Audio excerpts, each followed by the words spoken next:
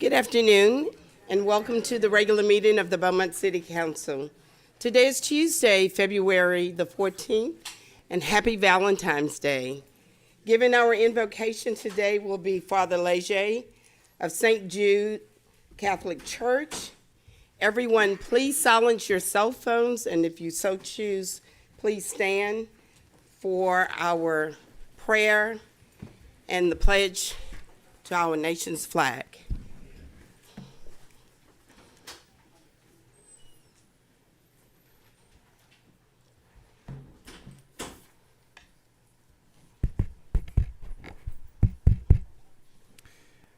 Gracious God, we ask your protection and blessing as we gather here this afternoon to discuss, to ponder, and to plan for the well-being of our beloved city of Beaumont. Open our hearts and minds to be good listeners, to be respectful of the needs of all our brothers and sisters who are represented at our meeting today. We ask that you bless our city, a diverse community of individuals who strive to live a common vision of peace and justice. Help us to be mindful of the needs of all citizens. Give us a spirit of service to one another and a spirit of fairness. Give us a spirit of equity and a spirit of compassion. On this day of Valentine's Day, a day in which we honor the virtue of love, we ask your blessing upon all married couples who have loved each other and have been faithful for many years. May all of us learn from their example of living a committed life and of practicing a life of love, patience, tolerance, and respect.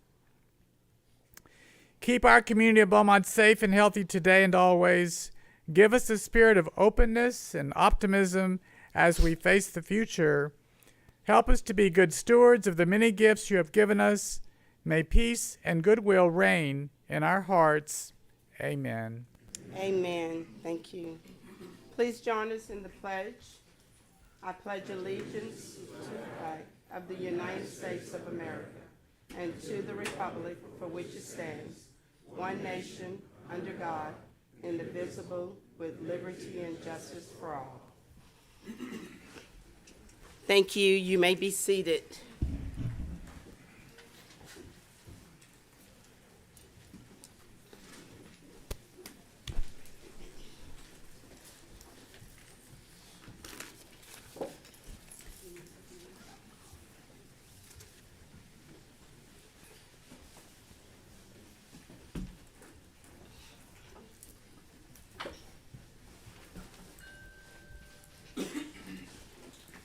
May I have the roll call, please? Mayor Mouton, Present. Mayor Pro Tem Durio, Present. Councilmember Getz, Present. Councilmember Turner, Here. Councilmember Felshaw, absent, Councilmember Samuel, and Councilmember Neal. Present. Thank you. Thank you. Today we have one recognition, one proclamation, and in honors of Valentine's Day, we are recognizing couples who have been married 50 plus years. So I have two presentations for that. And I will start with honoring Beaumont residents who have been married for 50 plus years. When I call your name, will you please stand? And Ms. Alexander, if you'll come forward.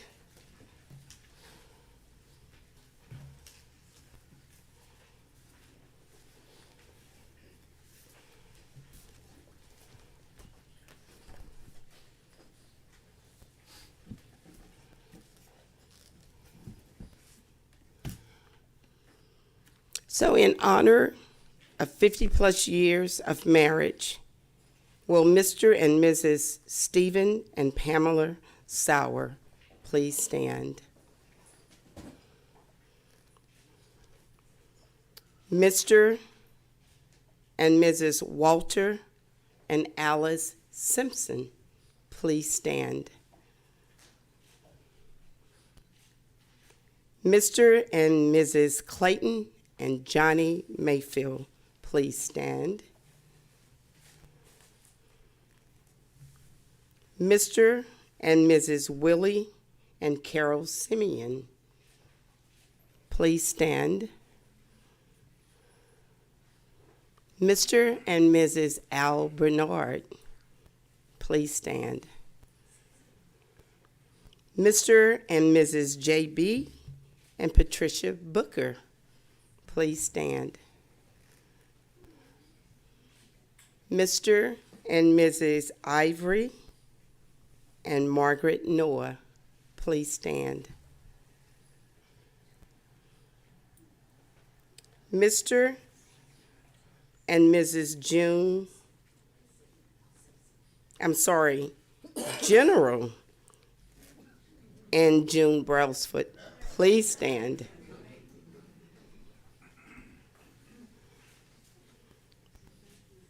Mr. and Mrs. Tony and Mary Edwards, please stand. Mr. and Mrs. Oliver and Sylvia Peer, please stand.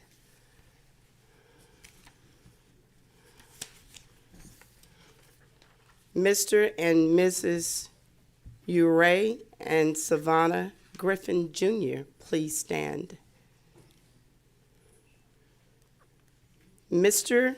and Mrs. Albert and Dolores Darby Jr., please stand.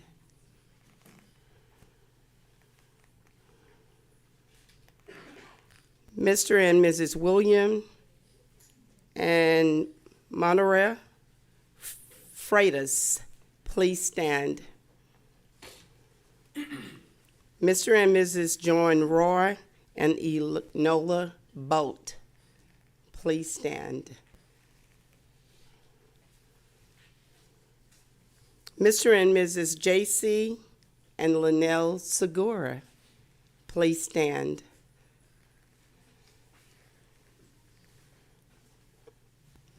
Mr. and Mrs.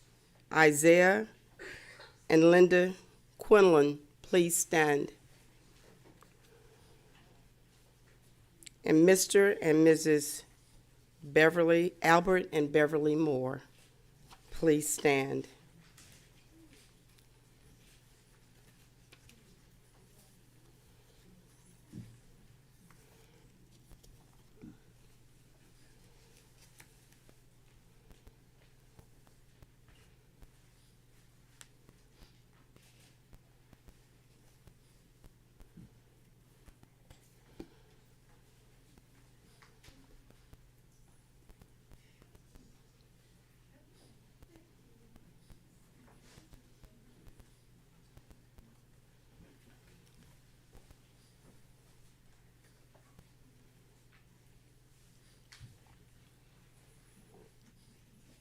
Okay.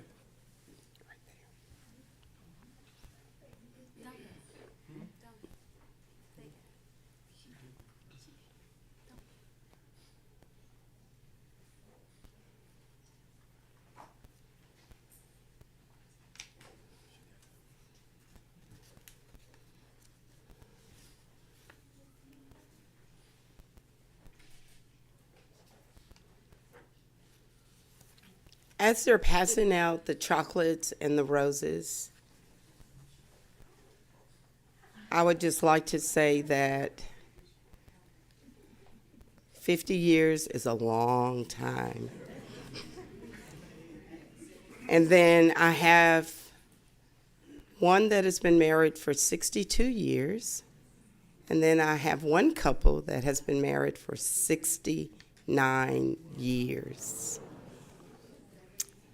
And I also have the parents of our superintendent, Dr. Allen.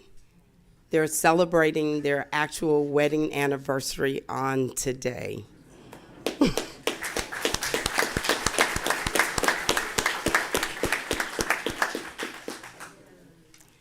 So I would like to say on behalf of myself, Mayor Mouton, this entire council, and our staff, congratulations to each and every one of you, and I hope to get there.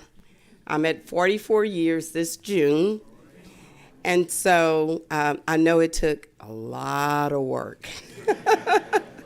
So I would like to say congratulations to each and every one of you, and may God's blessing be upon all of you, and may you have many, many more.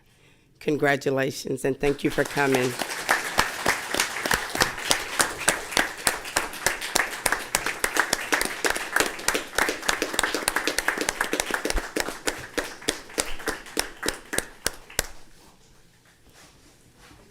And at this time, if you would like to leave, I will allow time for you to leave. But thank you so very much. I'm sorry, the Noahs have been married for 73 years. Who are the Noahs? Wow, congratulations.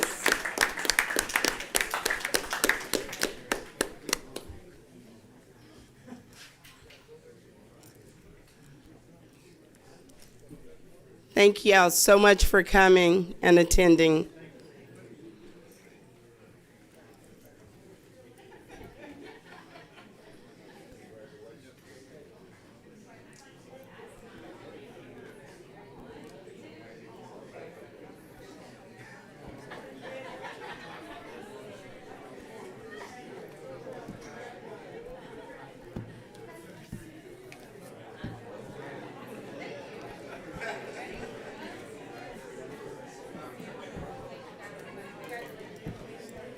That's a long time. 73 years.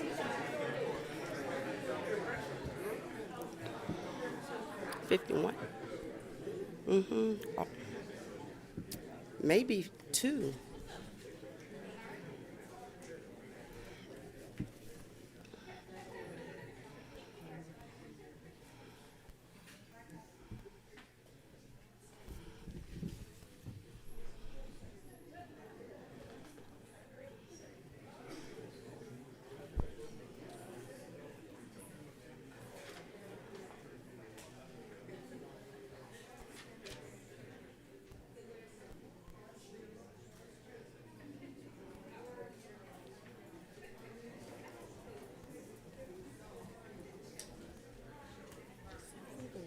Can we speak on work sessions before we have them doing the public comment, or just that they can be doing public comment, running it again when we open up?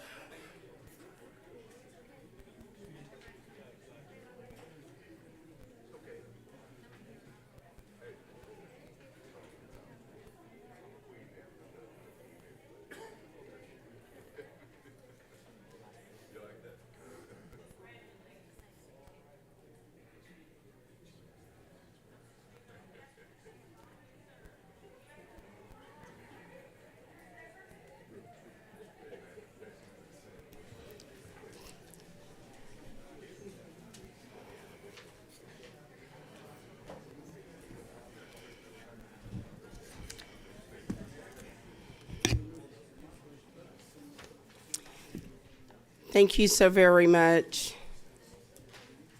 At this time, I have a presentation that I would like to read, and this recognition is for Mrs. Lavert Blanchette Millette.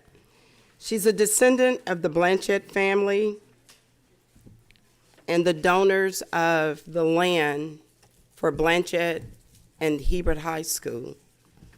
And it reads as follows. Whereas this month we celebrate National Black History Month honoring Mrs. Lavert Blanchette Millette. Whereas Mrs. Lavert Blanchette Millette was born on April 3rd, 1927 in Beaumont, Texas. She attended Blanchette Elementary School and graduated from Hebert High School. Whereas Ms. Millette is a family member of 2 ex-slave brothers named Usain Hebert and Ozan Blanchette, who owned a 75-acre tract of land in the section known as Potts Addition and later named the Pear Orchard. They saw a need for a school and did something about it. They donated 2 acres of land to South Park School District for this school. This 2-acre tract bordered Usain Street on the east, Gorton Street on the west, Leela Street on the north, and Sarah Street on the south. The schools were formed. And whereas Ms. Millette attended college, became a school teacher, and taught at the school where her family donated the land that the school is built on, which is today known as Blanchett Elementary School. Ms. Millette also taught at Hebert High School and Westbrook. Whereas Ms. Millette is a diamond member of Alpha Kappa Alpha sorority, having been a member of over 75 years. Now therefore, I, Mayor Robin Mouton, Mayor of the City of Beaumont, do hereby recognize this 14th day of February 2023 as Mrs. Millette Blanchett, Mrs. Levert Blanchett Millette, a trailblazer of Beaumont who exemplifies great leadership and continues to be an inspiration to this community. Accordingly, I, Mayor Robin Mouton, has hereunto set my hand and caused the seal of the city to be affixed today, February the 14th, and accepting on behalf of Ms. Millette is her great niece, our Director of Customer Water Service, Mrs. Danette Minkins. Please come forward.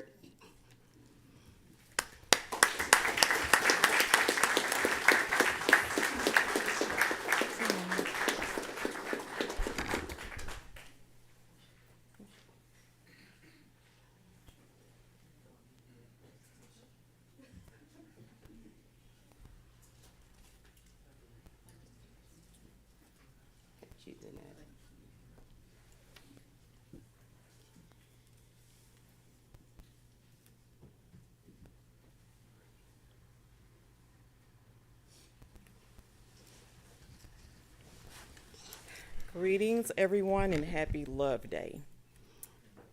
I would like to thank God for placing me in such a blessed, educated family, and we've made a lot of history, and I would like to thank the mayor for acknowledging that. My aunt is 95. She's still well alive and kicking, and she's still correcting my English. So, and the first thing we do when we attend her house is she'll pull out a puzzle and she'll drill you with math questions, and she'll check your English. Again, I'd like to thank everyone for this award and for acknowledging that we are successful and made history within the city of Beaumont. Thank Well, you. Danette, I would like to say that I had the honor of having her for my English 4 teacher. She did not play. Yeah, no double predicates. Also, she's my neighbor, and I have often visited with her, and she will pull out her books, Yeah. and she will go over and she say, "Honey, do you remember this?" And I'm looking at her like, "No, I don't think I was born." But as you say, she's well and alive and kicking, and I'm so honored to have had her in my life. And thank you so very much Thank for you. accepting this award, not only on behalf of Ms. Millette, but the significance of what your family has brought in education to this entire city. Because so many people went through that school, and they're successful now, and they're a success of what 2 ex-slaves did in donating land to the city for the education of African American kids. Thank you.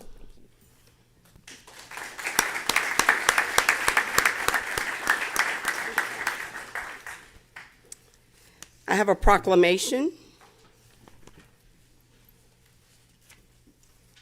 And this proclamation is a proclamation in honor of Black History Month.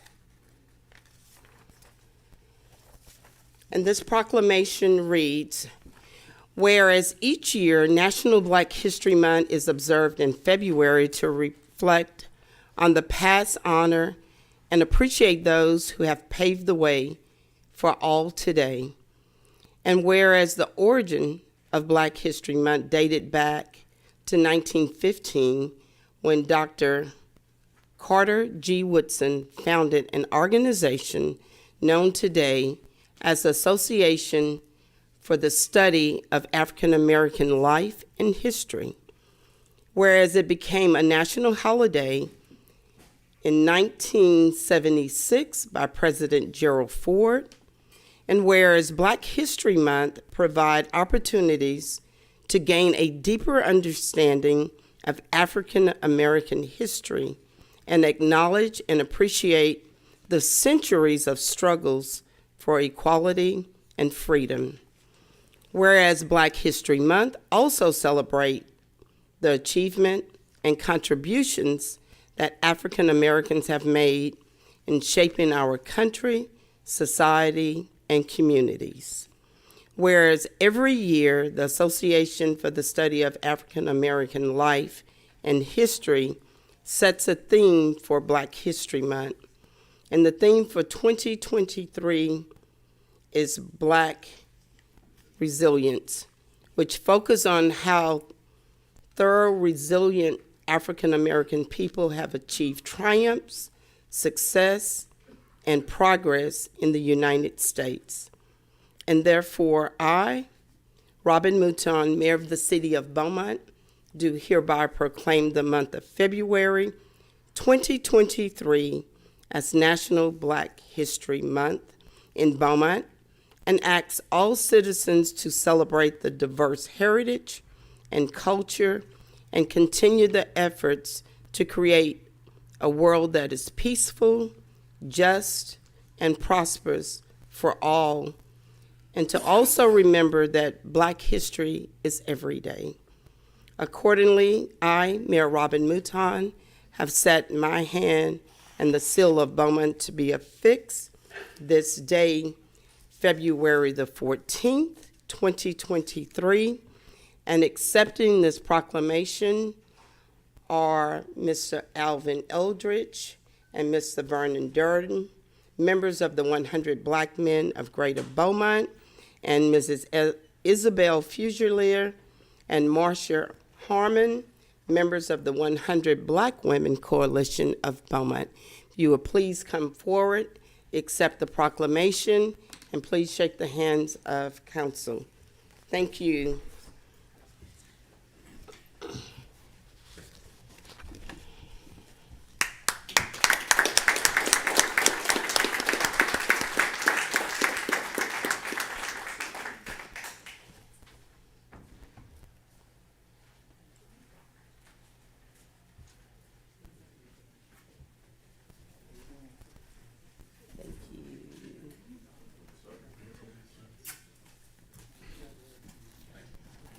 Congratulations. Thank you all so much. Thank you. Thank you, Mayor.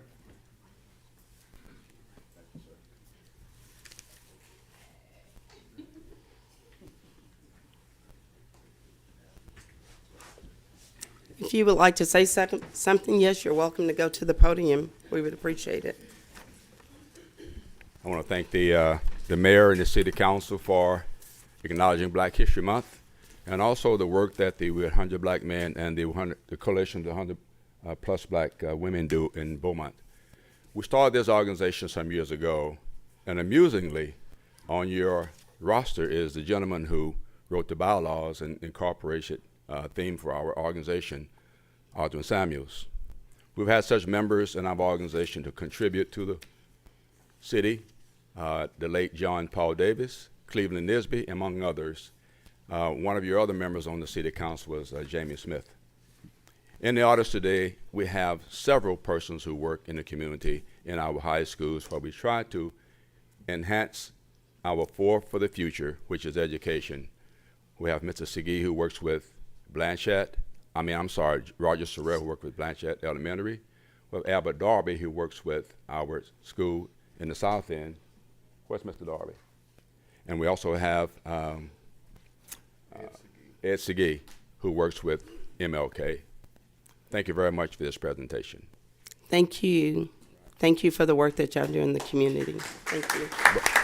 Before I sit down, can I get the other members of the 100 Black Men of Greater Beaumont to stand, please? Thank you.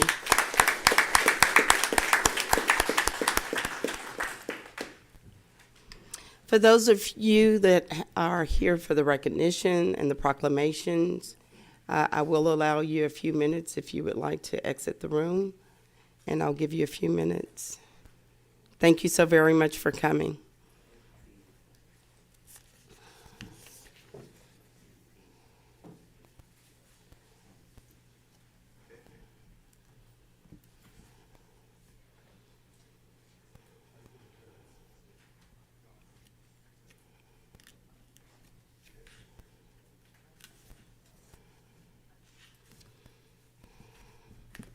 Thank you. We have a presentation on Consumer Recycling Education and Outreach Grant Program, and with Mr. Miles Haynes, please come forward. Thank you. All right, I think that's the last slide.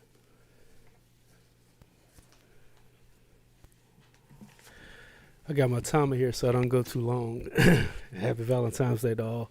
Thank you. 1 second.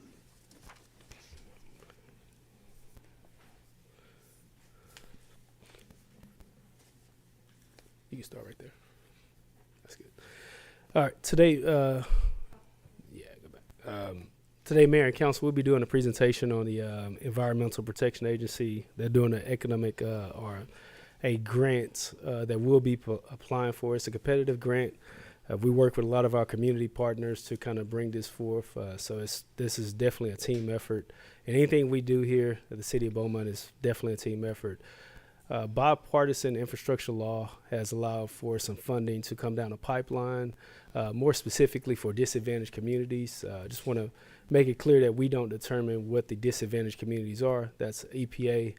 Just like HUD, when they give their funding out, they already have a census tract and they determine what communities fall in that disadvantage bracket. The grant that we're going talking about today is the Recycle Education and Outreach Grant. You can go to the next slide.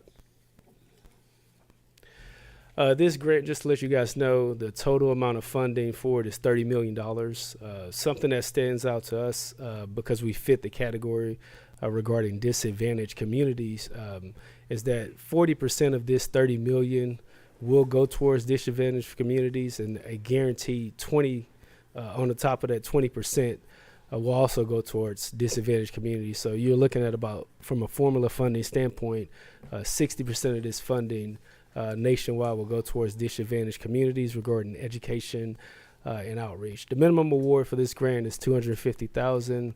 $2 million is the max. The amount that we're requesting is $785,000. We're pretty close to some deadlines that are coming up as far as the notification process, and we'll be notified if we're able to receive this in full or partial amount or any in April of this year. The project is expected to start in October of 2023, which would be really close to our fiscal year beginning. The funds are awarded on an annual basis, so whatever we receive is going to happen for the next 3 years. Next slide. The goal of this grant, or the name, is started off by saying the small steps, big difference. This is a City of Beaumont recycling education program. This is a twofold process for us as a city. It's one, to do education and outreach to our disadvantaged communities, and also if individuals who are familiar with recycling and have done recycling in the past, we want to partner with the Lamar University monthly recycling program. It's a free program that's done on the first Saturday of each month.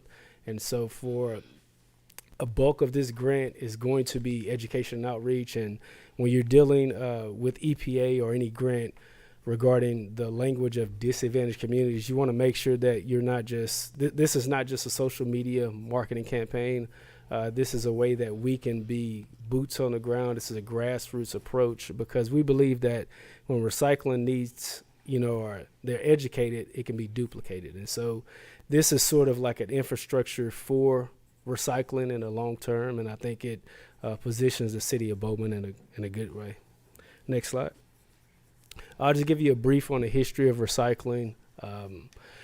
We had a recycling program in years past. We partnered with Waste Management. I think they had a site off Cedar Street, and they did away with that site on Cedar Street. We had two different models from my understanding. We had a city paid model where the city paid for recycling, and then we shifted to a subscription model where individuals who wanted to do recycling, they would pay it themselves. That leads us to today, and I'm only highlighting this because there's a gap in service and a gap in years, and so that's the need for the educational component and the opportunity of what we already provide in our city through solid waste. We do heavy trash pickup once a week. We service about 35,000 customers, and so these are just unique opportunities as we do these educational grants, and if we're awarded, what do we do in the future? And so these are just some opportunities that we could look at in the future. Next is, this is the type of education that we'll be pushing out from kindergarten all the way to 12th grade and in our disadvantaged communities and all across the city of Beaumont. So it's not really specific to one area. We'll be doing public service announcements. We'll have many different approaches. But graphics like this, because no matter what community you're in, everybody throws away trash. And so this is a unique way that we can kind of recycle this material and improve the narrative around Beaumont and our city. Next slide.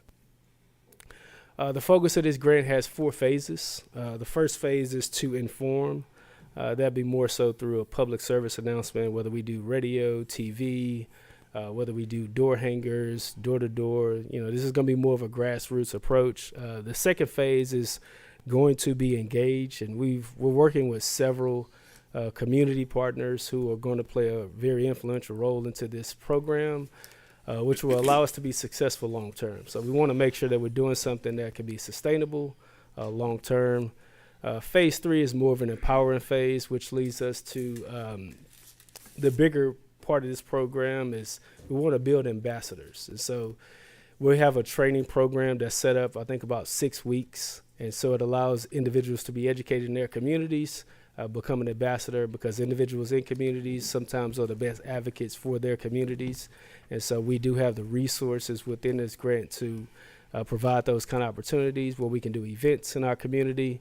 And the last step is to get involved. We want to develop more ambassadors in our community, bigger events, because when you have more opportunities to recycle, you typically recycling will increase. And so I do want to bring back the point. We do have recycling in the city of Beaumont at Lamar University. It's a free program, so individuals that are not in the specific disadvantaged communities, they can still recycle. And so we're going to be publicizing those once a month free recycling opportunities in hopes that we can measure the outcome. So if we measure what they're doing now at Lamar and what we start to see in the future, maybe that can be something that we can look at as a case study in hopes to move forward in recycling in the city of Beaumont. Next slide. Our goal, like I've stated over and over, is to educate citizens on recycling, is to promote the free recycling that's already happening at Lamar University, and it's to train up ambassadors. I think if we can get individuals trained as ambassadors, they will become better advocates for this program. And the more people that are advocates for the program, I think the longer it can last and they improve our communities. I do want to add to this slide that this cannot be done without our community partners. I'm going to ask one of our community partners, our bigger community partner, ExxonMobil, to come up and kind of talk about their excitement about this program regarding the ambassadors and the other community partners that are included. So, Andrew, if you would come up and speak. Thank you, Miles, and good afternoon, Council, and good afternoon, Mayor. I'm Andrew Ortiz, representing the Public Affairs team for ExxonMobil here in Beaumont. I know I've gotten to speak to many of you many times. I'm grateful for the opportunity today and to collaborate with Miles and City Manager Williams to talk about this great opportunity to do recycling. We know and we listen to our community residents, and this is so important to them. At ExxonMobil, we hold the highest standards for safety, health, and environmental care. And part of that is being able to collaborate with all the individuals, organizations that you see on the screen to help be part of that solution. Currently, we're actually working with Lamar University each month. We have a team of about a dozen volunteers who are very loyal to help collect those recycled items and get them processed with Lamar. And we're also currently working with Beaumont ISD to do an EPA program called the Quest for Less, which is educating elementary school students all about recycling and how to reduce waste. So when we learned about this opportunity, we definitely had to be a part of this effort, and we're so grateful to support that. We were able to get on the phone and collect other agencies to be part of this as well. So we really look forward to supporting this application and consideration by the EPA. Thank you. Thank you. That concludes my presentation. If you guys have any questions, we'll take those. Thank you, Miles. Councilmember Getz. Miles, the program that goes on at Lamar, where at Lamar do people go to bring their recycled goods? What day of the month is it, and what kind of things do they take? So the next date will be March the 4th. Things that you want to bring are like flattened cardboard boxes, aluminum cans, and to make that short, I'll do this. I'll just kind of show you this flyer. We will be advertising this on our social media, so it lists all the dates. It lists what you should bring, what you shouldn't bring, and it has the location. So this information will be publicized through our social media and putting out there so everybody in the community knows. So the next date is March the 4th, though. It'll be the first Saturday of each month. And the stuff that is collected, is that taken somewhere outside of Beaumont to be processed, or is it processed here locally? Or Lamar University has an agreement with PepsiCo and Replenish, and so I don't know the terms of their agreement as far as where they distribute the recycled material, but it's completely free to us. We can get that information as we kind of move forward in our educational process, because that was a gap in service in the past. So we will find that information out. Thank you. All right. Thank you. Any other comments? Thank you so very much for your presentation.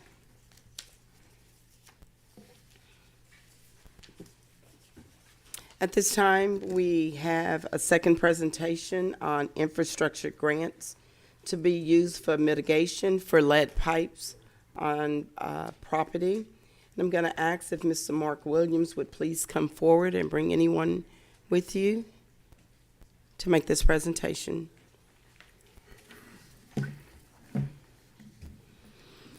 Good afternoon, Mayor Mouton, Good afternoon. City Manager Williams, and the rest of City Council. My name is Mark Williams.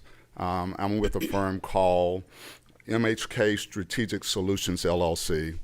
And I'm here alongside with me is Edwin Jones, who is the president of Edward Jones Engineering Services, Inc. The purpose of our presence here today is to discuss a clean water program that is part of the bipartisan law that, similar to what was just said earlier, through the CARE Act. And this particular program focuses on the replacement of lead pipe service lines.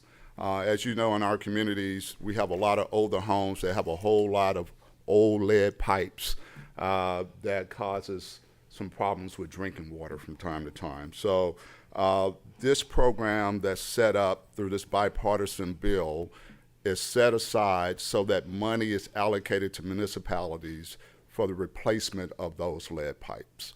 And so in an effort to increase clean drinking water, the EPA, in association with the federal government, has come up with this program, and there's money that has been allocated through the Texas Water Development Board to be giving in the form of grants and some low interest loans to help cities to actually mitigate this particular problem.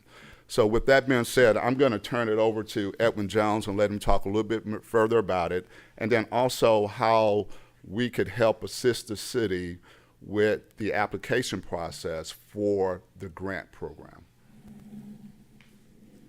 Thank you, Ms. Mayor and City Council, the City Manager, and all that we're speaking to. We're excited about this program. Maybe about 9 months ago, I started doing the same exact program throughout the state of Alabama for a program to replace lead service line.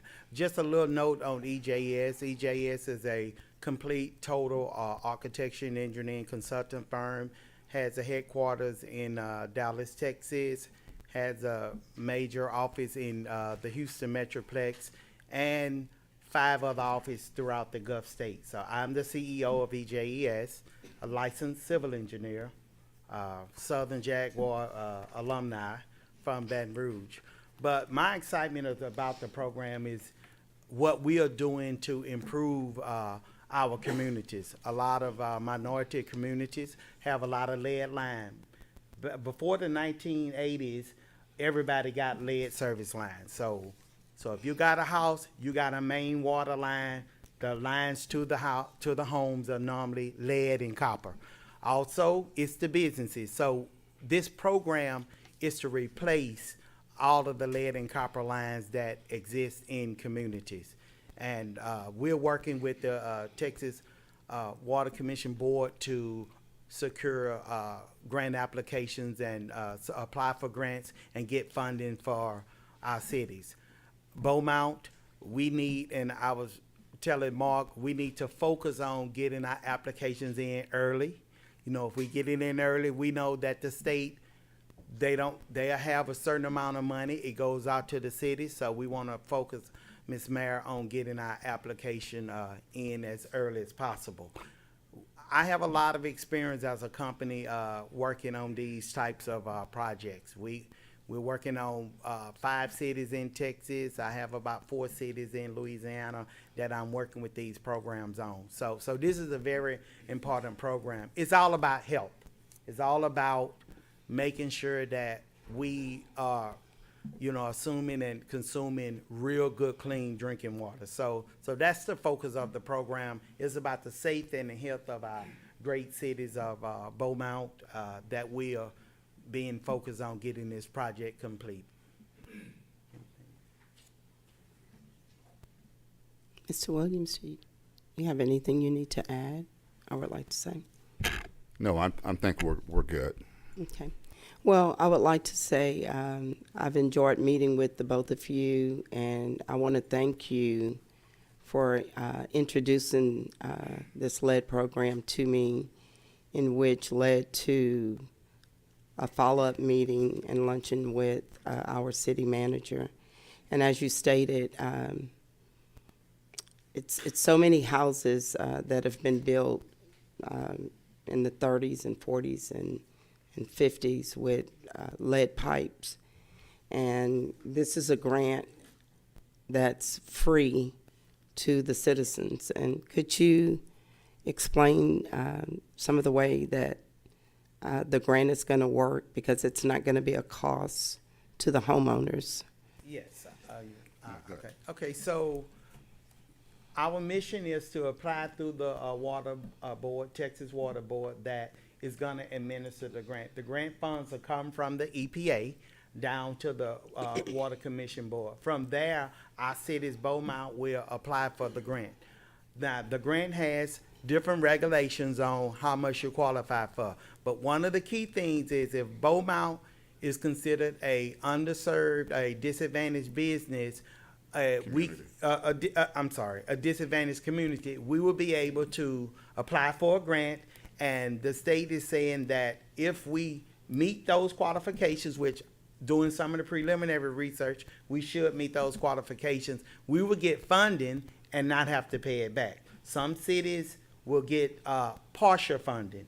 And they said you can go inside of a city, Mayor, and certain community areas will not get, you can't get funding for those areas, but you can get funding for your other cities.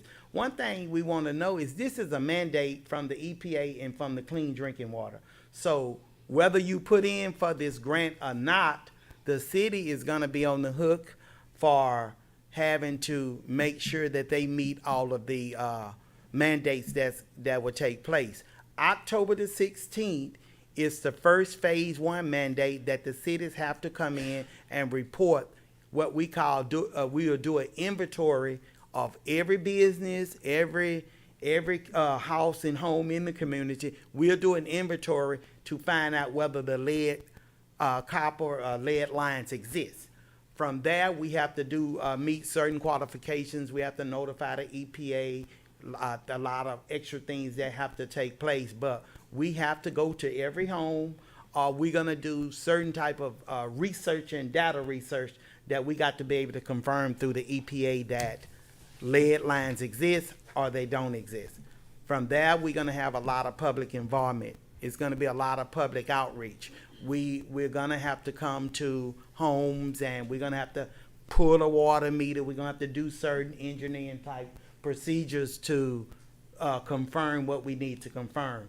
But we will have to do a lot of outreach because we're gonna go in communities and we're gonna have to go in some yards and we're gonna have to look at water meters and we're gonna have to, you know, do some of the things to make sure that we confirm whether it's lead line or not.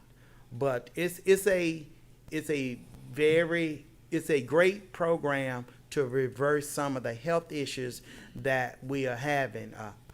I end on this. One of the great examples is Flint, Michigan. Everybody heard about the Flint, Michigan, and the bad water and the lead water. What the reason for this program is the United States want to remove a lot of that lead and copper out of getting to homes and to businesses because they don't want later to have any kind of class action lawsuits when they know that those issues exist.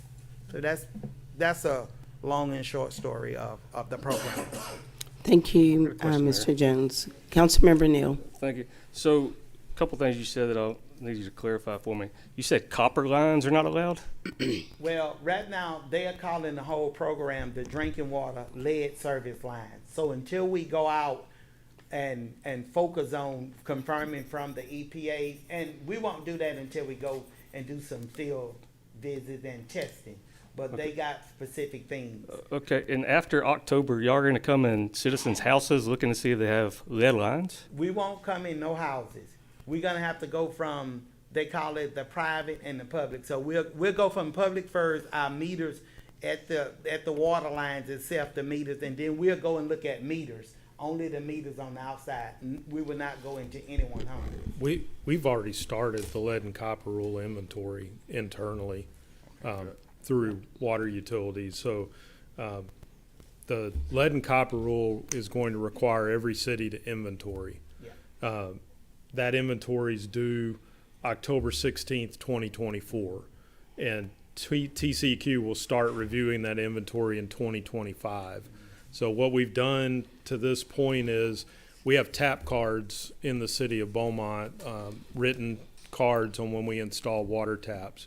We're scanning and OCRing all of those tap cards in, approximately 38,000 tap cards. We're also reviewing any plans that we have for subdivisions. So we can take, if we have information on the tap card, we have information on the building plans that state the material type, you can exclude that from having to physically go inventory. Sure. We can also exclude any houses confirmed built after 1988, yeah, which that's 8,500 addresses within the city. So by doing our homework, we can pare down the number of houses we have to physically visit. We've started our pilot on testing some of the inventory, and we're doing that by potholing. So we're going in about 3 or so feet from the meter on the customer side of the line, using this machine to use water to drill down a hole and then investigate the line. To this point, and we've just started this, we've only seen copper lines. We haven't found anything. We estimate maybe 1 to 2.5% of the unknown service lines could be lead or galvanized in the city. At this time, we're estimating that, which would potentially conservatively be 345 to 862 lines. That conservatively being that's the high side we feel on the amount.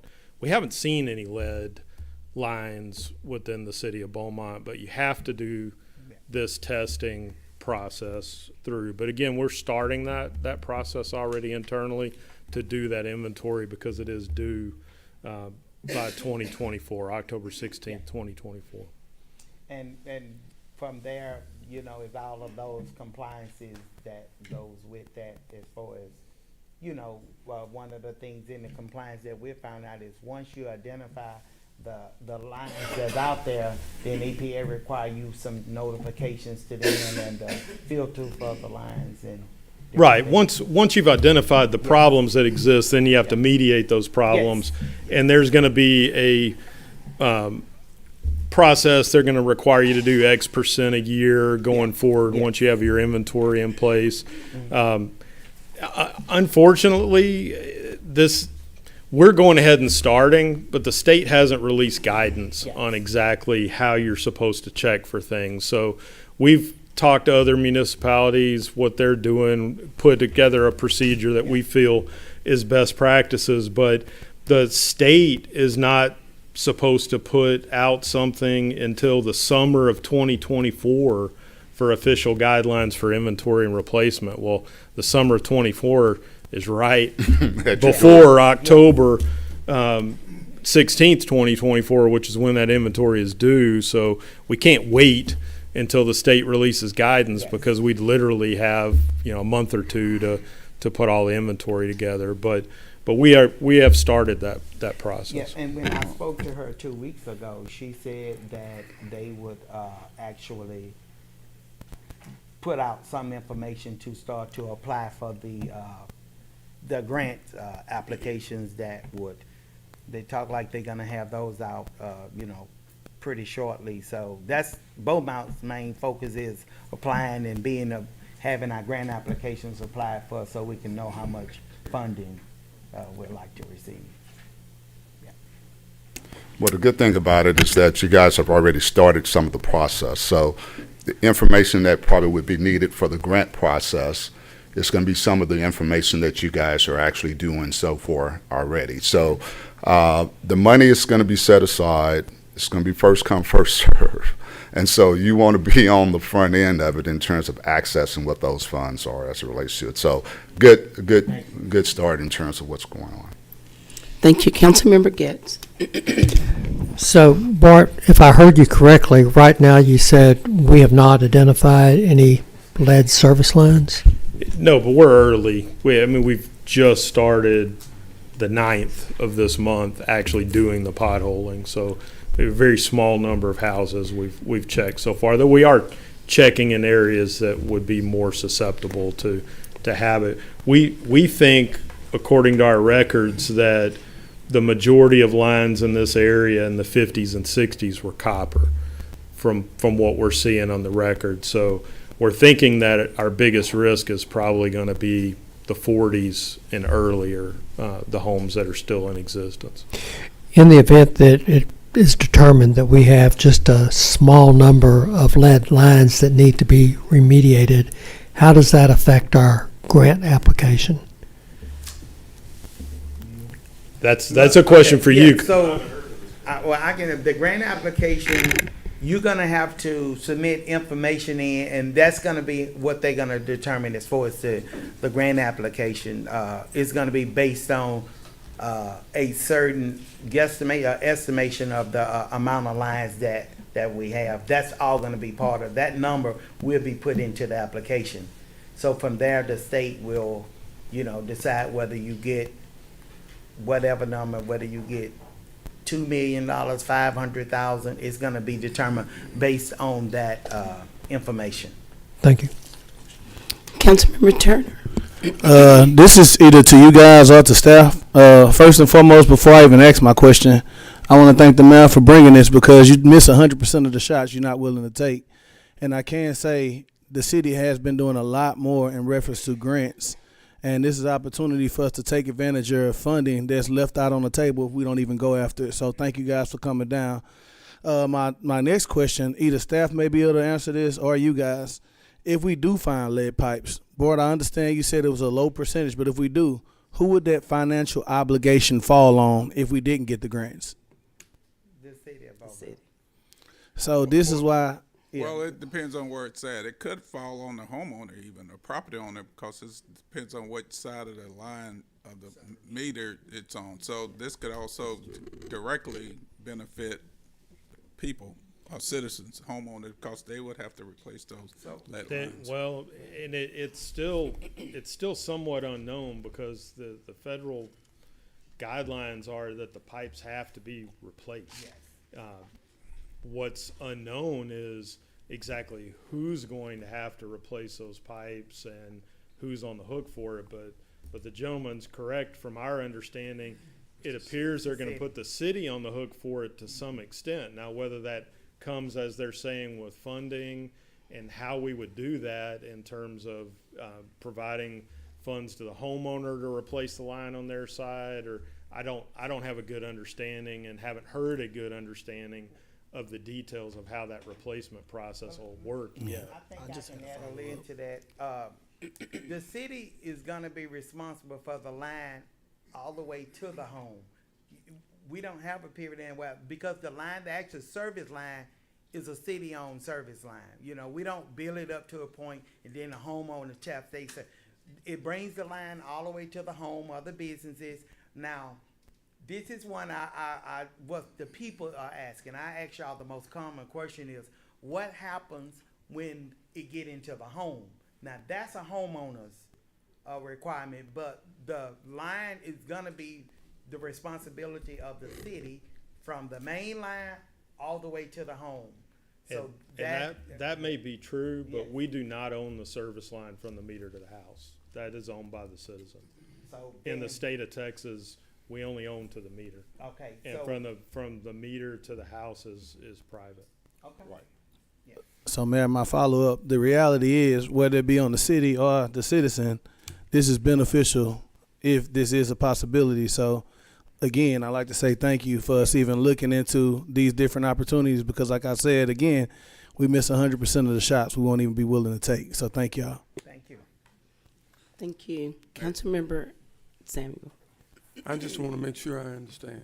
So right now we know this regulation is coming, and we've been doing what we should do in trying to inventory the lines throughout our communities. And from the meter to the house would be a responsibility of the homeowners, but we don't know whether there will be funding for that to the homeowner or to the city to do. And from the meter to the main, that will be a city responsibility. So either way, we're preparing fiscally, financially, by way of the grants to be prepared for whatever we find in the inventory.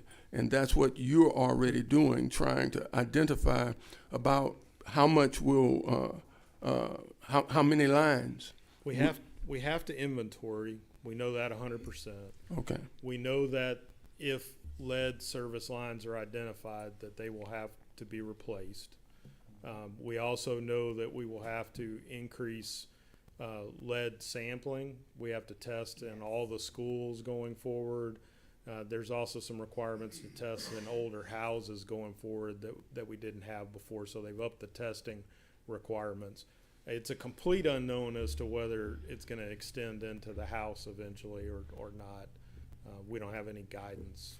So right now, the feds have not released the qualifications or what will be required. So we're State this- actually, you're gonna have to get that information from the state. The Fed's gonna give, and we know the state of Texas is getting $222 million. but we don't know the guidelines for that qualification. The state have not came up with the 100% of their guidelines, but I was when I'm talking with them continuously, they gonna be pretty 95, 98% in line with the EPA. They take, the funding is coming from EPA, they are taking that. The one thing I think we got to get out that's very important, we have cities that say they are doing these processes. The problem with it is you got funding that's available that you got to apply for. So if the city is not taking what I consider, a pace, they may not keep up with the pace of what it is to apply for the funding. So some cities are saying that. I'll give you an example. The West Bank of New Orleans has said we're starting that process. But the problem they having is their process is gonna take a lot longer than what it take to apply for the money that you get free. So if you all got a process and it's really where you can get accurate numbers and the things you need to put in for the grant application, it works itself well. But you can't wait 3 years before you finish some of your inventory work, because by that time, I would probably believe that the city of Houston already has put out an RFP, and they're about to go at it because they know they could not keep up and get their work done, at the same time to apply for the money that's free. So that's kind of something you have to think about when you think about inventory and getting all of that work done. Mayor Pro Tem Duria. Yeah, I don't know which one of y'all can answer this, but if it's found that the homeowner has lead pipes and it's required by the federal government that it's replaced, and they can't afford to replace it, what happens? The service lines are gonna have to be replaced by the city. Period, yes. Period. So End of story. this federal requirement, does it apply to the line from the meter to the house, or just up to the? From the meter to the house. So it applies to the whole line.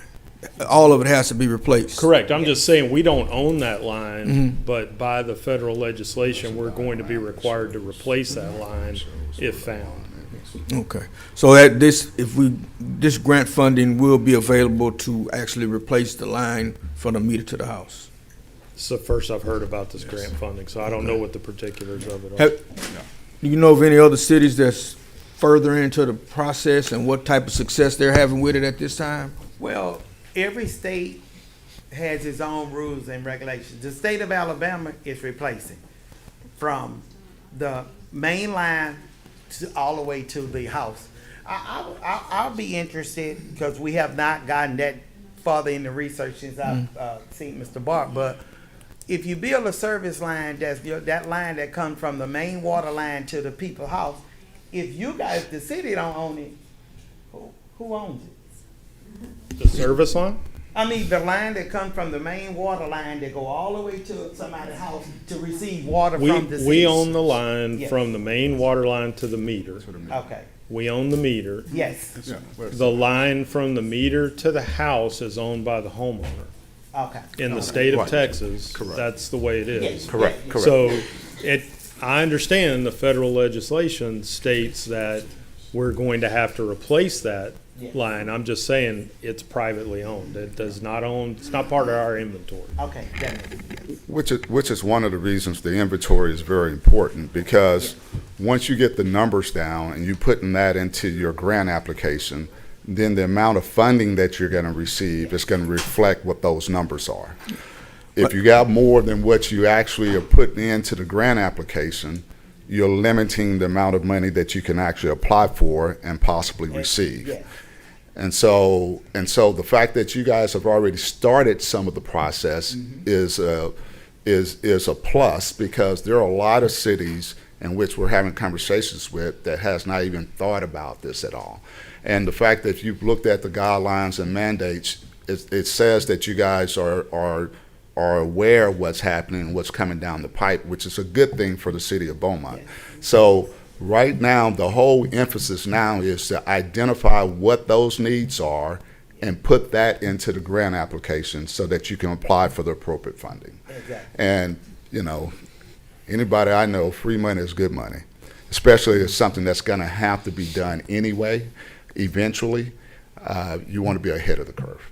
And we don't want to shortchange our number, because that's what the money we're gonna ask for. So it's very important that we have the maximum number that we can, as far as for our program to receive the funding. And no funding has gone out yet. No. And so therefore, this is a totally new program that's out there. We wanted to bring it to the forefront of the city, Yes. so that the city was aware of what's available to you, and then make decisions from there as it relates to it. So Bart, about how long or when did the city's, ordinance change to where they no longer use the lead pipes? How old a house would it have to be that you would think it would still have lead pipes? Nothing after 1988 has lead for sure. I mean, so that's totally off the table. Again, we're looking at records, tap cards, etc. We don't think we're going to see much in the 50s and the 60s or even the 70s that are really lead. It looks as if we turned that page, didn't have that much lead in this area to begin with. So we think it's going to be earlier than that. But that's what this early testing with the potholing is designed to do, is go into the areas that are highest probability that we may encounter some of this and spot test through those neighborhoods and see what we're seeing.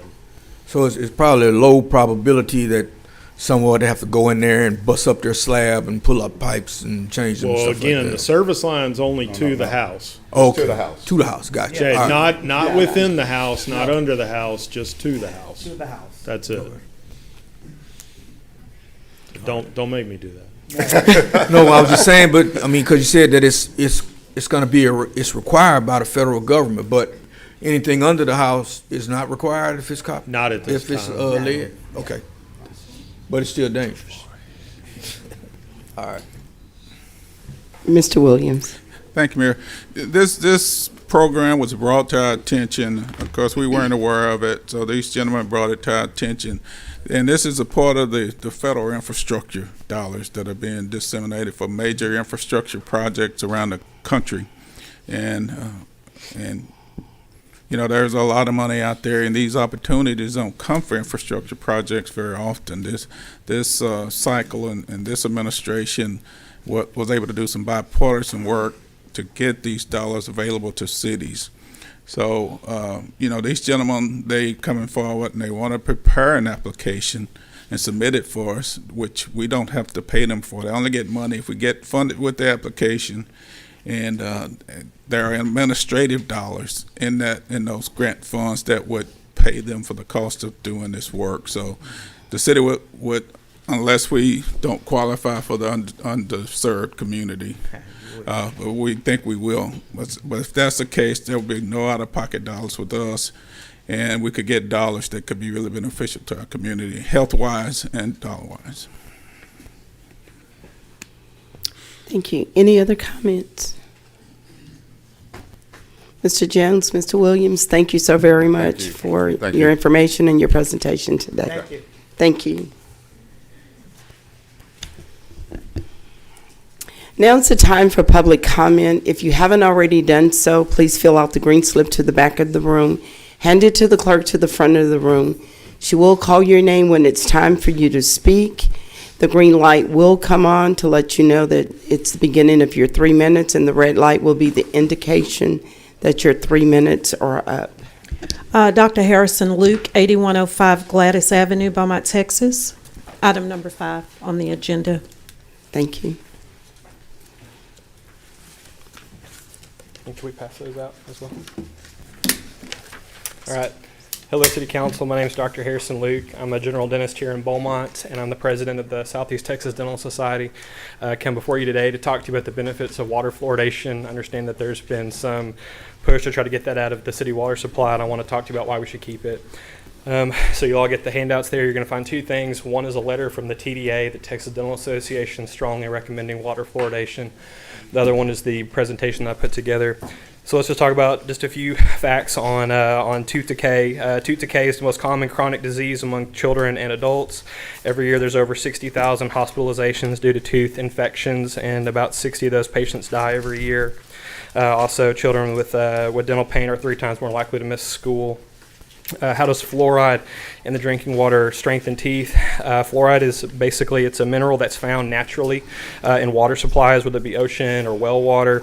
And fluoridation occurs whenever we add fluoride to it to get it to an optimal level, a therapeutic level that is actually 0.7 milligrams per liter. Nearly 3/4 of the U.S. population lives in an area that is serviced by community water fluoridation. Fluoridated water reduces tooth decay by 25% over a person's lifetime, both in childhood and to adulthood. And it works in two ways. One is the ingested fluoride from water and community water fluoridation, but also from just topical sources such as toothpaste, varnish, things like that that you might use routinely at home or at a dental office. Basically, they work in combination together. When they're put in together, they work better.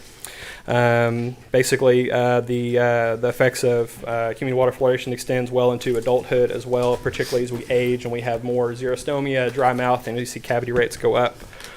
The average lifetime cost of a decayed molar is over $6,000, and a Texas study found that community water fluoridation saves the state Medicaid program $24 per child per year. The safety of community water fluoridation has sometimes been debated, but over 75 years of evidence and basically communities using this has shown virtually no credible science that shows that there's any deficit at all or any real harm to any of the people in that society or that community. The only real comment that you can make about having too much fluoride is fluorosis, so it's white spot stainings on teeth. That usually occurs if people have too much fluoride while they're in the development years, and honestly, it's more of a cosmetic issue than anything else, and a minor cosmetic issue at that. Typically, it fades over time, and not something that we tend to see any health deficits at all as they age. And we're going to go to page 7 here. So how would ending fluoride affect a resident's health? You would immediately see an increase in 25% of cavity rates in that area, and you would see a bottom line. Go ahead. I'm going to give you a few more minutes Okay. because we were passing out paperwork. Okay. So like I said, immediately you would see an increase in 25% of cavity rate amongst the population, primarily with children and with those that are of lower socioeconomic status. And so I think the people that are going to pay the price are the ones that are least able to fix the problem. Also, you would see that there's more out-of-pocket expenses for those patients. There's different studies on this out there, but basically for every $1 we spend on community water fluoridation, it's a savings of $20 to $38 over time. And so I think that there's a tremendous benefit to that. Both forms of fluoride are needed, basically topical from toothpaste, varnish, things like that, but also ingested through the community water fluoridation. And the reason for that, not everyone brushes their teeth very well. Some people are pretty lazy. If any of you have kids, you kind of know that they tend to rush through that pretty quick. And so if you take the water out, then they're not going to have what they really need to benefit from that. There was some speculation on this, I think about a year ago, about the corrosiveness of fluoride to the pipes. The CDC has some great resources out there that specifically are targeted to water municipalities. And basically they found that there's really no scientific literature to back up any of the statements that say that it's corrosive to the pipe system. And the reason why that works is basically when the fluoride silicate is put into the water supply, it dissipates so quickly that what happens is the silica actually coats the particles, or it coats the outer coating of the piping, and it actually works better and makes it to where water can flow through.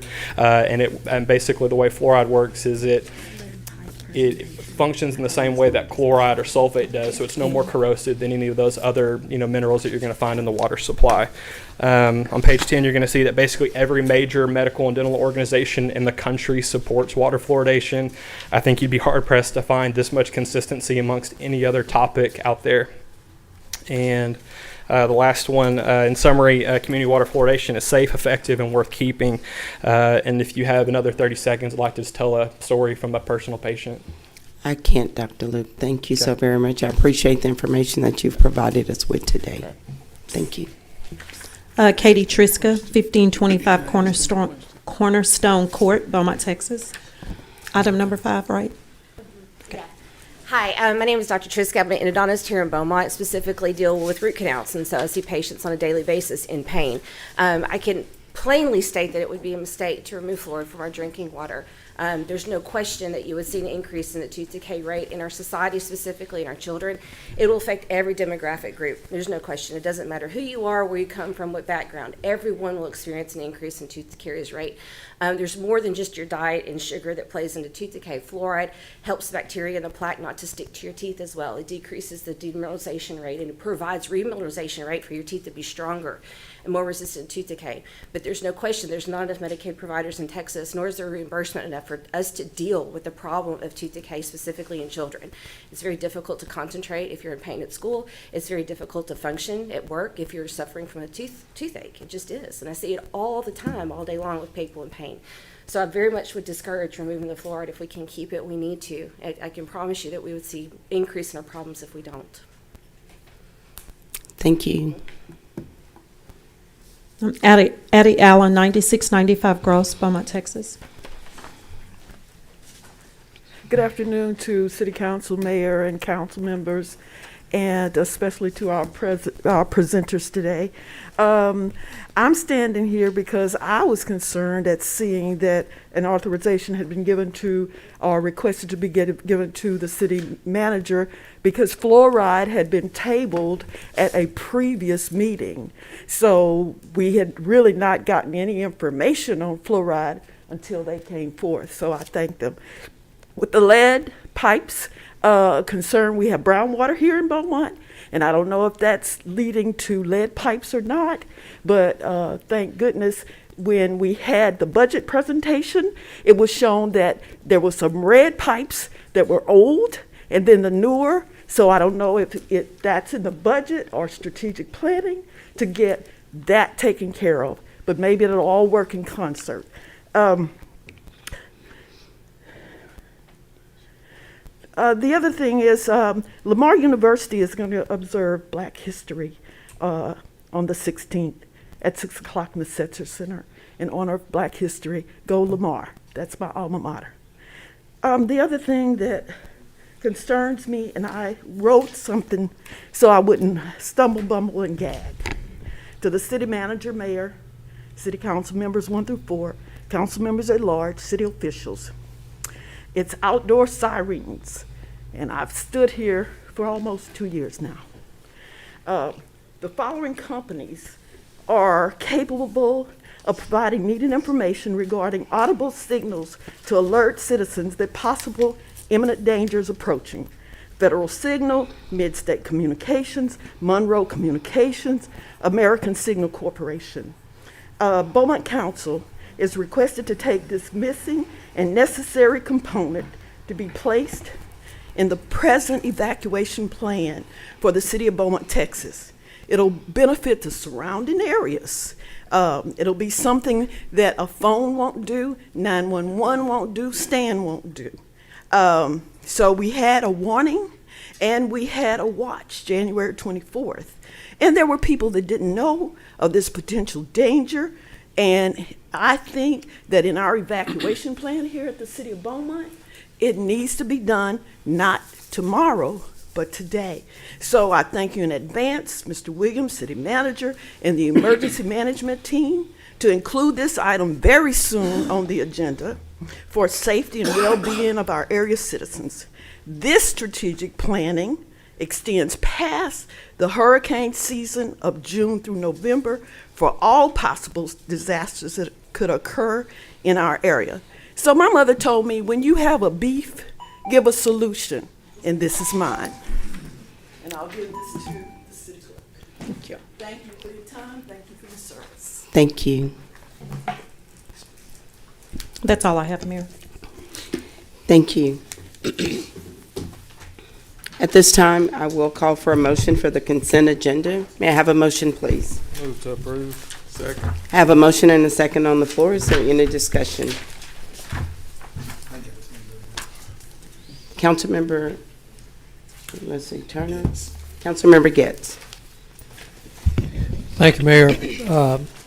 Item C is to authorize the city manager to execute a change order to accept maintenance and authorize final payment to Texas Drainage, Inc. for the FY22 citywide ditching program. At some recent neighborhood association meetings, there was some concern expressed about the ditching program, specifically out in Amelia, and I believe Amelia was part of the ditching program. Is that right, Bart? The wine glass edition. The wine glass edition. the concern that was expressed was that even after the ditching, the grading was not done in a manner to allow the water to flow. Has that been inspected to determine that that has been done sufficiently through the Yeah. ditching program? Yes, sir. The reason we're moving at a fairly slow pace to begin with is because we surveyed all of wards 2 and 3. We've just finished surveying the 20% of 1 and 4, go out for bid on that half in March. But that survey established what the grade needed to be. It also specified any culvert that was more than 3 inches out of grade to be replaced. And then our inspectors inspected the ditching after and made sure that it was on grade.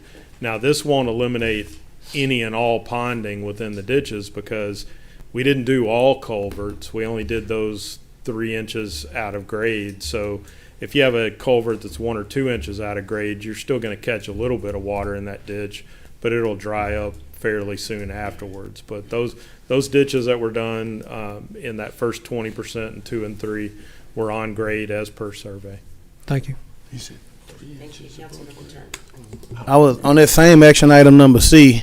Is there information out that we can kind of give to that particular neighborhood association to kind of pinpoint the areas that we did do? Because it did came up, some pictures were shown, but I just kind of want to be transparent and show them that, Right. you know, it didn't apply to all areas, basically, as you We stated. have It's the just the areas we ditching did. program on the Public Works page on the website, and you can go to a map there, and it will show everything within phase 1, and it's color coded as to whether it's completed already or it's yet to be done. And then as we roll to phase 2, we'll add those pieces on there. But they can go to that map, and it clearly shows the areas that have been done and what are planned.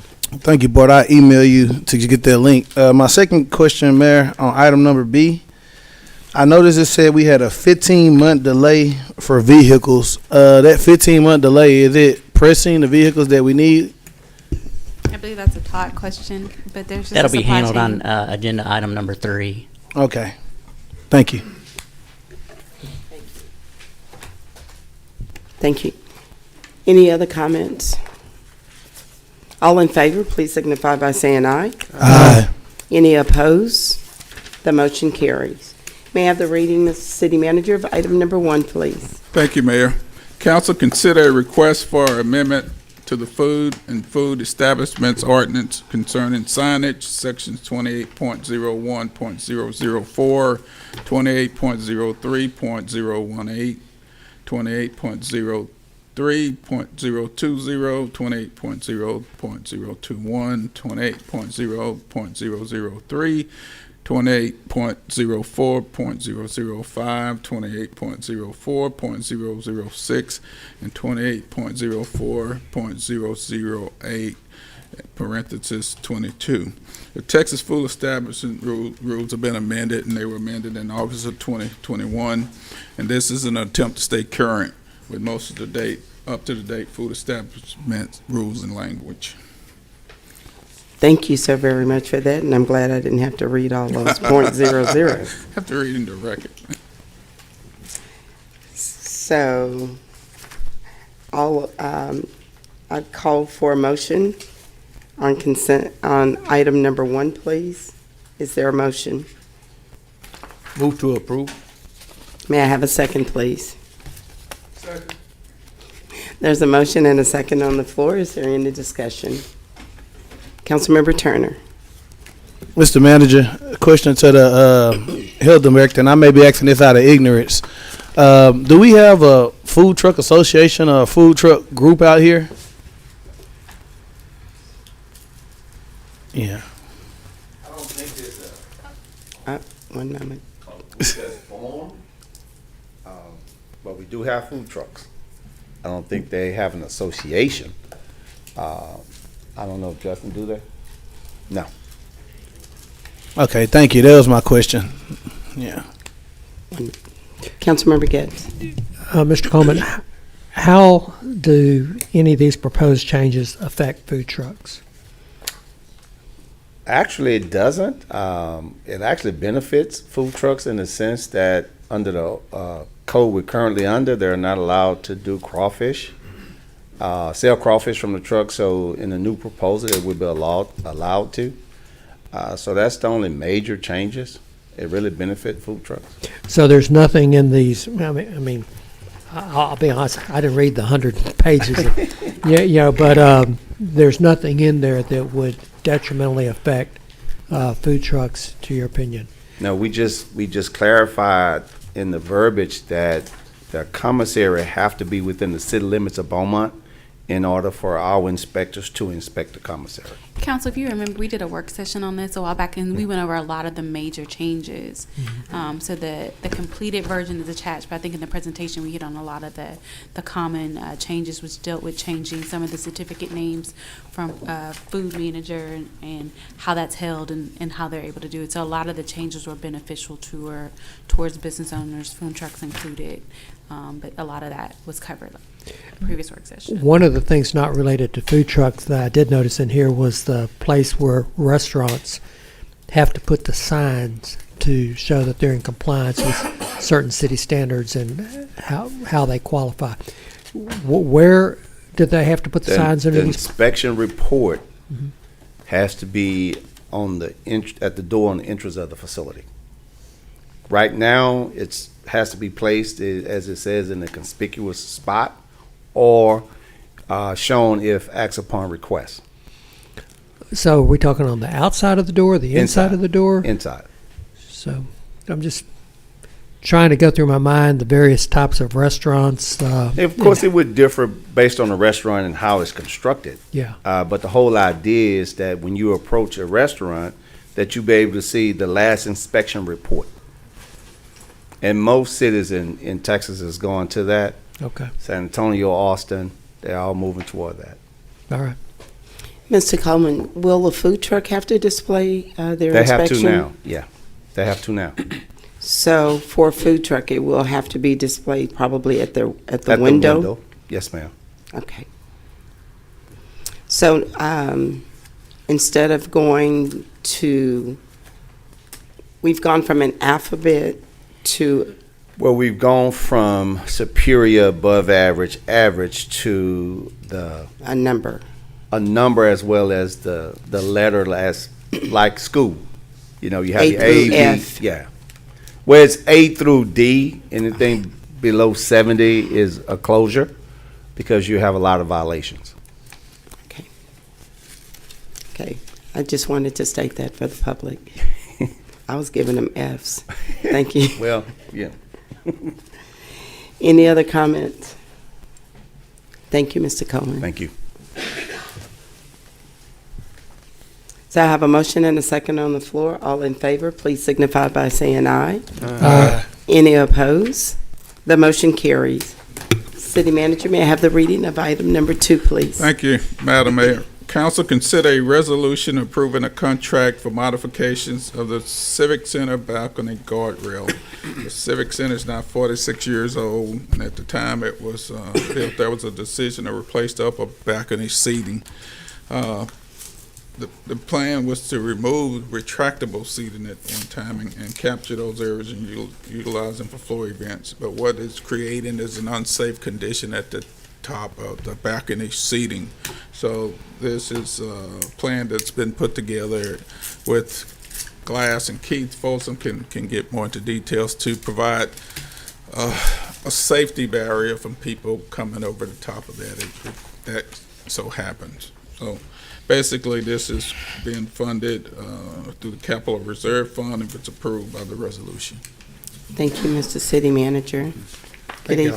Good afternoon, Mr. Folsom. Okay, the reason we're doing this, like I said, previous administration, was agreed upon, we'd replace the upper balcony seating with new seating. We do away with the retractable seating because we've had a third party survey that seating, and basically it failed the inspection. The manufacturer of the seating and the framework is no longer in business. So the age of the equipment and the manufacturer not being in business, we cannot buy replacement parts for the seating or the retractable structure. So the plan was not to try to spend any money on it and remove it. Civic Center event staff would utilize that space mainly for all floor space, which that in turn makes us having to upgrade the balcony rail to a balcony rail height, which is 42 inches. It's currently 26 inches, which is quite a bit of a safety hazard because you got approximately 20-foot fall from the balcony level to the floor. So reached out to an architect, we got them involved in it, and to not obscure the view of the front row of seating, we opted to go with a glass railing. So that way the front row of seating wouldn't be basically non-usable. So that's kind of where we're at today. It's quite expensive if you were to look at replacing the retractable seating, and that's what that inspection report recommended instead of trying to repair it. But we're talking, in 2021 figures that I'd got back then was somewhere like 2.5 million to replace them all. So the cheaper option and to be able to utilize the upper seating right now is to go with the glass railing so we have a good vision on the first row. Thank you. Question. Councilmember Getz. Remind us how many seats we are removing from the Civic Center by taking out the retractable seating? The retractable seating is 2,516 seats. And that will leave a capacity of what? Just the upper balcony is 1,552 seats. I don't know what the floor seat, Emily may be able to enlighten us on that part of it as far as setting up seating, which is individual chairs. Good afternoon. Hi. If we remove the retractable seating, we can seat 1,000 people downstairs. If we replace the retractable seating, that gives us 600 floor seats and about 2,500 retractable seats.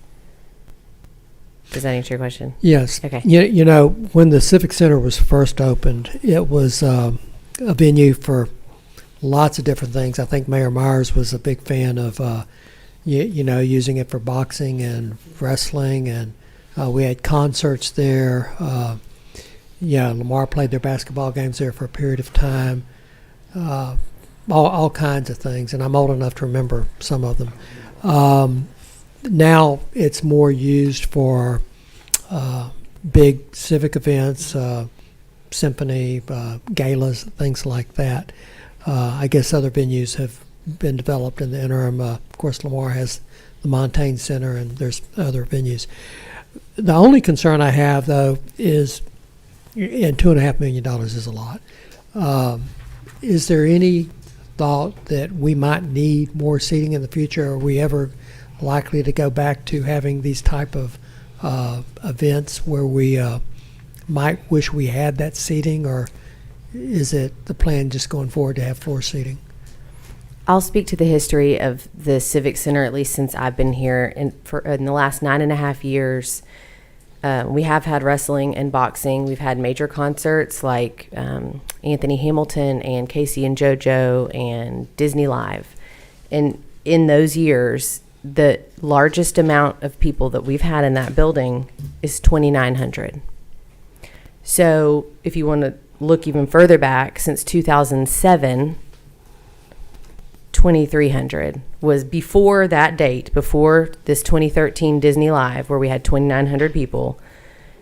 The next largest was in 2007. There were 2,300 people in the building. So I don't know that saying looking forward we wouldn't do those events. We've been doing those events, but they do not draw more than about 2,500 to 3,000 people. So our thinking when we came to you all in May of 2021 was, we know the retractable seating is failing and that we can't let people sit in it. So it's just sitting there taking up space.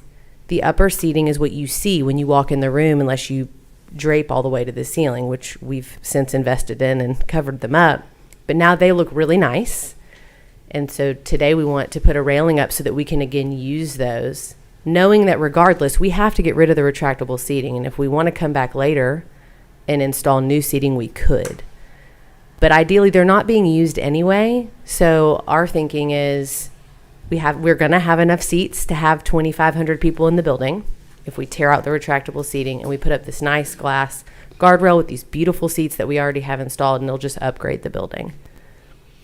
So, And the guardrail, when it was originally installed, was at 26. Has the safety standards changed over the years, or why wasn't it originally installed at 42? Well, you had your retractable seating that was pulled out. Basically, probably when you pull that out, you was able to use the balcony seating, so you didn't have a fall issue at that point. Okay. so Emily, what you're saying, we have 1,552 at the top, Mhm. and the capacity to put 1,000. With an end stage. So, you know, if you've been to a concert there, the stage on the north side, you'd be able to put 1,000 seats on the floor. Which would still give us almost a About- maximum of about any of 2,500. the largest Mhm. events that we've had. And if need be, in the future, we can always come back and add the retractable seating back if we see a need for it. Yes, ma'am. Thank you. Mayor Pro Tem Durio and then Councilmember Turner. This question might be for you, Mr. Williams. Right now, we have a study going on for a downtown River Hotel, and the Civic Center may be turning into a convention center, and they may need some work done then. Would this be like, is this something that we could wait until we get this study back and see if we may be doing some work? Because we might be doing double stuff, you know, spending this money and then have to come back when we decide to turn it into a convention center and redo everything. I'm not sure, council member. You know, it's according to what you want to do and the timing of it that you would like to accomplish that. It just depends on what you want to use it for. You know, we have the study going on, and we're waiting on the results of that and for the next phase of that, if it shows to be good for the city.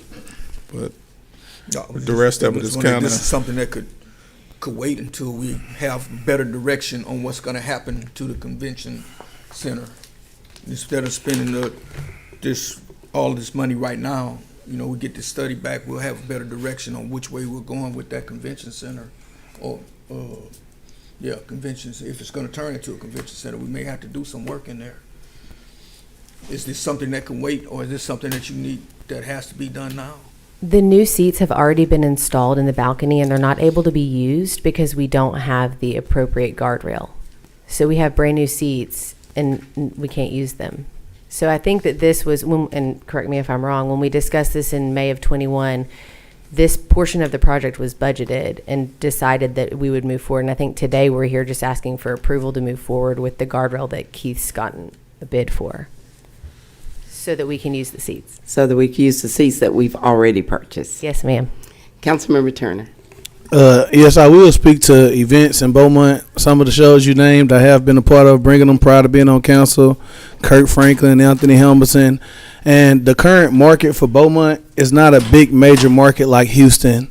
You know, in Beaumont, most people who do advertising, marketing, promoting, we're looking for a venue of anywhere from 2,000 to 2,500 people due to the market of how many people we probably can get to come to the event. It's a lot different when you're in a bigger area like Houston. You want that big max capacity, but from a marketing standpoint, you don't want an event when you look at the seats and they're not empty, they're not full. It takes away the excitement of the event. So I do think it's a good strategic move. And to back up, prior to us getting here, we did discuss possibly renovation of the Civic Center in the future, but we never got into the details, and it's kind of unfortunate because we already allocated the money, similar to what Emily said, to replace the seating. So I kind of agree it's kind of tough because also you have the kitchen that's already been constructed that's on the side where we would want to kind of open it up and do the renovation. So I like what you said, Chris, but I think we got some obstacles to climb with how we gonna structure it with the kitchen area that we put a lot of money into a while ago that's already on that side. Any other comments? Well, yes, ma'am. Councilmember Samuel. We've already moved toward getting the new seating there. Now, if we're talking about looking at what we're going to do in the future. We've talked about hotels. That's going to take a time period. It's going to take some planning. It's going to be a while. And we've kind of stalled on kind of progressing so far. But even if we were to look at making that a convention type, a convention center associated with the hotel, we would have an opportunity to have marketing and have whoever bought the rights to the Civic Center that could help deal with the further interior renovations that might be needed.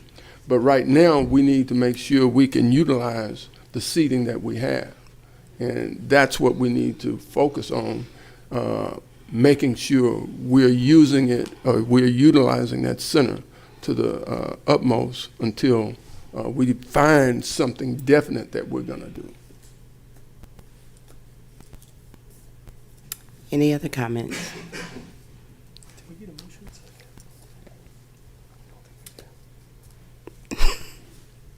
Comment? I was just asking if we already got a motion and second on this.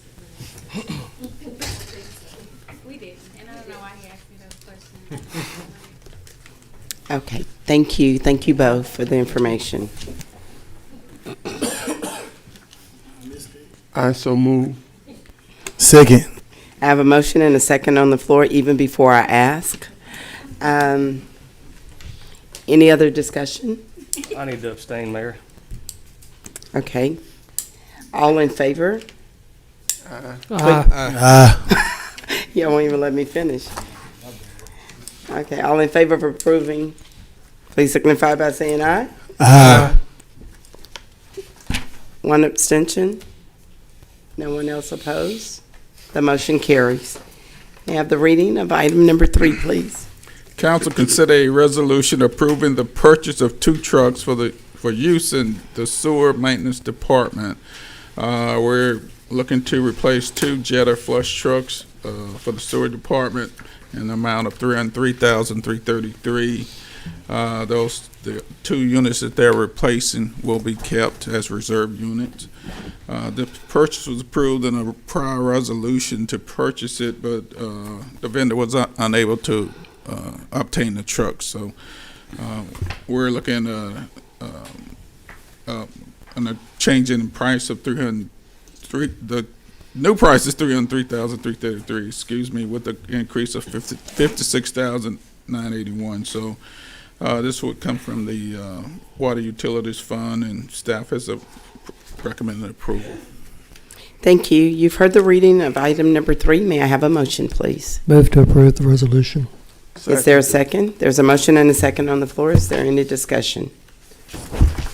Just to address Councilman Turner's question earlier, as it reverts back to that agenda item number B, we had to first cancel because council had approved to purchase through this particular another buyer for a certain price. So you had to cancel that, almost like cancel that order in order to approve this order. So that's why there are 2 separate resolutions on the item. Thank you. Thank you. I have a motion and a second on the floor. All in favor, please signify by saying aye. Aye. Any opposed? The motion carries. May I have the reading of item number 4, please? Council consider a resolution approving a contract for the purchase and installation of a standby generator at the Water Utilities Service Center. This is for our Langham, 1350 Langham location, and this would be funded from the Water Utilities Fund. Thank you. You've heard the reading of item number 4. May I have a motion, please? Move to approve. Second. There's a motion and a second on the floor. Is there any discussion? One question. Councilmember Turner. Will this generator be here before the upcoming hurricane season? Doubtful.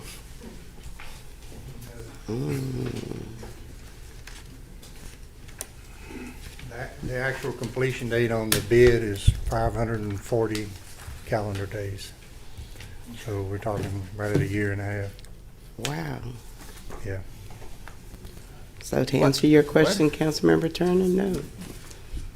You say 540 calendar days? And all the bidders that bid it were right in the same range with the timelines. So this is a generator. Why does that take so long? I don't know. I guess it's not like the, They probably make them, for that location. I doubt they're on the shelf, but then again, I'm speculating. are they going to like rewire the facility and stuff like that? So There's modifications to the service, where the service entrance is, that'll have to be done. So That's been consistent with water utilities generators we've been looking at. They've gone from 50-something weeks to over 100-something weeks on lead times due to supply chain issues. anything else? Thank you. You're welcome.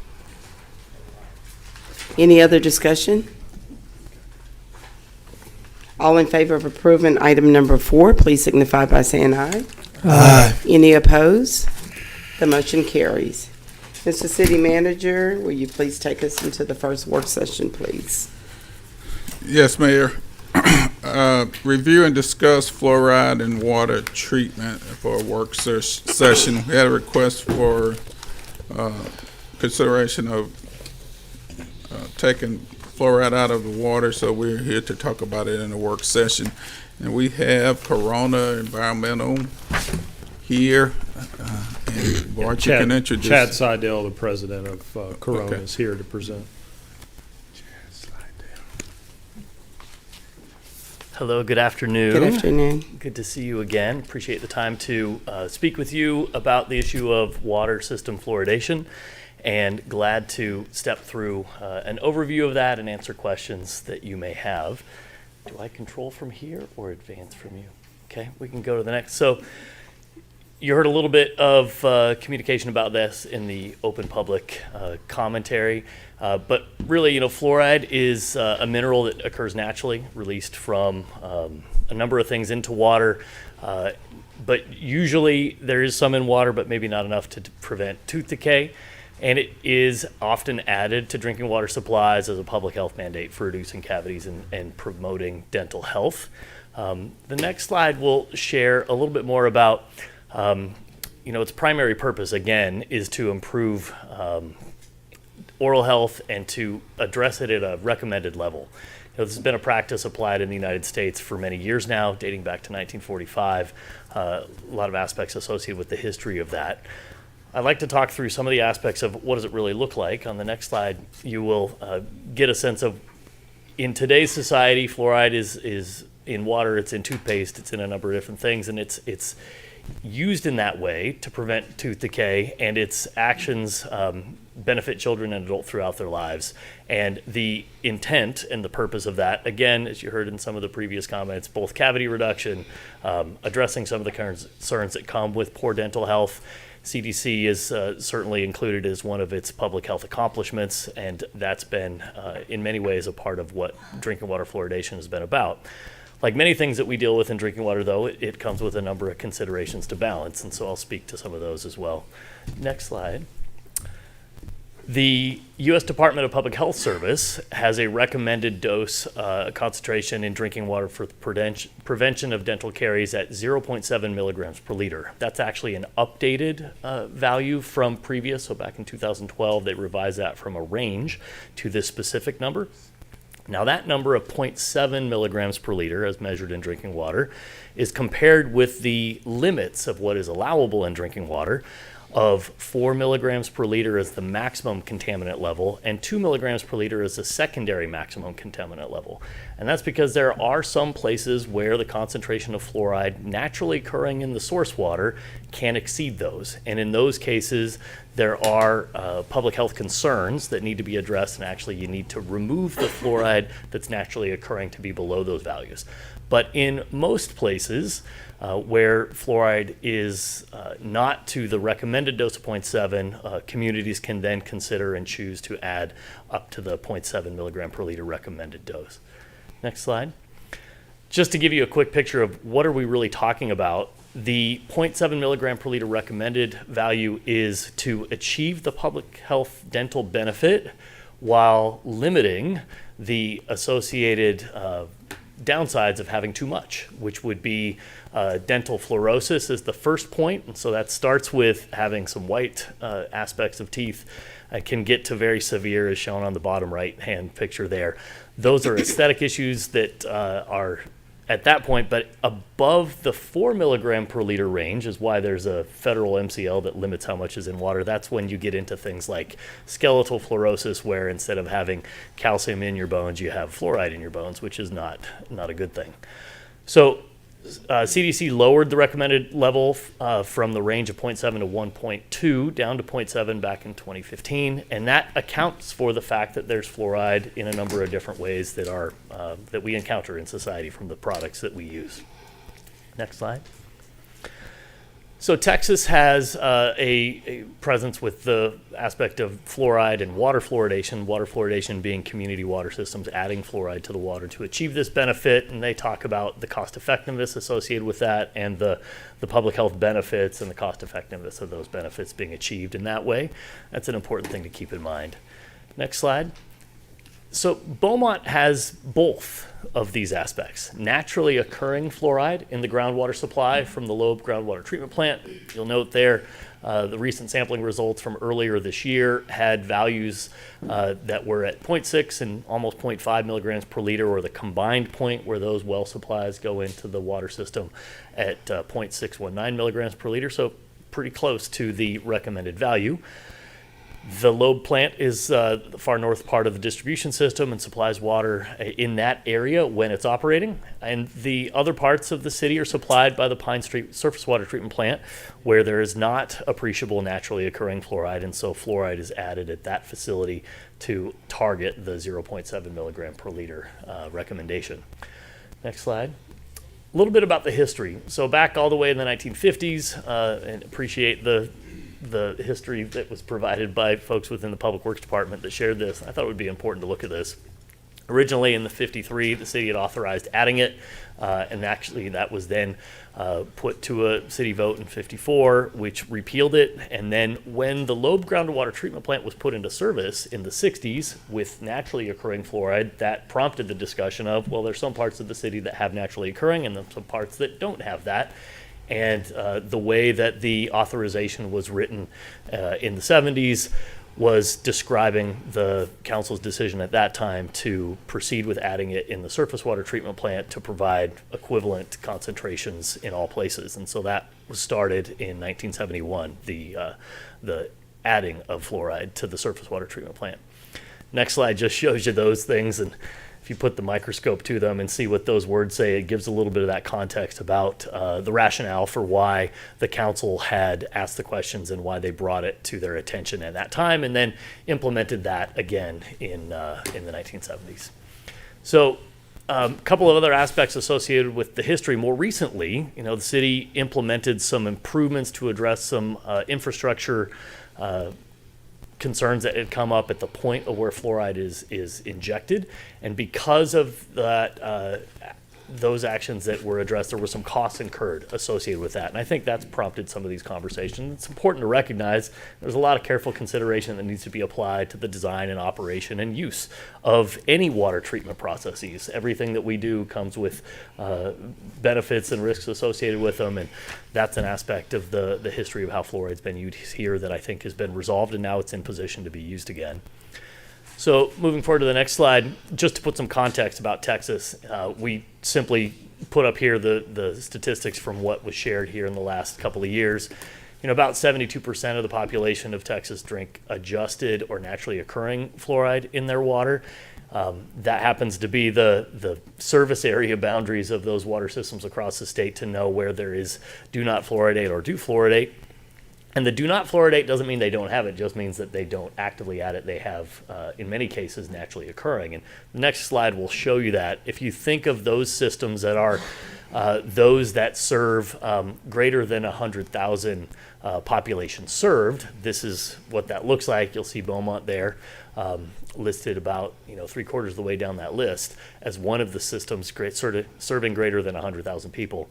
And of those 40 water systems in Texas that serve greater than 100,000, 32 of those do actively add fluoride, and of those 8 that do not actively add it, each of them have naturally occurring fluoride in their source water. If you click next, the graph will change. I believe if you click next slide, this is the dose. So you'll note there are red bars targeting the 0.7 milligram per liter recommended value. There's actually one in Parolin that's a little bit higher than that. And there's a few that are a little bit lower than that. All of the blue values are systems that do not fluoridate, but they each have naturally occurring fluoride in their source water, which in those communities they discern for their purposes to be acceptable to not add additional fluoride. Just to put it in context for where Beaumont would be. So next slide. There are a couple that have chosen to discontinue the use of fluoride, but there's context for each of those. So in College Station, right at about 100,000 folks, they discontinued addition of fluoride back in 2011. They do use groundwater that has naturally occurring fluoride at about 0.4 milligrams per liter, and they chose to do so given the hazardous nature of the chemical and operational costs. And I'll speak to that a little bit more in the next slide. San Marcos also did so, and they have a combination of both surface and groundwater that also have measurable concentrations of fluoride, all that lower than the recommended values. Next slide.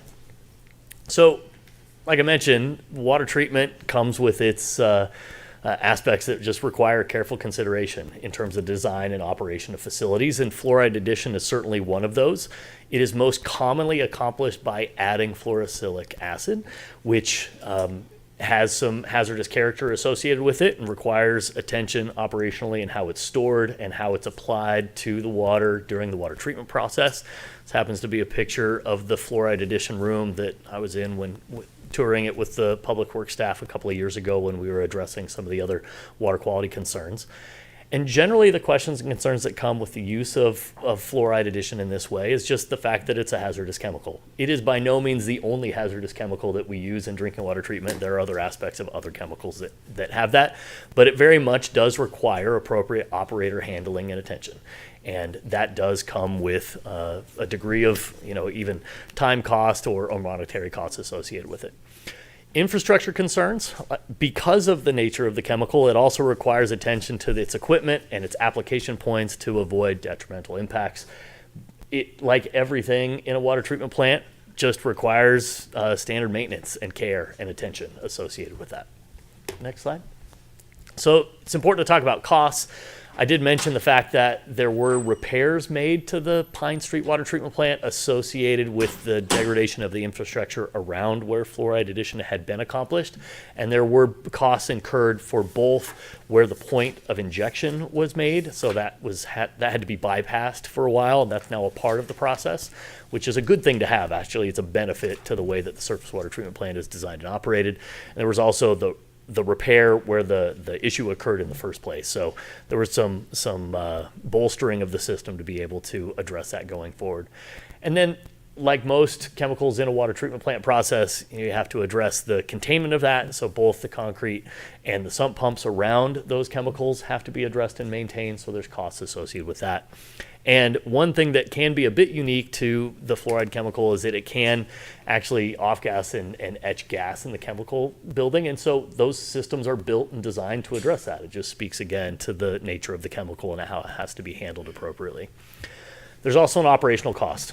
My understanding from what Public Works reported is that it's approximately $44,000 a year for the supply of that chemical. There have been times when that chemical has been in short supply and other aspects of chemical have needed to be provided. And so, like other things in the supply chain, there have been some challenges and disruptions in the supply of that. In terms of the operators having to interface with this, they have to receive chemical deliveries about once every 3 months, and they have to maintain those metering pumps about every 6 months. And those are times where, you want your staff to be having the right training, the right personal protective equipment, and all the things that go on with addressing the use of these chemicals in water treatment. And so those costs are part of that as well. Next slide. So glad to answer any questions you have. There is considerable technical conversation around this subject across the country, certainly a local decision that warrants careful consideration, and glad to answer questions you might have about those aspects of things. As a water treatment and quality engineer, not as a dental professional. Thank you so very much. Councilmember Samuel. My question surrounding some of the Florida Gate speculations, has there been shown to be any adverse impact on internal organs by fluoride being induced into water? So the most critical references or important references to speak to the health implications of fluoride ingestion from drinking water, there's a National Academies of Sciences report, and that report was specifically called for to address questions and concerns about higher concentrations. I mentioned above the 4 milligram per liter maximum contaminant level and the 2 milligram per liter secondary contaminant level. Above the 4, there are some considerable public health concerns that are addressed, and that's one of the reasons why they actually recommended that EPA consider lowering that value from 4 to something lower than that. Now, they didn't specifically say what, but they also said that the 2 milligram per liter secondary MCL was an effective limit against other health concerns. Now, that's partially due to some of the fluorosis questions that I mentioned before, but at that point, they thought there were no other adverse effects associated with community water supply and ingestion of fluoride at that point. So that was with fluorosis. Correct. Did that have anything, were there any implications that impacted diabetes or any kidneys disease or anything like that? Again, there are several references that discuss those things. There are some questions that have been posed questioning if that is of concern. There's not conclusive evidence at this point that describes that those things are of concern, and that's why those standards are established the way they are today. The aspects of fluoride are somewhat unique in that there is a benefit to having some, but a detriment to having too much. And so the way that the public health community has addressed that is by balancing the public health benefit at the lower dose and not having a recommendation to have anything go above and beyond that. And you're talking about 0.7 being the recommended value. 4. Versus 4, correct. And that's way off. That is a considerable difference, yes. So in the case of Beaumont, with the naturally occurring fluoride at the lobe groundwater supply being just below 0.7, that's a very different conversation than in other communities where I've been engaged, where we've made a strong recommendation to remove fluoride because it is above 3. While not above the federal limit, it's certainly above what is recommended by some of the other requirements. And so in this case, I think the groundwater supply is an appropriate value, and it's conveniently at that number. The other big question then is it appropriate to be adding it at the surface water supply and the benefits of that provided to everybody that's using that water? I think that's the crux of the question ahead of you.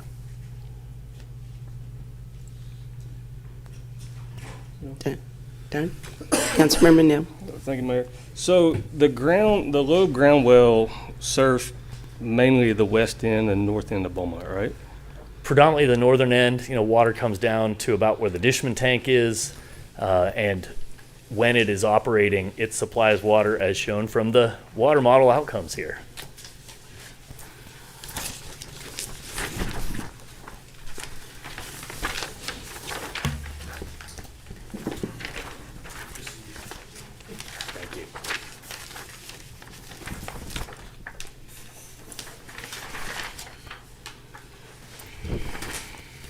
This is a blending map Freeze and Nichols had put together for us, and it shows in the dark blue would be predominantly lobe groundwater. The blended blue areas would be some mix of surface and well water, and then the areas that have no coloring, the white area, would just be surface water from time. Question, man. I'm sorry. Me too. You can go first, bro. Are you, Well, one let me moment, finish. are you So finished? my question is, if we got the lobe wells that's servicing a portion of Beaumont, and then we remove the fluoride out of the other system, you don't have consistency throughout the city. That is correct. Thank you. And the older area would have no fluoride at all. Correct. From about the Willard Library, if you see that, it shows an elevated northwest storage tank on that boundary line. That's pretty much your break point on the north. So there has been, it's been shown that fluoride is good to some extent, Yes. particularly for developing children. Yep. And without fluoride in the water, the only way that these children in the area that would not be served with fluoride, that would only be through the toothpaste or something else, Other sources. other Correct. sources. So that makes it pretty clear that the underserved area of our city would be the area that would require them to get some other source of fluoride if they are to have fluoride. Yeah, that's the way that the water supply in this particular community plays out, the way that those sources contribute both water quantity and water quality. I got my question. Councilmember Turner, I'm sorry. Councilmember Turner, and then back to you, Councilmember Neal. But I appreciate the map, but I think people maybe need to know more of the specifics. The load well, is it predominantly Ward 1? Is it a combination between Ward 3 and Ward 2? Because the map I'm looking at is not giving me 100% clarity.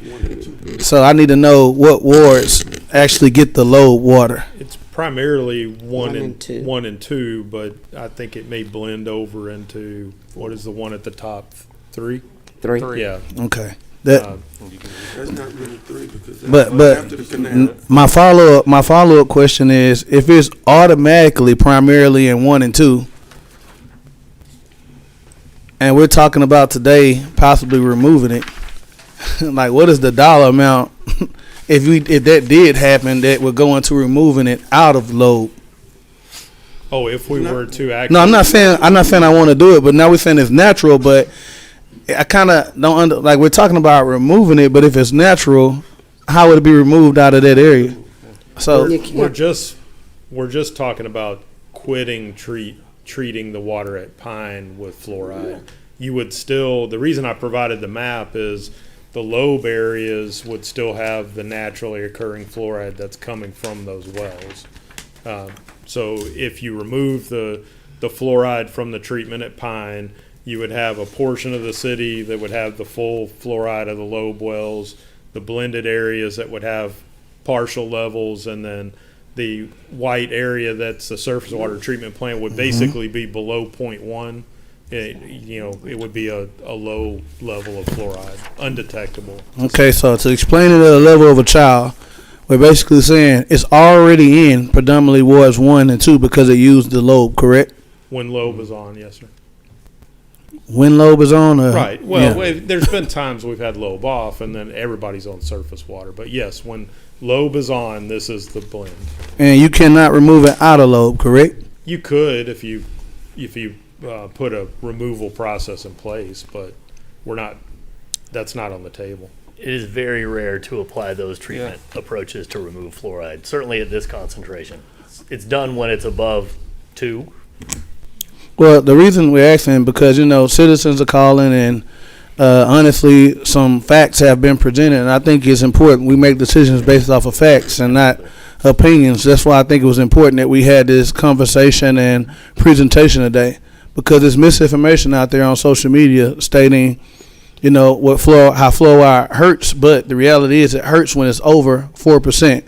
And currently, in the city of Beaumont, we're operating under 0.7%, which is standard and beneficial. Not percent. Milligrams per Milligrams, but we operating under 0.7 milligrams. Correct.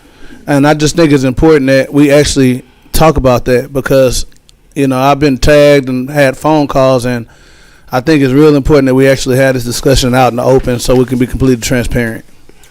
Yeah, absolutely. There's a lot of information about the use of fluoride in water. The practice here in the U.S., the practice internationally, the use of its practice starting back in the 1940s and how it's been studied over the course of those many years, and how communities have assessed and made decisions about if they choose to do this in their local jurisdictions.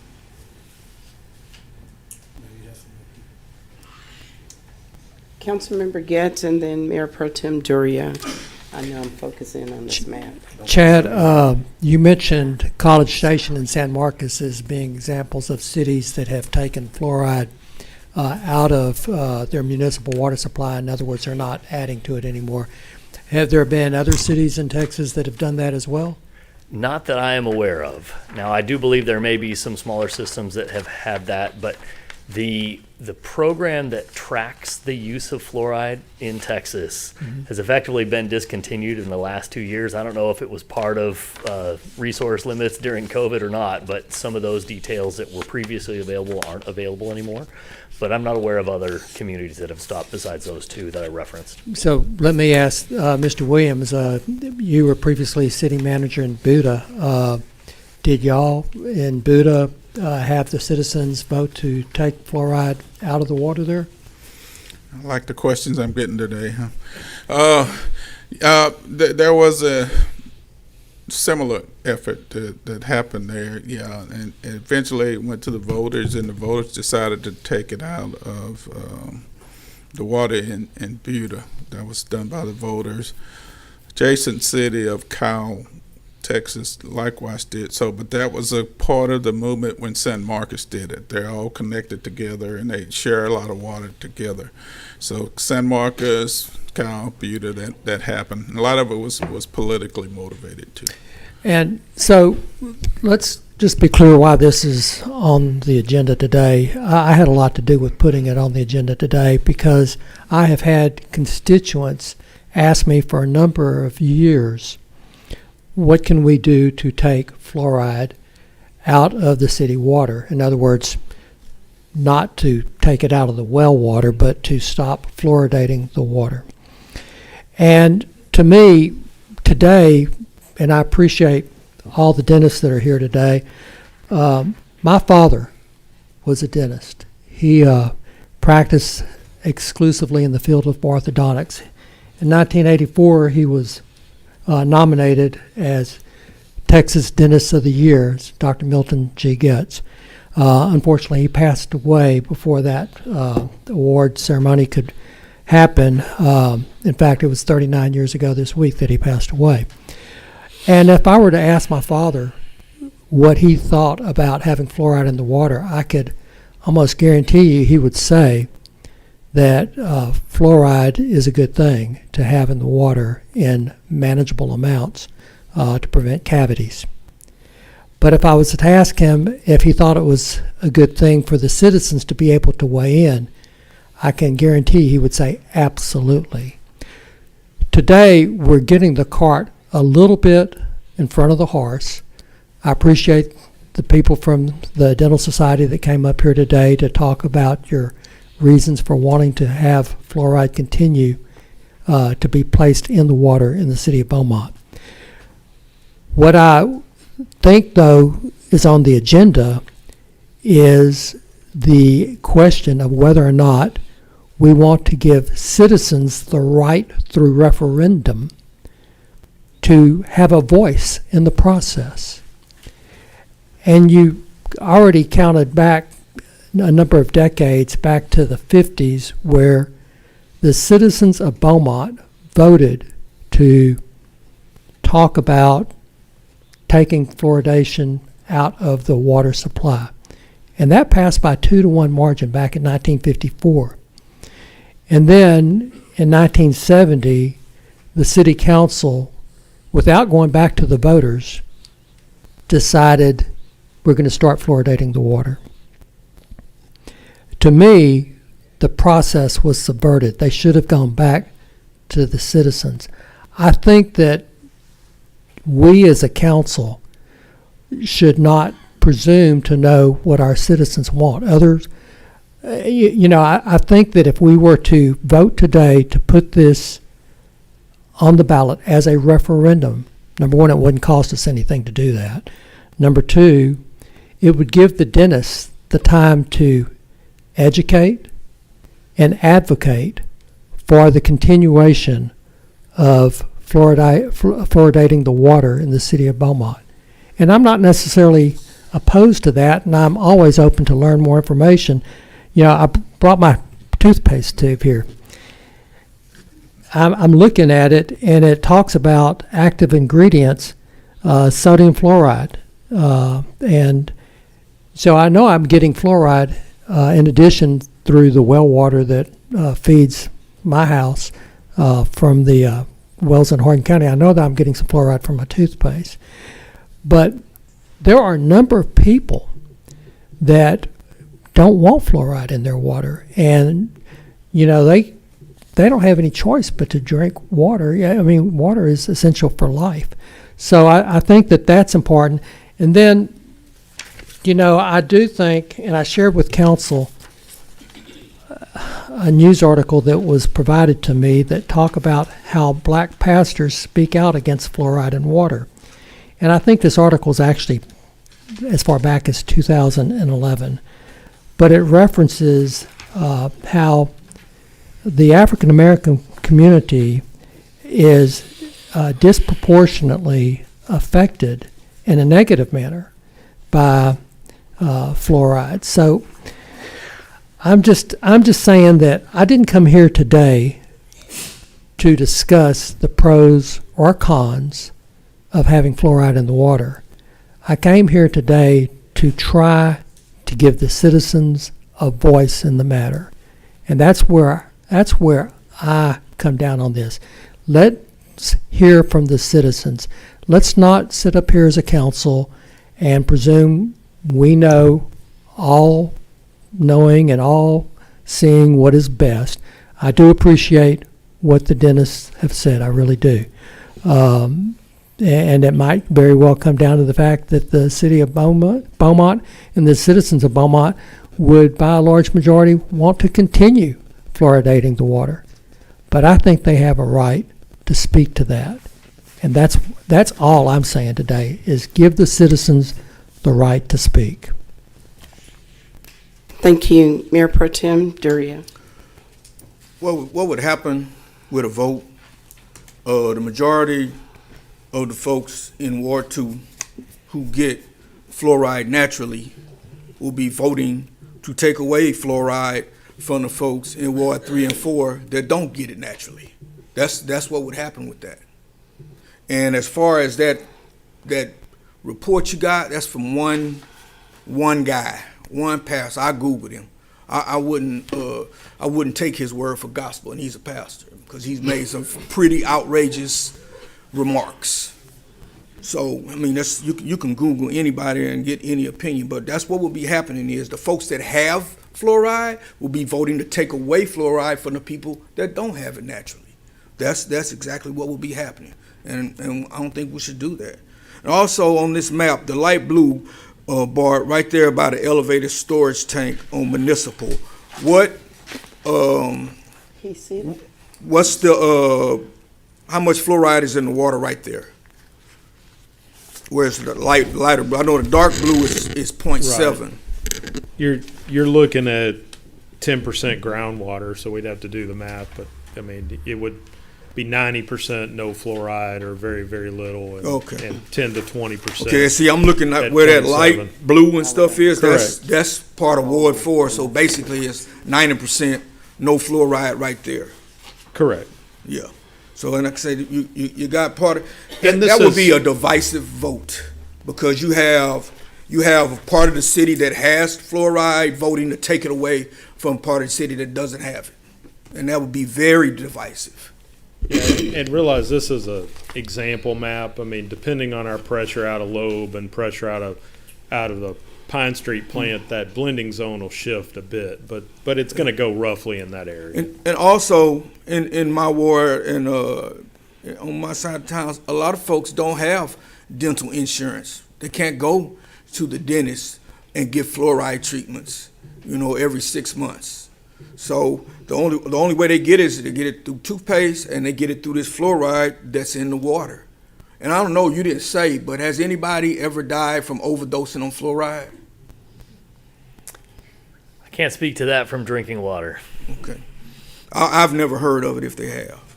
But that would seem very, very divisive to me. Thank you. Councilmember Neal, Councilmember Samuel, then back to you, Councilmember Getz. Thank you, Mayor. The I guess a couple questions. I'd like to ask Mr. Coleman his thought process on this as our health director. And while he's coming up, my other question is what's our time constraint on this? So, council would need to vote before February 17th. That is the last day to add items to the ballot. And then obviously the clerk and I would need to get the language to Jefferson County by March. By the end of February, Yeah. 28th. So, But the 17th is the last day we can vote on this? yes. All right, thank you. And just to be clear, if you decide to call a special meeting, there's still the 72-hour required posting notice as well. Thank you. Well, Councilmember Neal, I would really, would rather not comment because I haven't done my own research. So commenting today would not be an educated comment. But I'm hard pressed to go against the man with the engineering degree as well as the dentist that's out in the audience. But I will go back and do my own research and come back before council if needed. And I guess that's my concern. You know, we've heard from the engineers, we've heard from the dental community. I don't know about the rest of you guys, but I have not received one correspondence from a citizen in favor of removing fluoride. Now, back to a comment Councilmember Durio said, you can always find somebody that has a differing opinion if you dig and want to find one. But I don't know if there's even anybody here in the audience today that is in favor of removing it. And if they're here, I'd like to hear from them. Thank you. Councilmember Samuel? Well, I think Mayor Pro Tem hit the nail on the head. I'm not seeing anything that shows that the levels that we're treating the water would be detrimental or have adverse health impact. Of all the emails that I've received and read and all the calls that I've had, none of them have been in favor of removing fluoride from our water.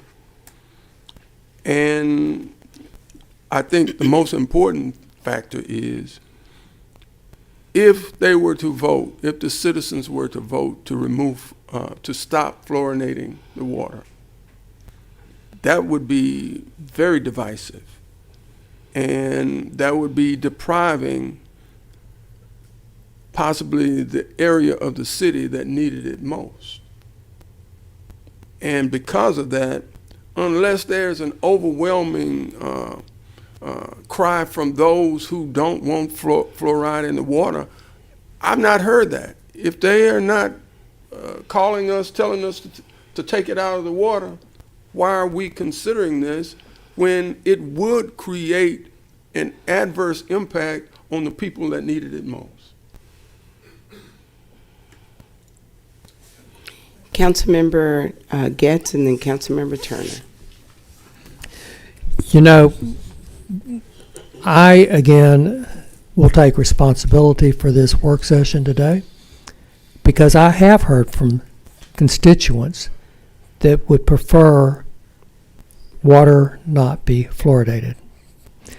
So I acknowledge that you get river water in wards 3 and wards 4. You also have to look at whether or not children are drinking water. I've got grandkids. They don't drink a lot of water. They drink a lot of juice boxes. But you have to, first of all, be able to consume. You have to consume water to get the benefits of the fluoride in the water.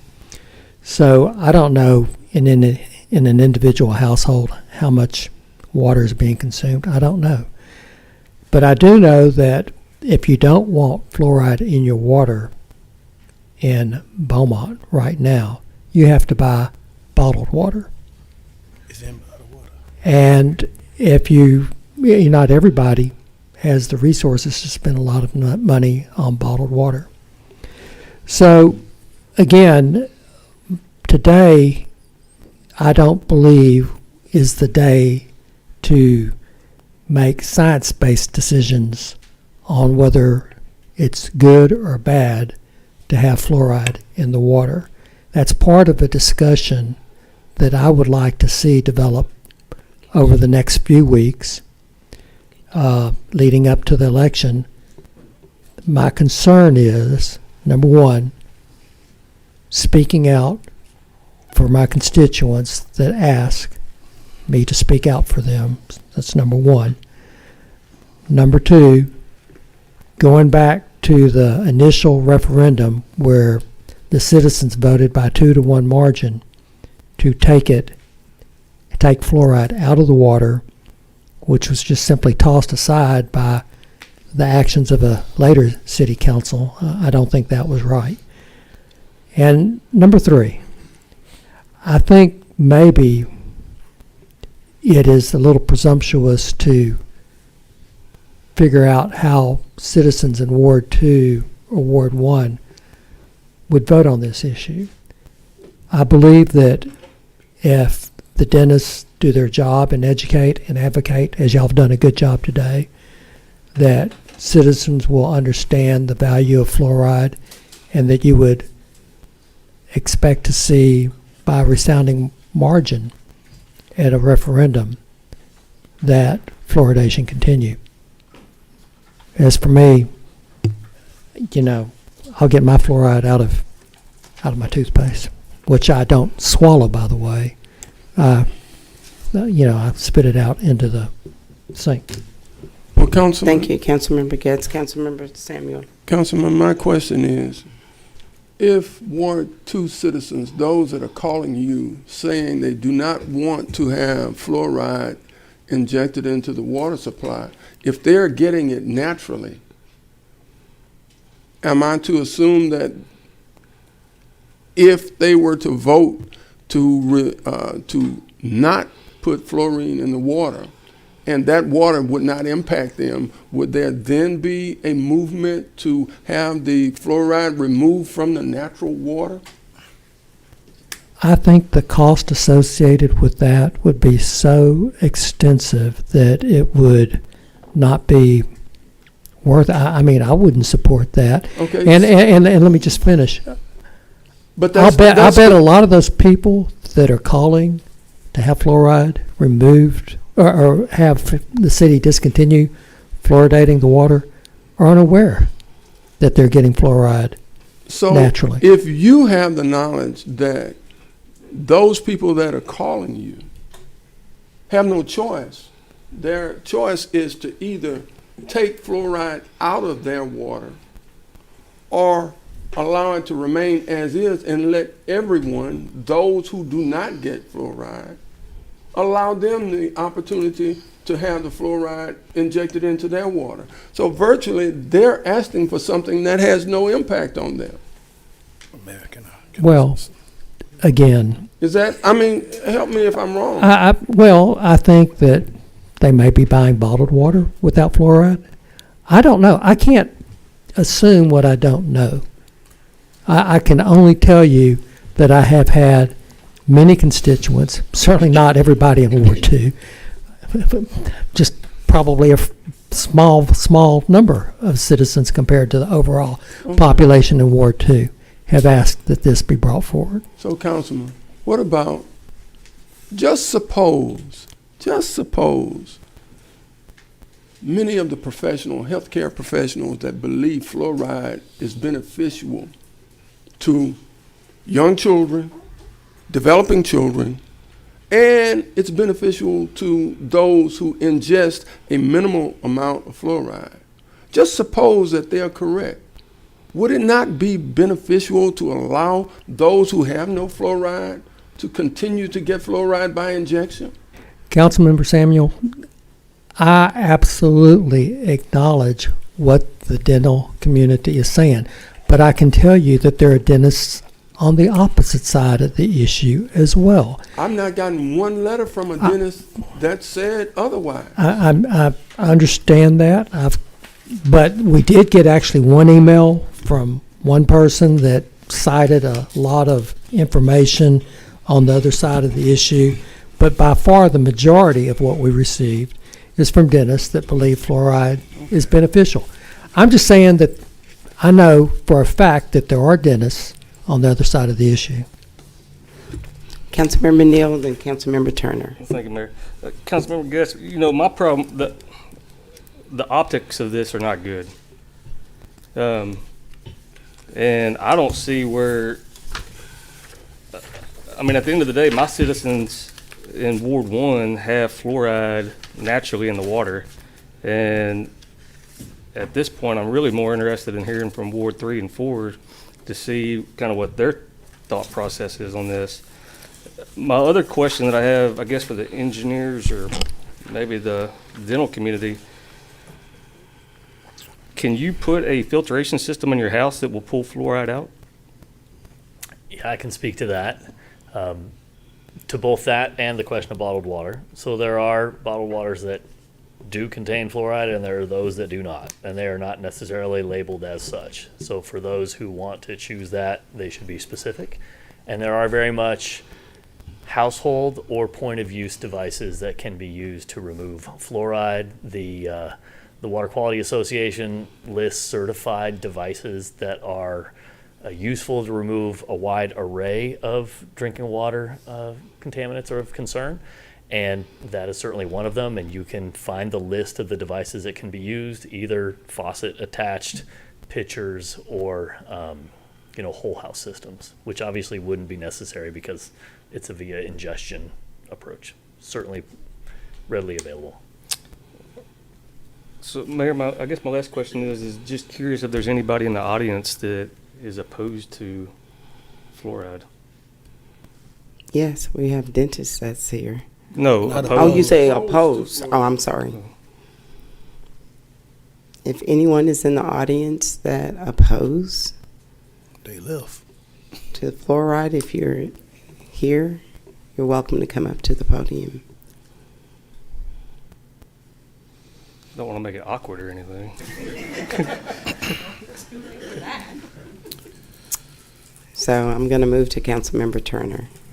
Councilmember Turner. I was real patient on this one. The reality is today, I'm glad it happened because it was about education. And I feel like a lot of people got educated on information that was out there, and some of the information wasn't well. I myself did see comments similar to what Councilmember Getz said, but the reality is today was a proven fact that there's misinformation out there, and I think it's important we always discuss things and have dialogue, not to confuse our community with people who put misinformation out. So I do see a benefit of what actually took place today, because it is misinformation stating opposite of what these doctors state. And me personally, if I'm going to have surgery, I ain't listening to somebody on Facebook. I'm listening to the doctor. So I thank you guys for coming today, and I'm at peace. Councilmember Getz. Well, I can certainly see where the sentiment of council is, and I can say that I have fulfilled my obligation to my constituents to try to bring this forward for a referendum, and that's what I'm elected to do, is to be their voice. So when we get to that point in the proceedings where we ask for a motion, if nobody wants to second it, I'll make the motion, and if nobody wants a second, it'll die for lack of a second. But I can say, hey, I tried. That's not where this council is right now. So come back in 2 more years when we have another municipal election, if you so like, and, come better prepared. That's where I am at. Mayor Pro Tem Duria. Councilman Neal wanted to hear, I think you know where I'm coming from and how I feel about this situation. But I just wanted to ask Councilman Getz, what reason did your constituents give for not wanting fluoride in the water? They felt that it was toxic. They felt that it was poisoning them. They felt like it was something that they would rather not have in their body. So And I guess it came after we had that episode, as Chad you mentioned, where the point of injection of fluoride ate through a 72-inch cast iron pipe, and it cost us $500,000 to repair it, and that made headlines. And so people remember stuff like that, and they thought, man, if it can eat through cast iron, what's it doing to my body? So I think that was some of it. And you stated bottled water that has fluoride in it, it's not stated on the side of the bottle if it has it in it or not. Not So in all. hit or not in miss. all Hit or suppliers. miss. Yeah, not all suppliers describe that detail. Because ever since I read this packet, I've been looking at every bottled water that I drunk. I hadn't seen it on there, so I don't know if it's in there or not. Well, I mean, generally speaking, municipal water that's regulated by both state and EPA is under much more stringent requirements than bottled water is. Right. But a lot of bottled water comes out of municipal water supplies also. Absolutely. Yeah, the majority. But the bottled water manufacturers, where they bottle it, aren't subject, as Chad said, to the same level of regulation, nor are they required to list what's in the water on the side of the bottle, such as fluoride levels or other minerals. Do the those filters that you can use at your house, like on your refrigerator or on your sink, do they actually list what chemicals they'll keep out of your water? They do. That's what I mentioned. One of the places that's most often referenced is the Water Quality Association. They're the association that oversees the supply of those devices, and they have a database on their website that you can use to filter to find those types of filters that will remove things that you are interested in. And so there's ways to address not just fluoride, but other things that frankly we need to have in drinking water, like disinfectant and other aspects that can be addressed at the point of use. Chad, you made a huge statement. I want you to repeat it so that the people that are watching on TV or that read the minutes of this, and if I heard you correctly, you said that our municipal water supply is regulated to a much greater degree than bottled water. Did I hear that correctly from you? Yeah, that's correct. Okay, thank you. Councilmember Neal. Thank you, Mayor. So we keep on talking about the fluoride that ruined the 72-inch pipe. Are we convinced it was fluoride and not one of the other chemicals that we also put into the water? Yeah, it was at the injection Okay. point. The thing is, and the dentist that spoke earlier talked to it not being corrosive when it's in the water system. He's entirely correct because it's diluted at that point. But when we're handling at the plant, it's 100% in concentration, and it can form a gas. And what had happened was where the fluoride injection point was, we felt that it was forming a gas pocket in that pipe, and that gas was very corrosive and eating away at the pipe. So when we repaired the pipe, that was part of the repair, was to move the injection point to where we felt it would be underwater and not creating a gas and not eating away at that pipe. But it's very corrosive in nature to us as we handle it at the plant. If it spills, it will eat away the concrete, it'll etch the gas. But once you get it in the water system at the 0.7 parts per million, it's not corrosive at that point. It's diluted in the water. And Chad can correct me if I'm wrong. No, very well stated. You know, the concentration matters.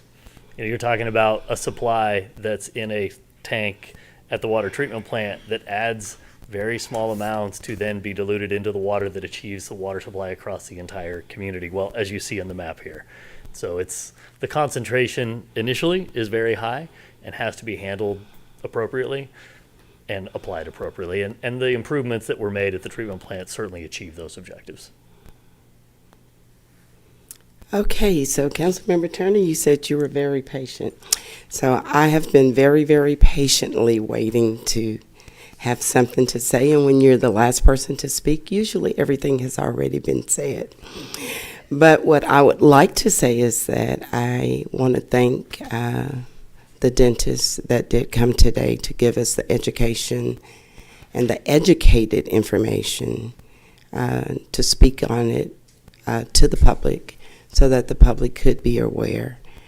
One other thing I would also like to say is that Councilmember Getz, you're exactly right that you're advocating for your constituents, and that's what you were elected to do. I'm just really, really surprised because usually whenever you put something on the agenda and you're advocating for your ward, you would normally have half of that side of the room filled to back up everything that you have to say. And even if I have one constituent to question me or ask for information, I want to make sure that I'm addressing even one citizen. But I would like to know from you, do you have, was it 100 people? Was it 50 people? I mean, to the point, and you know, as you say, you take full responsibility for putting this on the agenda today. And as Councilmember Turner has alluded, that he wanted to make sure that it was out in the open, it was transparent, that we have given all of the information, that we have the resources of providing and giving on both sides, the pros and the cons, because I have not had anyone to contact me to say that they would like to have it removed. And after looking at this map, it would be unfortunate for those that have to interfere with those that have not. But how many, I mean, I would say that over the years, I would say probably 20 to 40 people have contacted me on this issue, which I serve 30,000 constituents. So that is a infinitesimally small number, but their voice deserves to be heard also. Absolutely. And as I stated, even if one citizen has a concern, we need to address our citizens at all costs. That's why we're elected, to sit here to be a voice for each and every citizen. But at this point, I'm going to ask the city manager if he would read item number 5, please. Mayor, are you closing the work session? I'm going to close the work session and ask city manager if he would read agenda item number 5. Thank you. Thank you, Mayor. Council Thank you so much, Chad. I am so sorry. Thank you. No problem. Council consider a resolution authorizing the city manager to place an item on the May ballot to remove fluoride from the surface water treatment process. Thank you. You've heard the reading of item number 5. May I have a motion, please? I make a motion to approve the resolution. I have a motion. Is there a second? May I have a second, please? Is there a second? There's not a second. The motion fell for lack of a second. May we go into the next work session, please, Mr. City Manager? Thank you, Madam Mayor.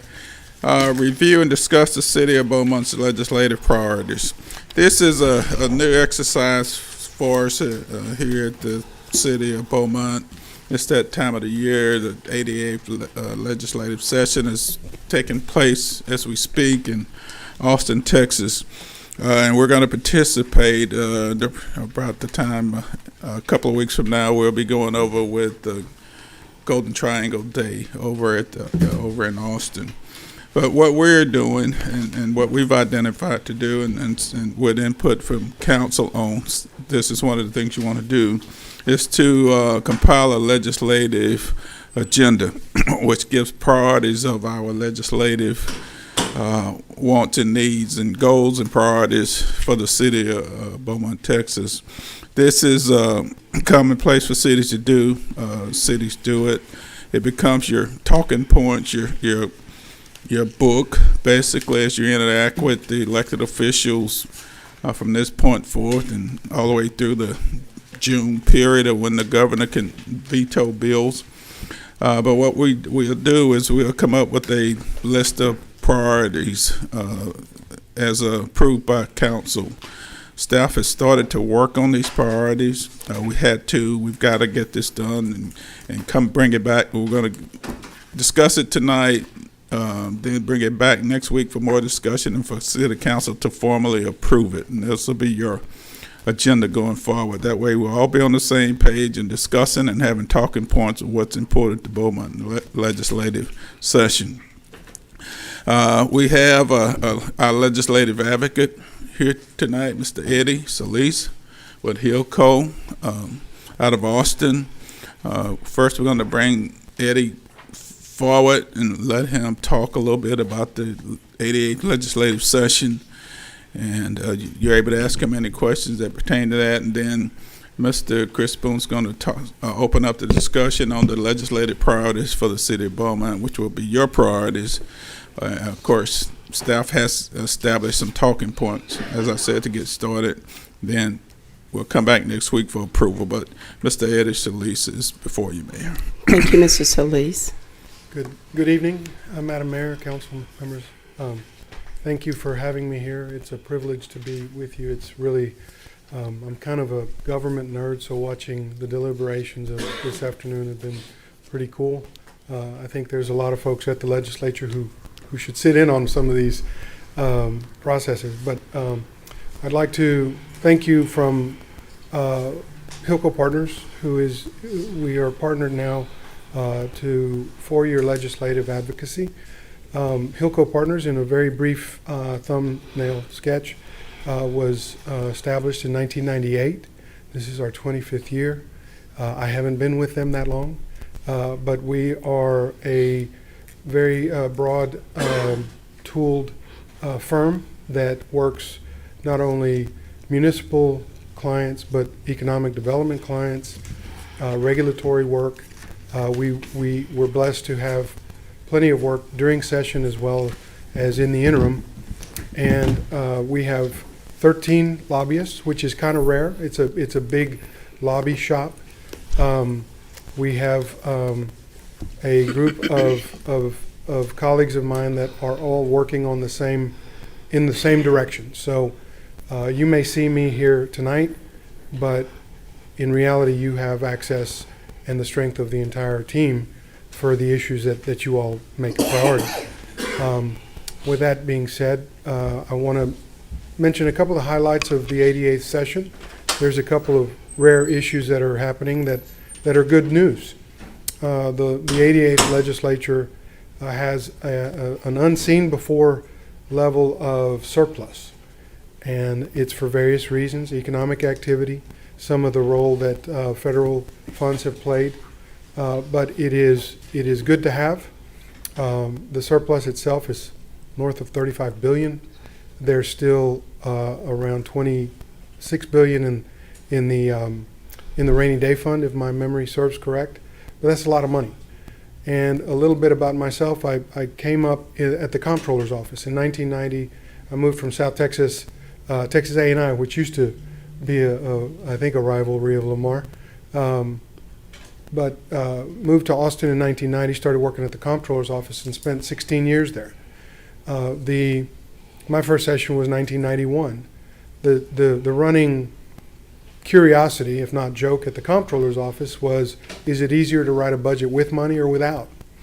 And I guess both come with their pros and cons. In this case, there is a good amount of money that the legislature will need to spend, but they do have limitations that might inhibit. They can't spend it all, is basically what the situation will be. But in that, their priorities have been set on the House side, on the Senate side, and the governor will have his state of the state this week to establish his priorities. But some of the discussions that have been going on during the interim and will likely be very pervasive and very healthy discussions will be issues like the grid, the electric grid, the school choice, public education. Certainly, border security is a big issue that has come to be quite a discussion and a budgeting item. Various aspects of social issues will be discussed, and I'm not here to necessarily identify any editorial or position on any of those issues. They're just issues that we've seen in the dialogue and part of the discussion for many of our leadership, from the governor to the lieutenant governor to the Speaker of the House. I do think that this session is a good opportunity to go where you're headed. the draft that we'll go through is your document. It's a living document. What might be priorities this session may not be the next or subsequent sessions. It would be wonderful to have a long-term relationship with the city, but certainly this is a document that you will take forward and will evolve as your community might or does. So with respect to the legislative priorities, I think it's important as we talk about them to identify a priority. There is really good material on this draft. I think you all have seen it or will recognize that pretty easily. But respectfully, you can't have everything. You can't get everything. But this document allows the legislature, your delegation, certainly your community, to understand what you all feel is a priority in general in the various areas: economic development, natural resources, certainly safety and security. And so my hope is that as we go through this, I can play a complement to the discussion that you all have as you discuss this agenda item, or rather this agenda as you all go through it. So with that.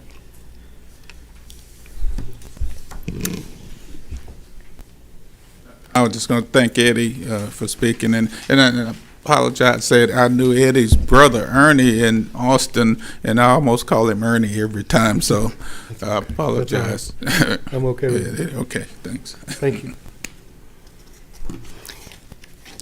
Any questions? Yeah, Mayor and Council, I'll jump in here real quick. We'll talk about the document that's been put before you today right now. As the manager mentioned and Mr. Solis mentioned, this is a draft. It is sort of the priorities that we want to see as a city as we continue into the 88th legislative session. You'll also have in front of you a copy of the Southeast Texas legislative priorities. As you go through that, again, that's more of a regional approach put together by the chamber. There's certainly some overlap and consistency, but again, this document that we're talking about today is specific more to the city of Beaumont. As mentioned, this is the draft. We would like to have a final document put together and approved next Tuesday. That way you'll have it in hand as we go to, most of us, to Golden Triangle Days at the end of the month up in Austin. As you'll see, it's not a long document. It's certainly not comprehensive as to everything we as a city think we need. But as with any list of priorities, if you have too many priorities, they start to look like they're not priorities. And so that's why we try to limit it to some extent. If you look at the first page, I'll go ahead and mention what's not listed as priority one. You'll see it's listed as the highest priority, and that is the qualified hotel program. And so, as you're aware, the city has engaged with a firm to do a market feasibility study for a hotel downtown. And as we've discussed that before, there are, I think, Eddie, correct me, but nearly 50 cities in Texas that are able to benefit from hotel occupancy taxes to help fund hotel and convention center projects. As we look towards whether or not that project makes sense for the city, we feel like, whether or not we implement that in the next 6 months or a year or whatever, we at least want to have Beaumont on that list. But again, the legislature has to add us to that list. So if you see the document, again, the highest priority is to get Beaumont added to that qualified hotel program list. Any questions about that item? Okay. And then again, I'd be happy to go through point by point, or we could certainly touch on maybe some high points in each of the 10 priorities. Mayor? Councilmember Gibbs. A very well put together list. One of the things that I would like to see us possibly under public safety consider as a priority is funding to help us with our homeless situation. I didn't see that included in anywhere in the document, but we certainly are experiencing an explosion of homelessness and tent cities, and in some ways we are possibly hindered by state statutes and being able to deal with these, and funding to help deal with this issue would be nice. Yes, sir. Okay. Councilmember Turner. On priority number 5, where it says revenue, I've kind of researched what some of the state reps are kind of advocating and pushing for, and as we know, the Speaker of the House is actually from Beaumont. We actually have Christian Manuel, who I've spoken with as well as some of Dave's staff. Mm-hmm. One thing that I don't think we have emphasized on here that he's actually pushing for, and it's $24.5 million infrastructure at Lamar University, and $8.2 million for maintaining reduction of signing up for college. So those are something that kind of stood out for me because it's actually what they're pushing for. Another thing was mental health. I know we already allocated some funding to address that, partnering with the county, and we have a surplus of funding in that area that'll be there. And lastly for me is the flood mitigation. I think with the infrastructure, we kind of got that towards the end. I kind of think, flooding and our sewer and water and our drainage should be a higher priority. I would like to push that into possibly top 3. Okay. Yeah. Priority 6 is resiliency, which again, let's see.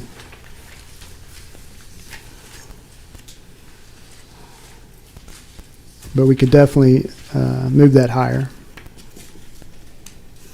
I would also like to see flooding as one of our main priorities, but also to include the mental health aspect with probably the homeless situation, because they're interchangeable and work hand in hand, and that way we can put those together. Okay. Councilmember Neal. Thank you, Mayor. On priority 5 under revenue, one of the objectives is support legislation that would require mandatory disclosure of real estate prices. What's the intent behind that? So some of these items we have picked up from Texas Municipal League and other. You may be aware that there are a lot of professional organizations that we as staff work with, and they put together their own legislative priorities based on those trade groups. But Eddie, correct me if I'm wrong, but I believe that a lot of times when there's a transaction of real estate, they may put $1, and so or $10 or whatever that is. So you have no idea of what that value is, and so as a result, the taxing entities may or may not realize the revenue that comes through that. So this is an item we picked up from TML to that end. Councilmember Samuel. I believe, I agree with Councilmember Turner. Resiliency, that deals with water and, that's street and drainage as well as water and sewer. So those are areas that we have to continually address. But I do believe, there needs to be something dealing with mental health, because that's a problem that is not only community-wide, city-wide, but statewide and across this nation. And I don't think we can address adequately public safety, homelessness, without addressing some type of mental health legislation. And to that point, Councilmember, the discussion in Austin certainly weaves all those into that, the homelessness, the mental health. What will also be a very healthy discussion is school safety. And so school safety will also touch on mental health resources in the sense that the state plays a role there. The hope is that we can identify a complement of any program that you all may have locally and see what the state has to provide resource-wise. Well, see, that's a little bit different from what I'm asking. We hear it ancillary discussions about mental health when it comes to public safety, school safety. That is a subsequent issue. But there are many that believe that mental health issues is not an ancillary issue, it is the primary issue. And that's something I'm not hearing, that there, once upon a time, there was a focus on addressing mental health care, mental health issues. And that also dealt with public safety, dealt with school safety, it dealt with homelessness, it dealt with jobless, it dealt with economic development. All of those were ancillary to mental health. So as long as it's not the primary focus, it will be given the attention of an ancillary issue. I see your point. That's just what I think has to change.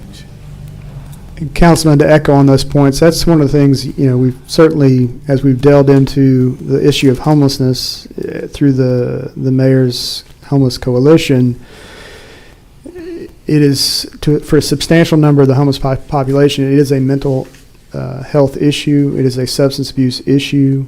In some cases, it's a down on your luck issue, but for the majority, it seems to be the prior two. And as we know, and again, we don't want to be too critical, but as we know, the resources coming from the federal government and the state government, because these are very expensive issues, complicated issues to deal with, the direct support from the federal government and the state government is limited in these areas. But at the end of the day, the issue falls upon the city, the businesses within the city, the homeowners within the city, the population within the city as to how to deal with it. We do not have the resources. Mayor, Councilmember Getz, Councilmember Turner. one of the things that has happened already is that a number of bills have been filed, and some of them probably speak to some of these priorities that we have. Could we enlist your efforts in helping identify those bills by number that would associate with these priorities so that it will make it easy for us to go to Austin and say, we encourage you to support this Senate bill or Yes, this House bill? definitely. Thank you. Councilmember Turner. And another thing that's under revenue that is kind of newly proposed from me following is it's a $15 billion proposed budget for appraisal property tax relief. Recently, we just went through higher appraisals in Jefferson County, and it kind of was sprung on us. So I know we have that revenue area, and it's $15 billion. I know you say we can't ask for much, but I think that should be important because a lot of people were upset about that, kind of caught a lot of people off guard, and that was a big deal in Jefferson County. Another issue I would like to point out is, as it's stated under resiliency, that the Gulf Coast and the refineries here in our area produce the oil, but when there's a hurricane or a disaster, things are shut down, then the residents on the Gulf Coast tend to pay more for windstorm, and I believe the windstorm needs to be spread out because when the oil supply is shut down, everyone is affected, but we bear the cost of the windstorm because it's affecting our area, but everybody across the state benefit. Yeah, thank you. Thank you.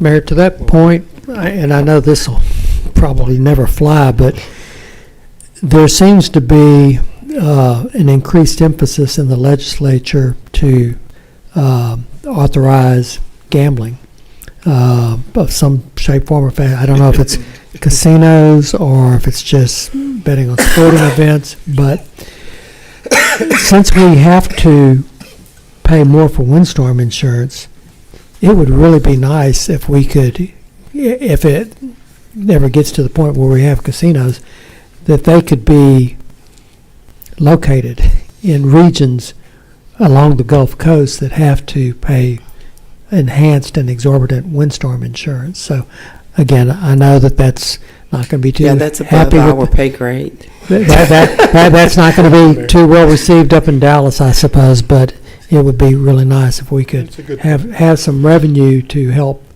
pay our increased windstorm. I would accept the revenue. Any other comments? Just to get a clear understanding when it came to mental health, because I understood what Chris was stating, but I just kind of wanted to be clear kind of where we at. In Beaumont, population roughly 115,000, and I just think we really have a lack of facilities to, get those guys to. I don't know if maybe one of the hospitals may be going after something, but I think it would be good to kind of see what our major hospitals may be looking into doing, because I agree with Councilman Sample, Mayor Mouton. I really think that mental health one is one we can't play around with.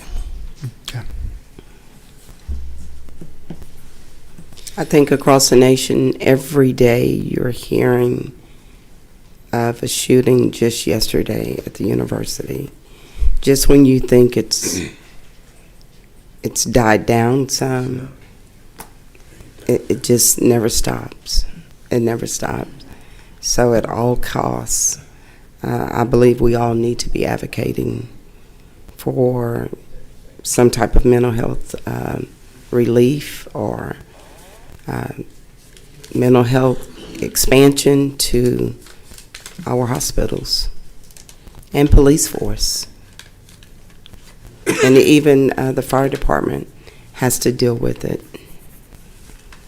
And as we learned earlier last month, the emergency room staff, doctors and nurses, of what they have to deal with on a daily basis, being subjected to their lives being threatened when they're there to assist and to save lives. And Mayor, I'll just add one comment. Councilman Getz brought up the bills. Mr. Solis, how many bills are proposed on average each session? About 7,000. 7,000.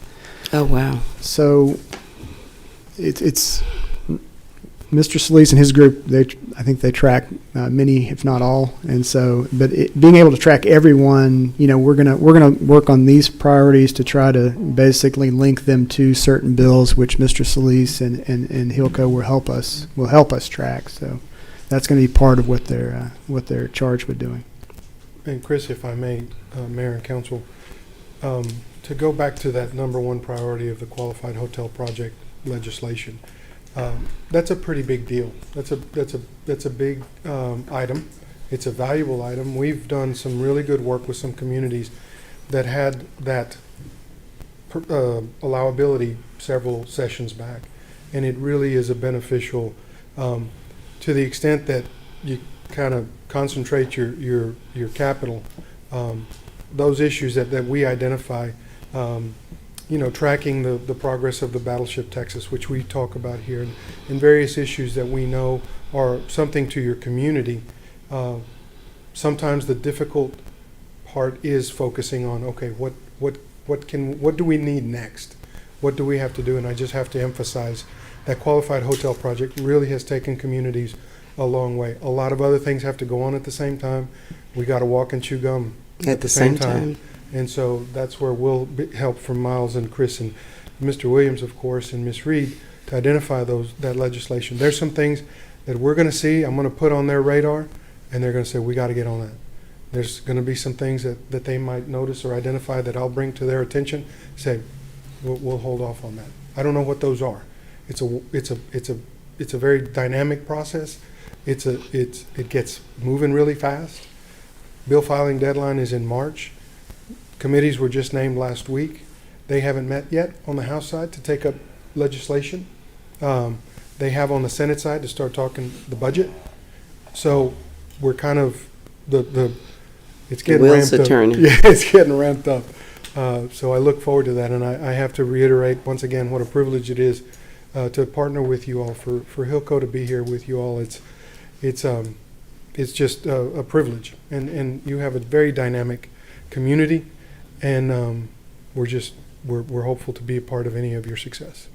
Well, Mr. Solis, we look forward to being in Austin, and that's one time when everyone get to, go to the state capitol, advocate for our entire city, our entire county, and everyone come together for the betterment of this entire area. And so I know I look forward to it, and it's every 2 years. As a matter of fact, I think we missed during COVID. Did you? Yes, that was yeah, I did. So I look forward to being there next week. Mayor, can I say three Yes, things before you sure. wrap up? Thanks for the feedback. It's great feedback. This is what we need to hear. This will help us shape what we're doing and to bring back to you next week. Something what I'm hearing, I heard a lot on mental health. So I'm thinking mental health might need to be its own number. Is that Could be. consensus of the group? Because mental health is far-reaching. It's the reason for a lot of our ills in the country. Whenever I talk to police chiefs, they say one of their biggest issues, their biggest problem is them having to respond to mental health calls. So it's not just people homeless; it impacts our police department, everyone else out there. So we'll get that out there. Taylor had a question on the revenue one. Is that something we want to say we support or not? Because it's important we all be on the same page on the real estate prices. Yeah, I'm not in favor of disclosing the amount that you pay for property. I mean, But that's already, no, it's not. No. if you purchase, You don't have to disclose what you pay for property. Texas is a non-disclosure And state. I think we should stay that way. And we have to be careful in setting this agenda. We don't want to offend our legislators either because they support certain things, and if we're going against them, it puts us in a bad situation sometimes. So I just want to be clarified before we if go it's ahead. something that we can't agree on, we could just remove it, not oppose it or support it, just stay silent on the issue. I can add a comment on that. I'm not sure if this is the angle they were taking, but I know when the state comptroller mandated all the appraisal districts to get in line with market values, the appraisal districts have a problem doing that because depending on which jurisdiction you're in, I heard, at least in Beaumont, there wasn't a lot of cooperation with the local board of realtors and the appraisal district. So it's really the appraisal district trying to get what the houses are selling at to get their appraisals up to market. But the appraisal district does what they want anyways. But they're trying to get accurate information up to date on what the houses are actually selling for. I think that's the angle that one's coming from. Yeah, I echo what Todd said, and if you go to any of the quarterly meetings and listen to Angela Ballard, she will tell you that they are tasked with trying to set the appraised value of property at market rate. So they are handicapped in that it's a non-disclosure state, although they have more recently gotten more clever in finding outside sources that they can utilize to, I mean, they're looking at what sales prices are listed at now, and so they're trying to do better. But they were actually caught on the carpet by the comptroller's office because they're saying our property here is undervalued. Okay. So Yeah, again, I think moving forward, if I may, that this is probably going to be an ongoing. Obviously, we're going into a session that's 2 years, but if we can't make a decision, then we could certainly pull it and do more research and talk about it next time. Okay, we can talk about it next time. Gambling, there is a push from gambling. There's not a, they don't think it's going to pass, but there is quite a push for gambling, and having something here would be ideal if it were to happen. Bill's update, someone asked about that. We'll provide you with a link that you'll be able to go to look at the current status of every bill that's in the legislature. You can be able to tell whether it's been filed, whether it's in committee, whether it's been heard by the House or whatever it is. So we'll be sending those links to you, and you can look that information up as we go about any bill that's being worked in the House. And we'll also give you some hard copy updates, and we'll bring in Eddie periodically. He's just not here for us to formulate the agenda. He's going to be on retainer throughout the year, so we'll be bringing him in all during this session to give you updates and information. And just going forward, during Golden Triangle Days, we'll all be there. We'll put the agenda together. We will put packets together, and we'll go and visit the different legislators that are important to us. So we'll have an agenda put together for the activities we're going to do, not just the ones for the Southeast Texas Golden Triangle Group, but what Beaumont's going to do while we're in Austin. Thank you. Anything else? That's it. Thank you. Thank you so very much, and Thank we'll you, see you in Austin.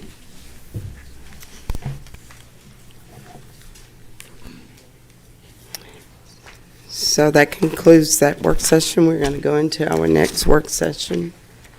Mr. City Manager. Thank you, Mayor. Review and discuss requests from developers for support of an affordable housing project at the northeast quadrant of Cardinal Drive and Fannet Road, as well as a proposed project at 1125 North 11th Street. We have two developers applying for Texas Department of Housing and Affairs housing tax credits, and they're coming here to get the approval of the city of Beaumont. Yes, Mayor and Council, it's that time of year again. We have two developers that have approached us, the city, asking for support for a housing tax credit application. Again, as you're familiar, this is a state program, and it is administered by the Texas Department of Housing and Community Affairs, whereby developers are able to tap into tax credit funding for their project in exchange for providing affordable housing within the community. Here is the outline of the process. Again, final applications are due to the state by March 1st. The state, again, will score this criteria set by TDHCA. TDHCA will announce awards usually in the summer. Once funding occurs, the approximately start time would be 2024. And again, as we've discussed before, there are different levels of support that the city can offer. Kind of the gate to even allow the application to move forward is that we have to acknowledge that Beaumont has more than twice the state average of affordable units per capita supported by housing tax credits or private activity bonds. You can also, the council could declare support or no objection of a project. You can also offer funding, usually in the form of a fee waiver of approximately $500. That would count towards that. And then located in a census tract, housing tax credit units has more than 20% tax credit unit per households. And so just real quickly, the two projects that have approached the city for support, one is Abiding Grace. This is Beaumont AG, ITEX developer. The location of this project is at Cardinal and East Fannet, and it's a senior project, 70 to 92 units.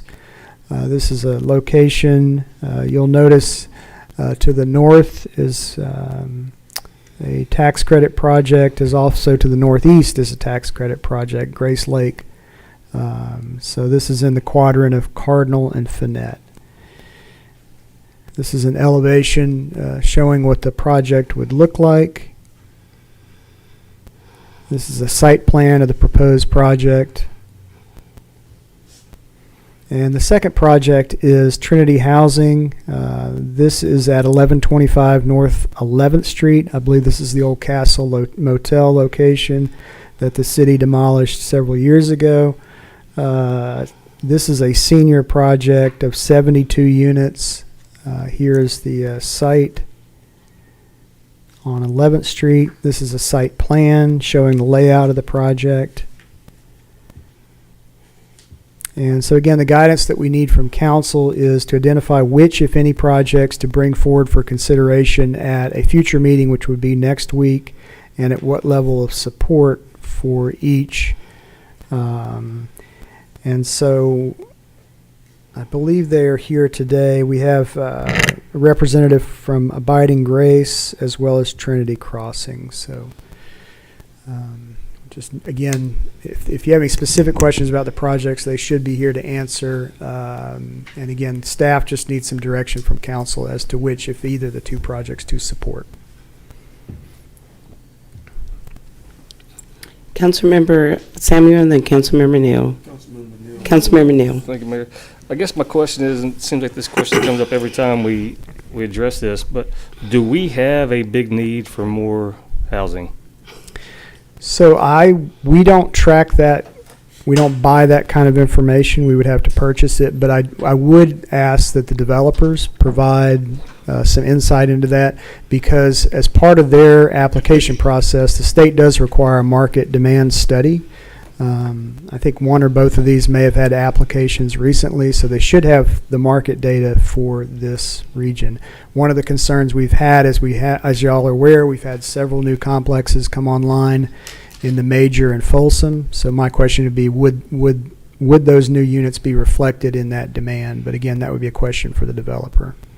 Thank you. Councilmember Samuel. Yes, I just want to make sure I'm clear. With this process,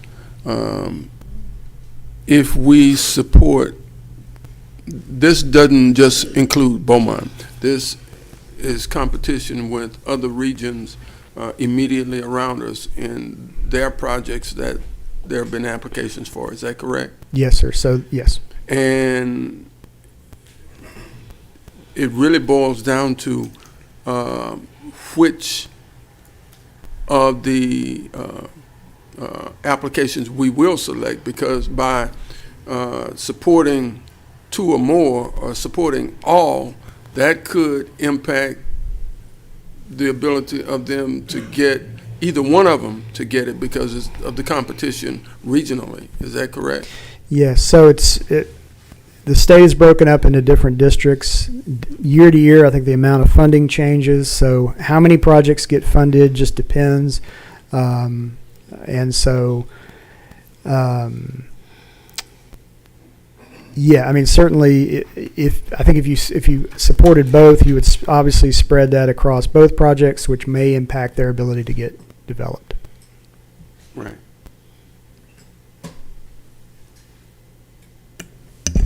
Mayor, it's customary that we allow the developers a chance to address council.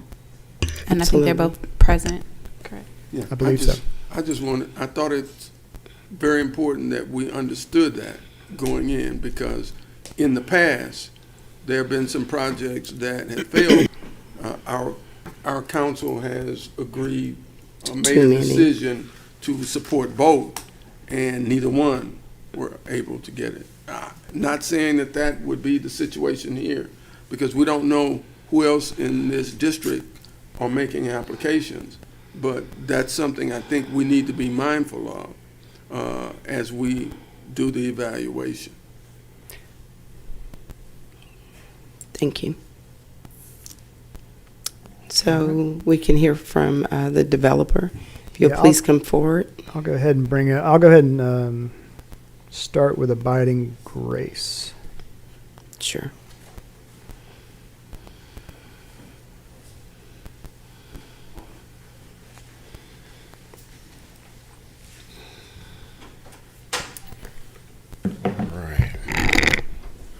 Good afternoon, Mayor, Council, staff. My name is Kenny Ball. I am representing the Abiding Grace Project. I'm here with my colleague Juhil Parikh as well. We're in partnership with Jehovah Jireh, CDC, and Antioch Baptist Church on this one. I don't think Pastor Adolph was able to make it today or his staff, but I am here representing the development today.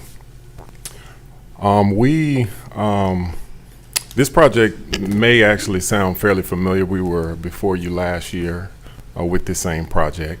Very similar to last year. Unfortunately, we weren't able to get through the state level last year.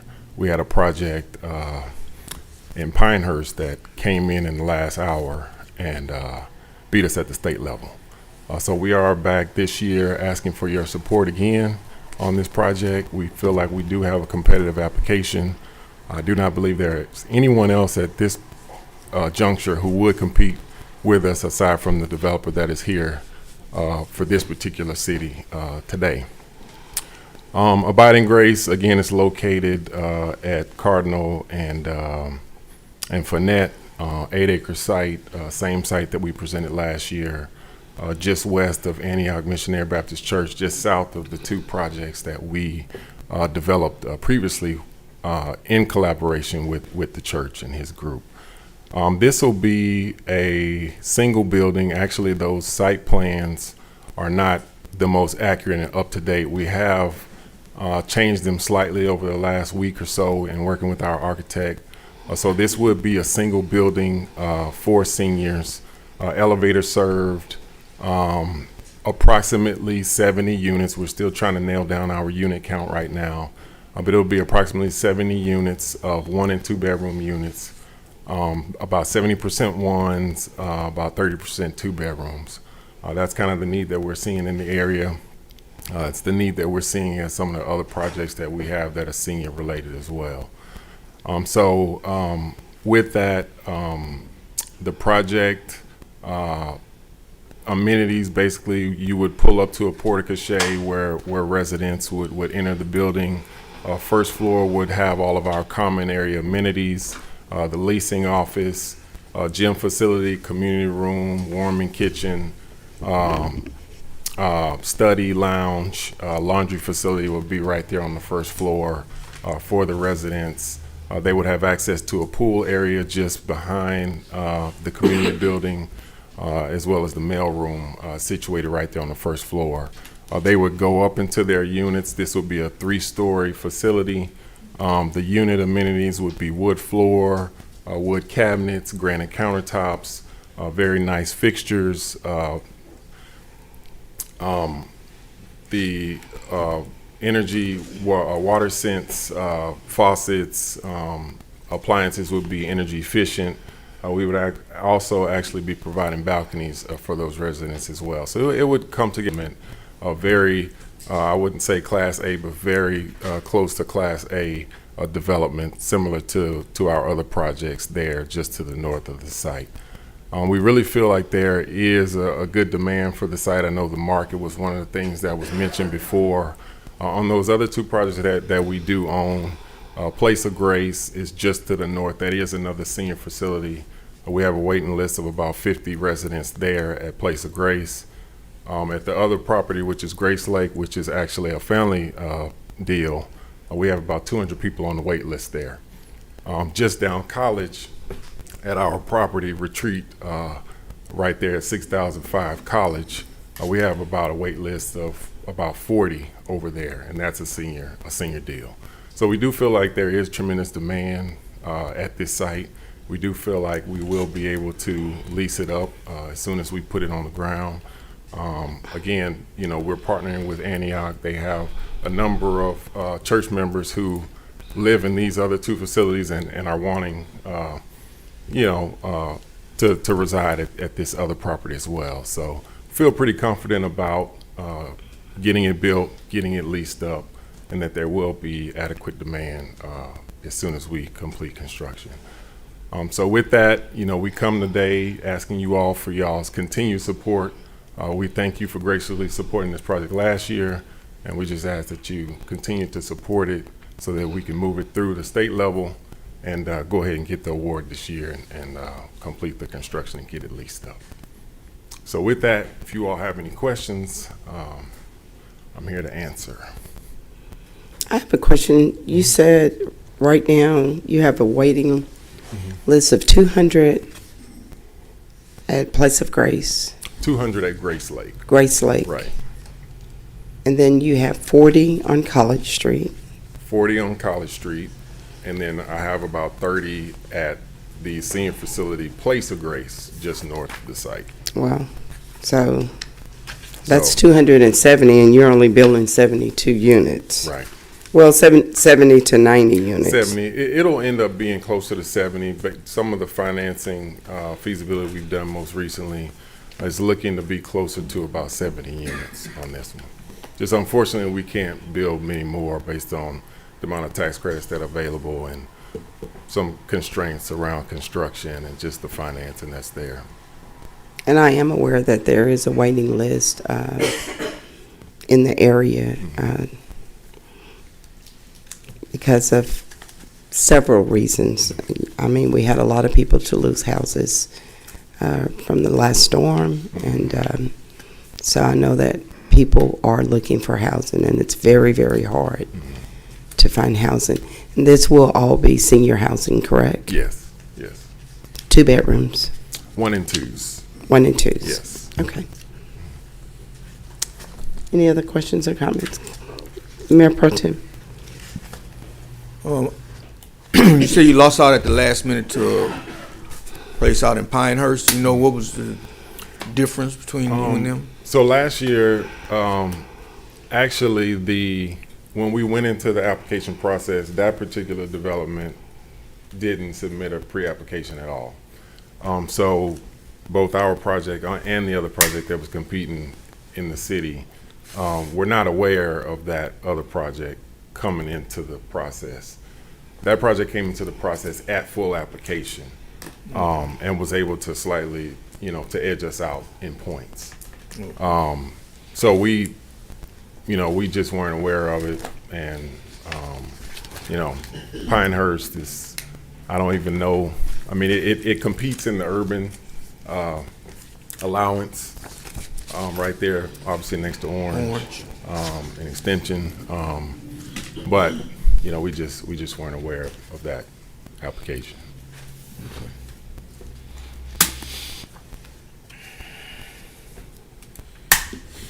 Any other comments?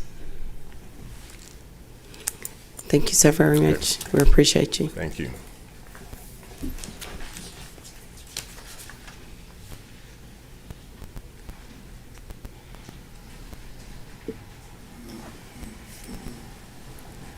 Good afternoon. Thank you, Mayor, and thank you, Council. My name is Michael Fogel with Trinity Housing Development. I first came before you all 3 years ago when I was proposing a project called Beaumont Trails, and that's also a senior living community. And at that time, as we are now, we were very experienced in this arena, but we were inexperienced or new to Beaumont. But standing before you now, that building has just opened up. That's a senior living community, and that's on Spindletop Square, which is kind of behind One City Church, whom we purchased the property from. So, sometimes it's kind of an uphill battle as the new folks in town, but we've now got something on the ground we can show you that we're proud of and we stand behind, and I'll distribute some pictures of that at and prior to next week's meeting. But I encourage you to drive by and take a look at that, or even better, give me a call or email, and I'd love to show you around. But that property is leasing up very quickly, and so now we're evaluating for another senior project, this 5-acre site, which is 3 parcels, one of which is in fact the former Castle Motel. It'll be a very nice building. You can, we've got the evidence, as do others, that you can see the quality of our work over on Spindletop at Beaumont Trails.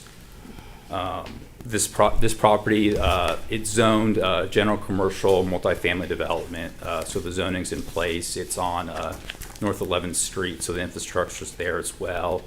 It is on the bus line right across the street from a bus stop, and it's also adjacent to the medical center, hospital at Christus. And, it's not just the hospital, it's all the medical providers and, medical offices and doctors surrounding the hospital. Something, kind of on a different component of this, I'm sorry, let me go back. This will be a 3-story elevator service building for seniors. We've got kind of plenty of room on that site for a sizable detention pond to capture our stormwater runoff and prevent flooding on the site. Typical amenities, wood flooring, high quality energy efficient appliances, granite, all that good stuff. Resident programming, community space, fitness center. And then the kind of interesting component here is that one of these 3 parcels is the former Castle Motel, which the city condemned in 2013 due to electrical issues, and the city paid to demolish in late 2013 to the cost of $200,000 that old Castle Motel. And so in early 2014, there was a $212,000 demolition lien placed by the city on the property to try and recoup that cost. That has gone unpaid now for approaching 10 years. So the accrued interest and costs owed to the city relating to this property is now the payoff is $388,000. And in addition to that, there's unpaid taxes at both the county level and at the city level and the school district, and so there's unpaid taxes as well. And the county has filed suit on that and is taking the property to auction as soon as August. That being said, the city's demolition lien, as any other lien, is junior to the tax liens. If it were to go to auction, anyone that purchased it would wipe out the city's lien, and possibly the lien could go to the entity. That's how demolition liens work, but that entity is just Castle Motel Inc. It's a single asset entity with this piece of dirt. The owner, who's now moved to Lampasas, is in his 80s. They don't even have a bank account, so there's just nothing there. So my whole point of saying that is an added benefit to this, beyond and separate from the merits of the project itself, is that our purchase and development of this property will, at the closing of our land acquisition, the first thing that would be paid is the county all the property taxes, excuse me, and then and those are about $40,000, and then the second thing that would be paid is the city's demolition lien. So there is kind of an added financial benefit to the city and the county and all the taxing entities if we were to move forward with this project. And something else that's very important is we would in fact need a resolution of support as opposed to just no objection, and that's because of how the language is written in the QAP, which is an agency document, and the Texas Government Code, that cities that have this 2 times per capita do need stated support from the municipality. And there is no, by offering support, you give us a certain number of points. We get points from different areas. A resolution of support is 17 points. If you give a resolution of support to Project A and to Project B, they both get 17 points. There's no splitting or spreading or dilution of those points or scoring. Absolutely, and that's what Councilmember Samuel was alluding to, that supporting one or the other or both. Yeah, I think there may have been some discussion, though, that or a theory that by supporting both, you were, and maybe not, so let's discuss it, but by supporting both, that maybe you were hindering both by not giving exclusive support. There's no boost, for exclusive. It's the points are the points. Okay, well, that's not the way I understood it last year, Okay. whenever this came about. So that's what I want to be sure of. I think my understanding is, in other words, let's say you have two projects. Yes, they both would get the points. However, if council has a preference over one project, it would tend to reason that you would support the one project over the both. But you certainly could support both. Now, if you're competing with other projects, also in other communities, like it sounded like Pinehurst was another one. Again, you might be competing, depending on how many applications there are. Sounds like that one came in late. You're competing with these others. So for the last couple rounds of this, I believe council has basically put forward trying to give preference over one over the other. But again, that's up to the council to do. Well, I'd like to be certain. I'd like to know, because that's what I understood. I don't know if, Mike, do you recall the way it was described last? Yeah, I do seem to remember that there was some consideration about supporting one over the other if you had a preference for one. But to his point, I don't know that if you supported both equally, that it was going to be detrimental to one or the other. I think that part of that might be the location of the project, because that can affect the points, your ultimate score, whether it's I know there's a big push to put it in a more economically developed community, and that would give you more points. Well, I'd just like to know for certain from somebody as to whether that is in fact the way that it is. If we can give equal points to both projects, good.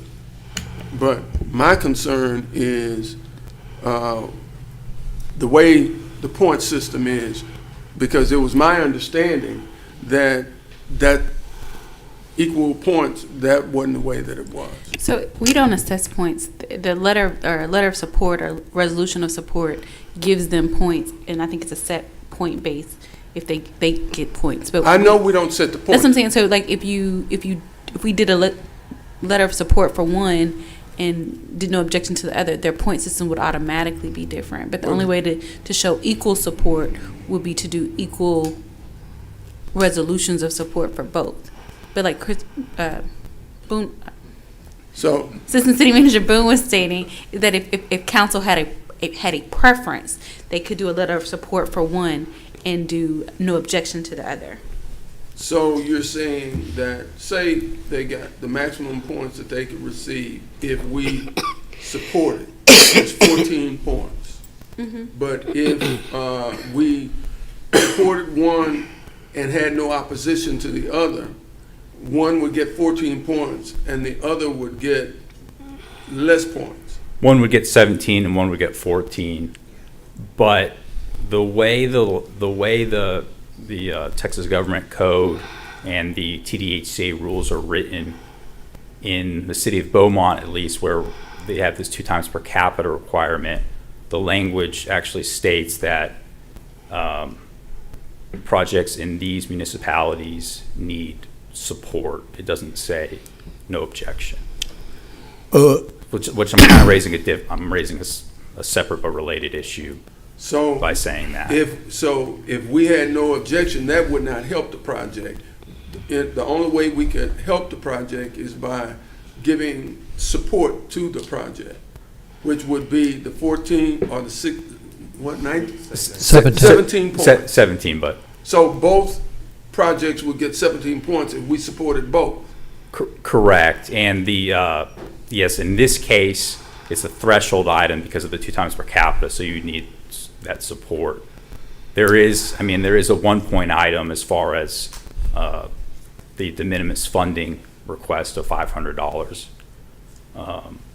And that's not a threshold item, so there is leeway there to offer it to one and not the other. Okay, what about, And then, and then the other issue is if it's a competitive process and a lot of things can go wrong. And if even if you have a preference for one or the other, if you generally support or in favor of both projects, you're much better off supporting, a minimum of 2 projects in the hopes that you'll get one. See, the way I remember explaining to us is you'll get a better chance of getting one passed if you vote for one, because if we vote for both of them, then they're competing against each other. The way I remember it, that's what they said. because we were competing with others in the Others district, besides within the same them. district. Exactly. Yeah, I think that was discussed maybe by the applicant last year because there were some other applicants outside of Beaumont. Right. Councilmember And right Turner. now, there are no other applicants outside of Beaumont? At the moment, correct. Councilmember Turner. That was my question. Appreciate you. So this property here, you don't own it yet? No, we do not. We have a hard contract to purchase it. Or a But you contract. said it's going to go to auction? It would go to auction in August, but I've spoken extensively to the county's attorney and to the city's attorney about that process. We would be capable of purchasing the property prior to that auction, as we have the legal right to do so. And further, if a purchase was imminent, the county's attorney said they'd have no problem postponing that purchase as we were closing on it. So I just want to make sure I understood you correctly on a very important aspect of your proposed project. If this property were to go to auction, it would essentially wipe out subordinate junior liens, like what we have for our demolition lien and what was it? Demolition and what else? Back taxes. Back tax. So the back taxes would have to be satisfied with the purchase of the property. The demolition lien, Would be wiped out. it's secondary. So it's a Yeah. junior lien. So it would essentially go to the previous owner of the Castle Motel, which at this point is probably dissolute and doesn't have any money. Okay, so that's important. We want to preserve, we want to preserve our right to get that money, and you're assuring us that you would pay that at closing. Yeah, because we wouldn't. We've got to have the property free and clear, so we couldn't absorb something like that. It would be paid off absolutely. I mean, I think they're both good projects. I would. Are there any other factors that would weigh in the point scoring because of the locations and the census tracts of the properties? Chris, do you happen to know? I would defer to the developers who have obviously looked at that. As we've discussed earlier, and I believe in this round, the state's trying to encourage high opportunity areas in higher income areas, but they could probably speak better as to what the points look like. Yeah. So as you mentioned, we don't own this property, so we've and I've looked at this property over the years, but. There's certain census tracts and underserved tracts and high opportunity tracts that score favorably with the state. And so, we evaluated all sorts of properties all over town. And one of the factors that led me here was that it is a very high scoring tract, and feel confident it scores high and favorably with the state. And so it has a good chance of success, which is why we're pursuing it. In the place of grace, is that already owned by Antioch? That tract? Yes. Okay. It's there. Sorry? I think it's owned by Jehovah Jireh. Is that correct? Yes, they're partners on both of those developments. Okay. And one more question for Jehovah Jireh. Can you confirm, are you aware that the gentleman, the 17 points, if we supported both, that it wouldn't hurt either or? I think, we certainly would want support for our development. I think, you know, if you supported both, then we would go to the state, and then we would have to look at some of the other scoring items, state representative support. You know, I think both of these tracks, you know, opportunity index, we're in the enterprise zone, so, you know, there's some benefits to being in both of those areas for the state, but it would come down to state scoring and some of the additional points that we would be competing, you know, for.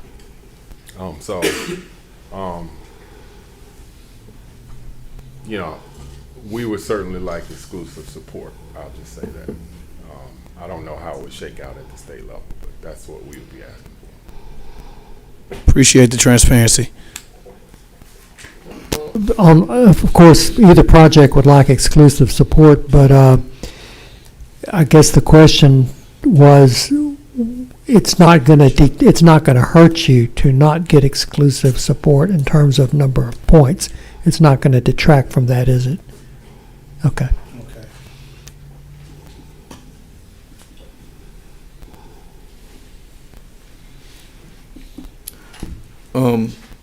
Mayor Pro Tem. Mr. Ball, says it's not going to hurt you, but wouldn't it be better, you have a better chance if you had exclusive support?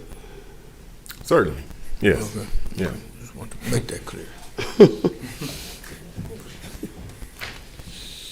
Any other comments? Thank both of you for coming forward. We appreciate it.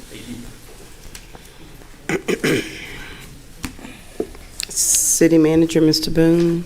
Yeah, just to kind of close out, staff would need some indication from council as to how to, we could bring them both back next week as separate items. The council could vote however they wanted to vote. Would probably be the easiest thing to do, if there's not a consensus right now for one way or the other.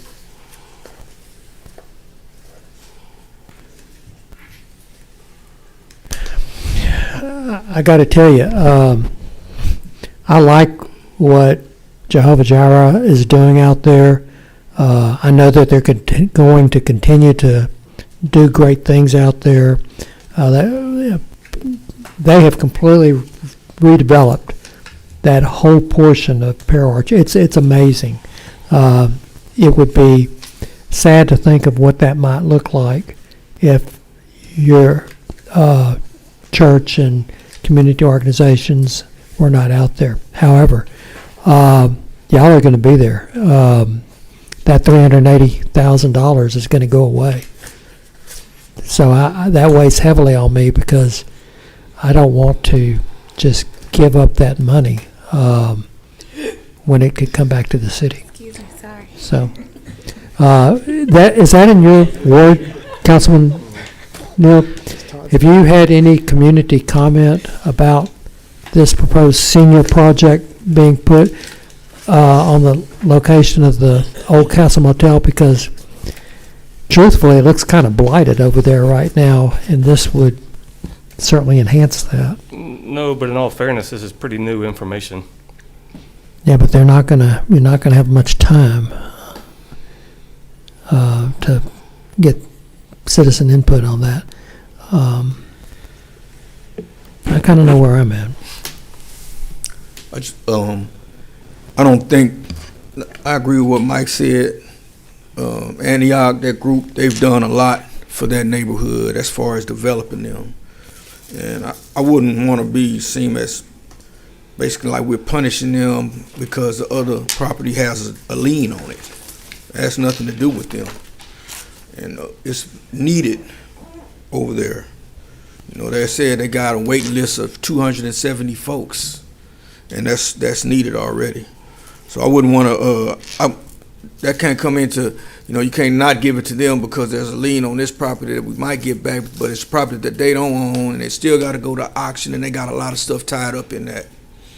These folks here, if they get the approval or get exclusivity, if I said that right, they're ready to go to work. And they have a good history of improving that community. So you know where I'm at. Just to clarify, the property that Trinity is trying to purchase doesn't have to go to auction. They do have the option to buy it outright.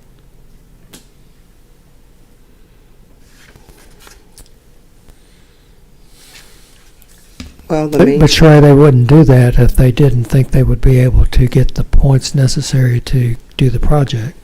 Well, I can't answer that.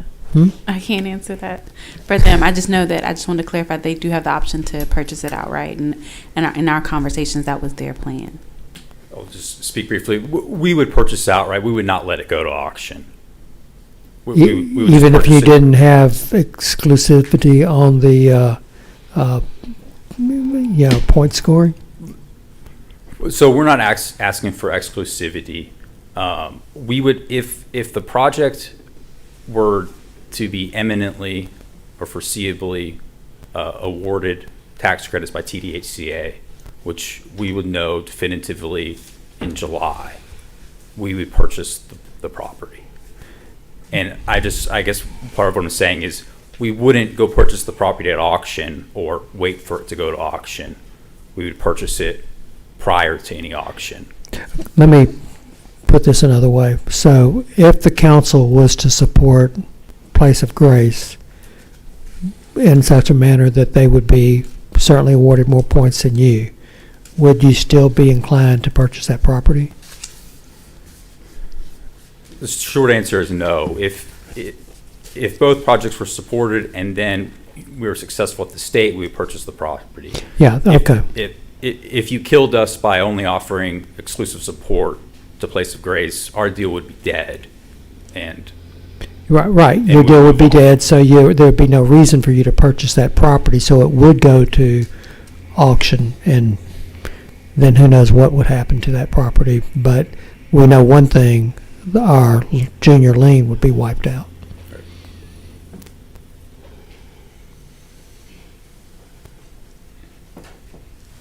Councilmember Turner. So to be clear, if it was optional support both, and you didn't make it at state, would you then not purchase the property? I'm sorry, will you say that again? If it was an option to support both, and you didn't make it at the state level, would you still purchase the property, or would you back off if we did both? In that scenario, we would back off because there still wouldn't be, through no fault of your own, abiding grace would be built, and our proposed property would not. Sorry. In that scenario, where both projects are supported, and then it ends up abiding grace is awarded by the state, we still not have a project, so we would not purchase it. But in a similar scenario, where both projects are given support by the city, and then we are the ones chosen by the state, then we would purchase Okay. and proceed. Okay, thank you.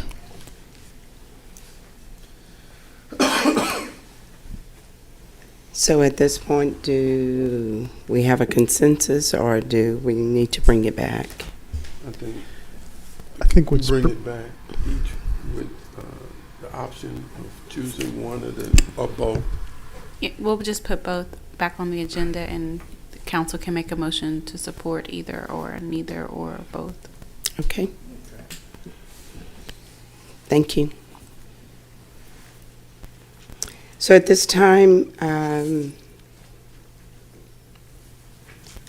it's time for citizen comments, and if you wish to speak, please fill out the green slip to the back of the room, bring it to the clerk to the front of the room. She will call your name when it's time for you to get up and speak. The green light will come on at the beginning of your 3 minutes, and the red light will be your indication that your time is up. Thank you. William Nance, 7525 Shadow Creek, Beaumont, Texas. I did not come here today planning to speak, but I can't help but get up here and thank you all for hearing us out by phone, by information we've sent you about fluoridation, for having a wonderful presentation in which I think we all learned a lot about fluoride, me included. But I want to tell you more than that, how much I appreciate what you've done for the children and the adolescents of this community, and particularly the ones that are most vulnerable. You've given them I hope, a lifetime of better dental health, and that's priceless. So thank you all. Dr. Nance, thank you. Charlie Crabb, 928 East Drive, Beaumont, Texas.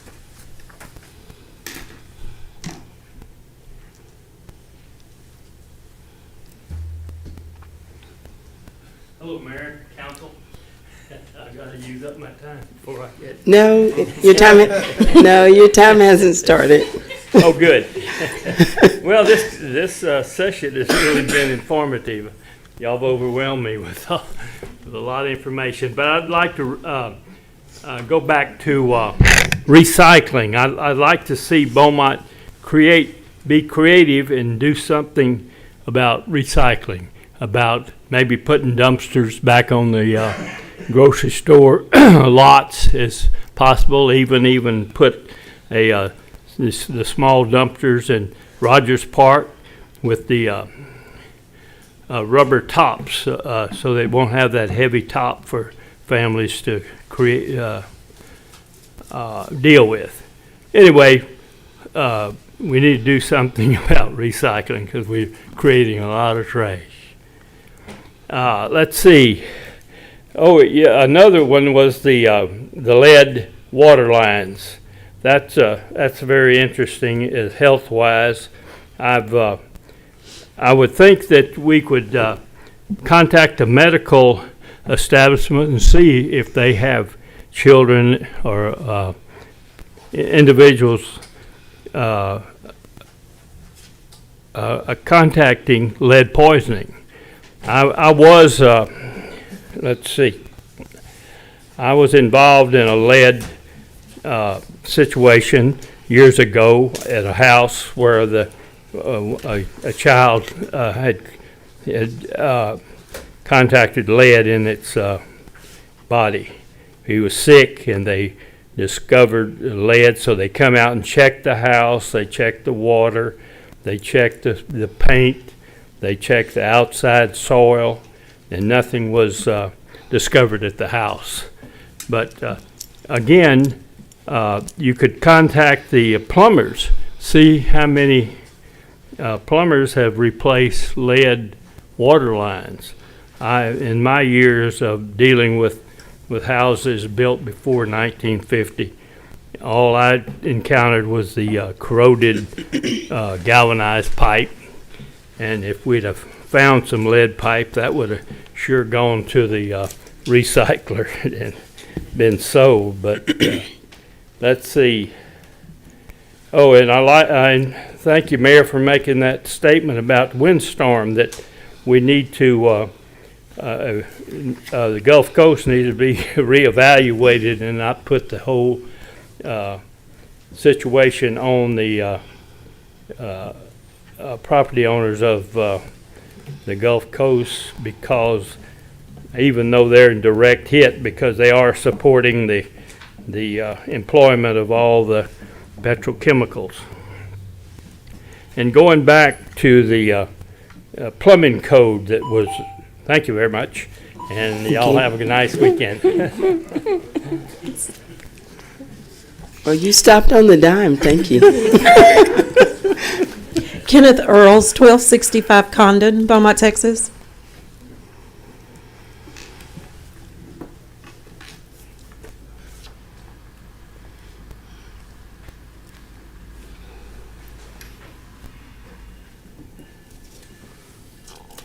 There's two parts. One is dealing with the lead pipes.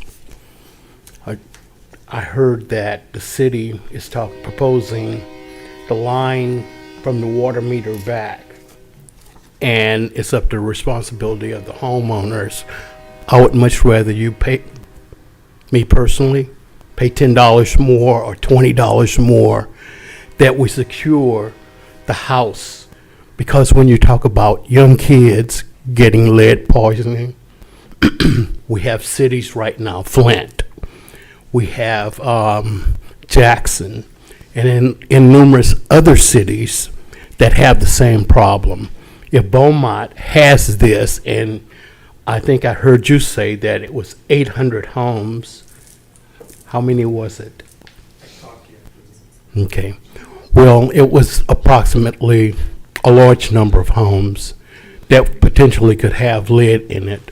I would much rather that be covered by all the individuals in the city of Beaumont to make sure that no children in this city would come up with lead poisoning, especially when you consider the consequences of how long it would take to get them healthy in the future. And that's something that we can't really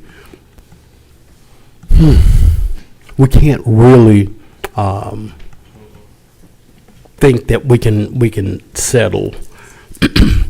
The next point, there was approximately 4 weeks ago, there were a tornado that came through Nome, crossed over into Louisiana.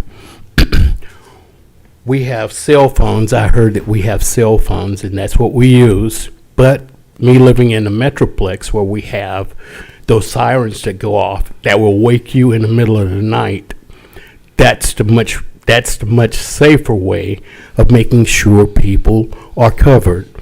A mile wide tornado coming through the heart of Beaumont, West Beaumont. Those individuals would raise holy hell in this council if anyone got killed by this thing.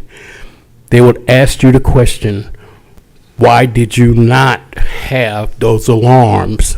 Because you've been told.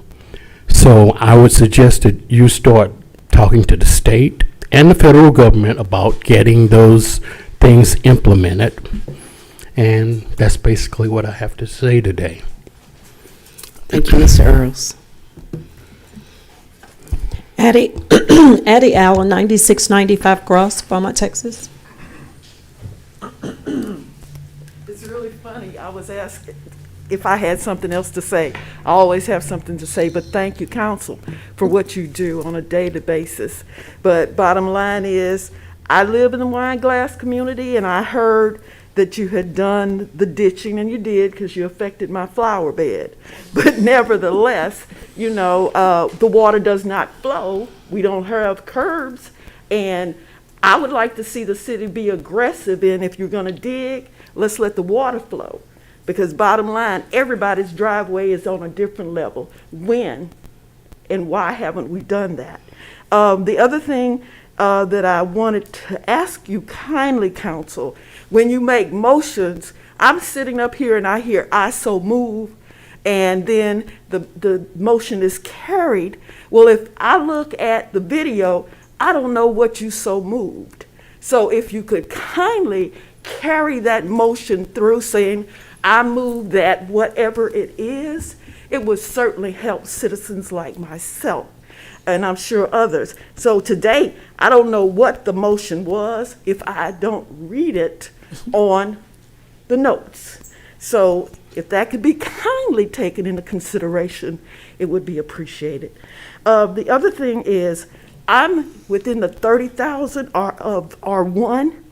I want fluoride, you know, so I come, and if other people wanted fluoride, then I think that they should come up and say it. And some people are hesitant. They're not like me, you know, that'll get up every time I get a chance. But bottom line is, we want to have parity across the city. So I heard the gentleman talking about the alarms. I submitted to you, and it should be in the evacuation plan. And that's been not taken care of. So when I stand up here to talk to you, I've done my homework. And the evacuation plan, I agree with some of the statements that, you know, we got Beaumont out, but you can't get Beaumont out if they don't know to get out. So that alarm is critical.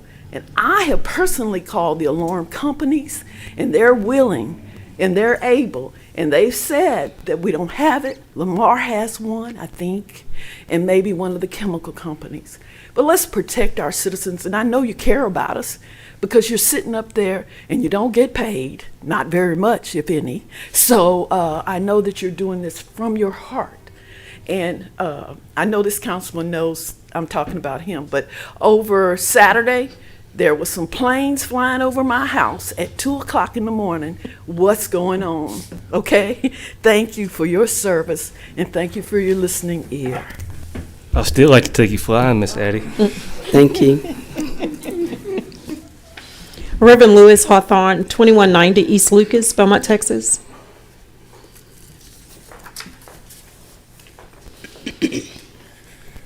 Mayor, council, staff, thank y'all for hearing me out today.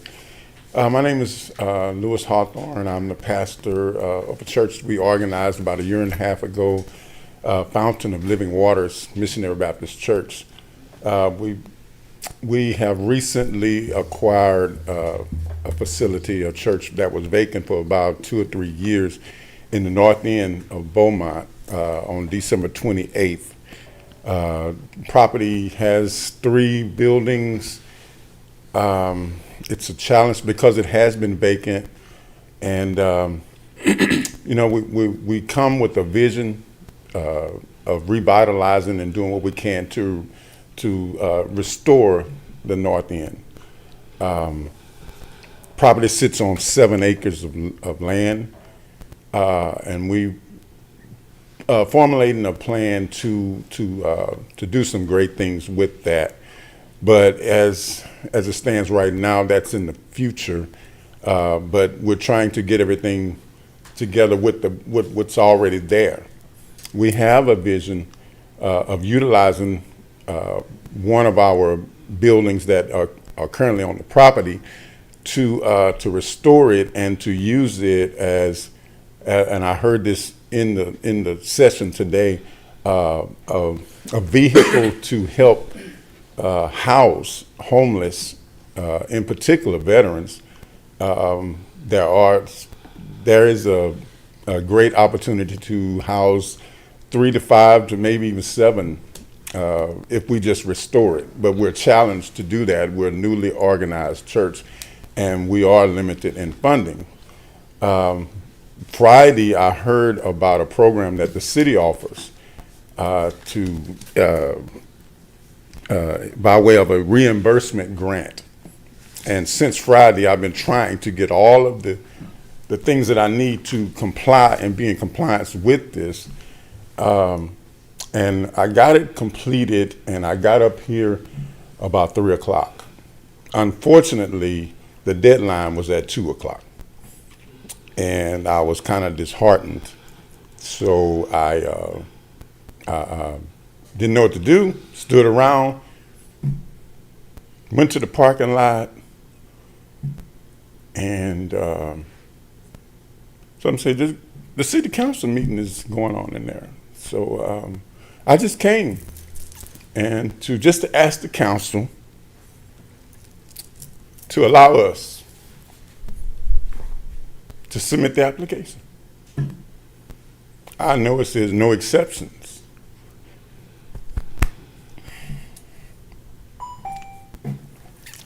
Thank That's you. my request. If you'll wait for us after council adjourn, someone to speak with you. Thank you. That's all I have, Mayor. Thank you. At this time, I will ask for council member comment, and since Mr. Mayor Pro Tem Duria has been in Jamaica and is relaxed, we're going to let him start us off, sir. Thank you, Mayor. I just want to say congratulations to all those couples, 50 years, 60 years, 70 years. That is awesome. Those are awesome accomplishments. I just know if my wife is watching this and she like, I've been with him for 31 years. I don't know how they did it for that long. But that is an awesome accomplishment, and congratulations, setting a very good example for our community. Also, I want to congratulate our manager. He was inducted into the Hall of Honor for Lufkin Dunbar High School. So I just want to congratulate him for that.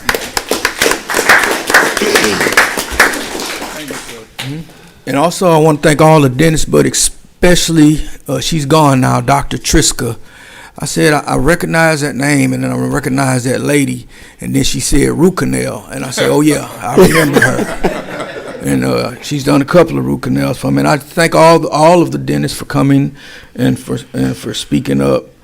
And also the Millette family, I remember her from Hebrew High School. They did a lot for Ward 4. They put those schools, Blanchette Elementary School, the property where Odom High School is, or property where BU is currently. You know, that's for African Americans to be able to go to school over there. So I know Miss Millette. I want to thank her and her family for everything that she's done. And I think that's it. Oh, and one other thing, I heard this over and over the last week. I just want to tell y'all, one love, man. Councilmember Getz. Thank you, Mayor. I echo congratulations, Mr. Williams, to being honored. Today we had a great conversation on fluoride. The folks in Ward 2 that want the city to discontinue putting fluoride into the water had their voice heard today up here. They weren't here. They should have been here if they wanted to speak to the issue. But I have to extend my appreciation to council for allowing the conversation to occur. That's what we're about. You're not ever going to agree on everything, but it's important to have the conversation, and everybody should have a voice. We're all elected to represent constituents, and even if it's a small number of the constituents, they deserve to be heard too. And I'm glad that that opportunity was given today. Thank you. Thank you, Councilmember Getz. Councilmember Turner. Yes, Mayor, thank you. I want to give Alexis Morris a shout out. She's from Beaumont, Texas. LSU was the number 2 team nationally ranked, and she performed at a high level against the number 1 team, which was South Carolina, recently in the game. So I just want to give a shout out to Alexis Morris publicly. Mardi Gras is coming up. I just want to remind everybody to drive safely and be careful. We want you to enjoy yourself, but we really want y'all to drive safely this weekend and be careful. Another thing, Girls Haven, I hosted a gumbo cook-off. I judged the gumbo cook-off for Girls Haven this weekend, and I would say it was pretty delicious. They did a good job, and Pastor Kennedy Andrews, prior to that gumbo cook-off, we had a community cleanup that Chris and Kennedy arranged over there at the Highland area, and we cleaned up that whole street of Highland. So I want to shout out Pastor Kennedy Andrews and thank him for leading by example. I hope more people follow suit. Chris told me earlier it is an Adopt a Street program. It's still active. Maybe we can figure out some kind of way to start a Clean City campaign. And lastly, the senior citizen discount. It has been advertising well. I want to give Lauren and her team kudos because I've seen it on the news recently, and I have had a lot of seniors who have called me in reference to that discount. So I want to thank the city for doing that for our seniors. Thank you. Thank you, Councilmember Turner. Councilmember Samuel. Well, I want to thank all the dentists for being here to give us the information that gave us an intelligent, a way to make an intelligent decision. And I do agree, even though we're not always on the same page, it's good to at least have the opportunity to represent our constituents. And Mike, you always do that. And I guess lastly, I guess that's it because I forgot what's lastly. Oh, no, I got it. You having a moment? Lastly, I want to say congratulations to our city manager for your honor. Thank you. That's it? That's it. Councilmember Neal. Thank you, Mayor. I'd just like to say congratulations to one of our local schools, Veritas Classical Academy. Won the mock trial competition here and is heading to state, I think, weekend after next. So another good accolade for the local kids. Great. Thank you. City Manager. Thank you, Mayor. Just a few things. We're getting a comment about the warning system, emergency system. I'm getting staff to come forward and have a report on our notification process and what we're doing here at the city, but also we're looking at getting some cost estimates just to be able to talk about what it would cost for siren system. So we'll be having that information coming forward. Ms. Addie might have submitted it already, I'm not sure, but we'll find out. I sent you an email as we were sitting here that came from Ray Garfield and Jeff Benford, so they have a draft for you to look at on the initial part of the study, so you'll be able to look at that and analyze it. My goal is to have them here next meeting if we can, but if I understand somebody might not be here, if we need to move it, y'all let me know. But they're ready. They have a draft, a report that's ready for you on that first step. So I look forward to reading it. I'd just like to commend this council for the hard work you do, the work you're doing and working together to get things done for the city of Beaumont. Before I got here, I heard a lot of things about the council and working together, but none of it's been true. You've set an example for many councils, for many cities, and I commend you for the hard work that you do and dedication. And likewise with staff. Staff has really sacrificed and put forward a great effort in getting things done. Sometimes it can be a really tough task, but I just want staff to know too that I really appreciate what you do. And other than that, I just want to wish the entire city a happy Valentine's Day. Thank you, Mr. Williams. City Attorney Reed.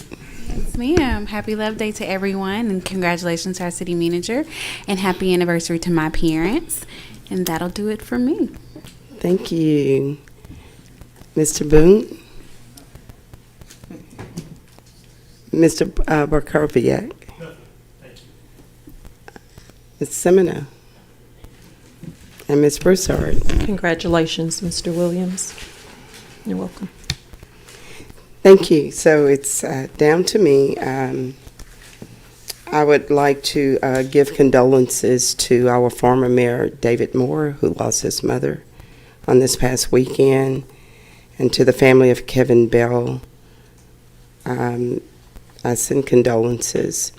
Also, I was so excited on last Tuesday because we had a legend in the house, Ms. Barbara Lynn. The district attorney, Keith Giblin, was here, and I saw him standing up clapping, and he was excited. I was excited, and I really felt to acknowledge him being here. And so I just want to say that I was grateful that our district attorney came in support of Mrs. Barbara Lynn on last week for her proclamation for Black History Month. And to the recipients on today for being married over 50, 60, 70 years. When they say love is patient and love is kind and blind, it takes all of that to be married for all of those years. But it was a wonderful celebration. I was glad to be a part of it. But I want to thank one man and couple in particular, because this all came about behind a conversation of asking how long they had been married, and that is Mr. Eddie Syndergaard and his wife. And at the last minute, they were unable to attend because of a business commitment that he had to leave on yesterday and could not be here. But all of it came about with council meeting being on Valentine's Day. I could not pass up the opportunity to celebrate the citizens in which have made those commitments. And there were many, many more. We had about 35 couples to sign up. Everyone was not able to physically get here, but they will receive their signed recognition, and it will be mailed to their homes. And so, again, congratulations to all of them. And to Mrs. Blanchett Millette, again, she was a dynamic teacher, and because of what her great-grandparents did, it's just a testament to not only the community, but the city as a whole, because so many great successful people have come from what was just a donation. So when you think of acts in which you do and giving from your heart, it can create a lifelong legacy. And so for that, we have so many great success stories that have come out of the Pear Orchard, and from that, from two ex-slaves to own land and to donate it for the education of so many. Our community is grateful for that. And to the 100 black men and women, they are two great group of men and women that dedicate a tremendous amount of time to the city, this community, and for so many great works that they do in our city. I want to thank them for accepting the Black History Proclamation. Also to the staff, thank you for being proactive in working ahead on the water line count, because of you moving forward and being proactive in the work. Most of the work that we will need for this grant that Mr. Williams and Mr. Jones presented today, the work will be available and ready so that we can submit that grant, so that we could find out where all of the lead pipes, and hopefully we don't have many. I would hope that we wouldn't, but if we do, there's funding available, no cost to us. And thank you so very much for giving us that information and presenting it on today. Miles, thank you for the work that you and your staff did also on recycling. And just as a reminder, March 4th will be the next recycle date for Lamar University. And on April 1st will be the next one. I'm sure if you go online to Lamar University, you can find the information of what they will be accepting on those dates. And Girls Haven, always part of the community, did have a great successful gumbo cook-off.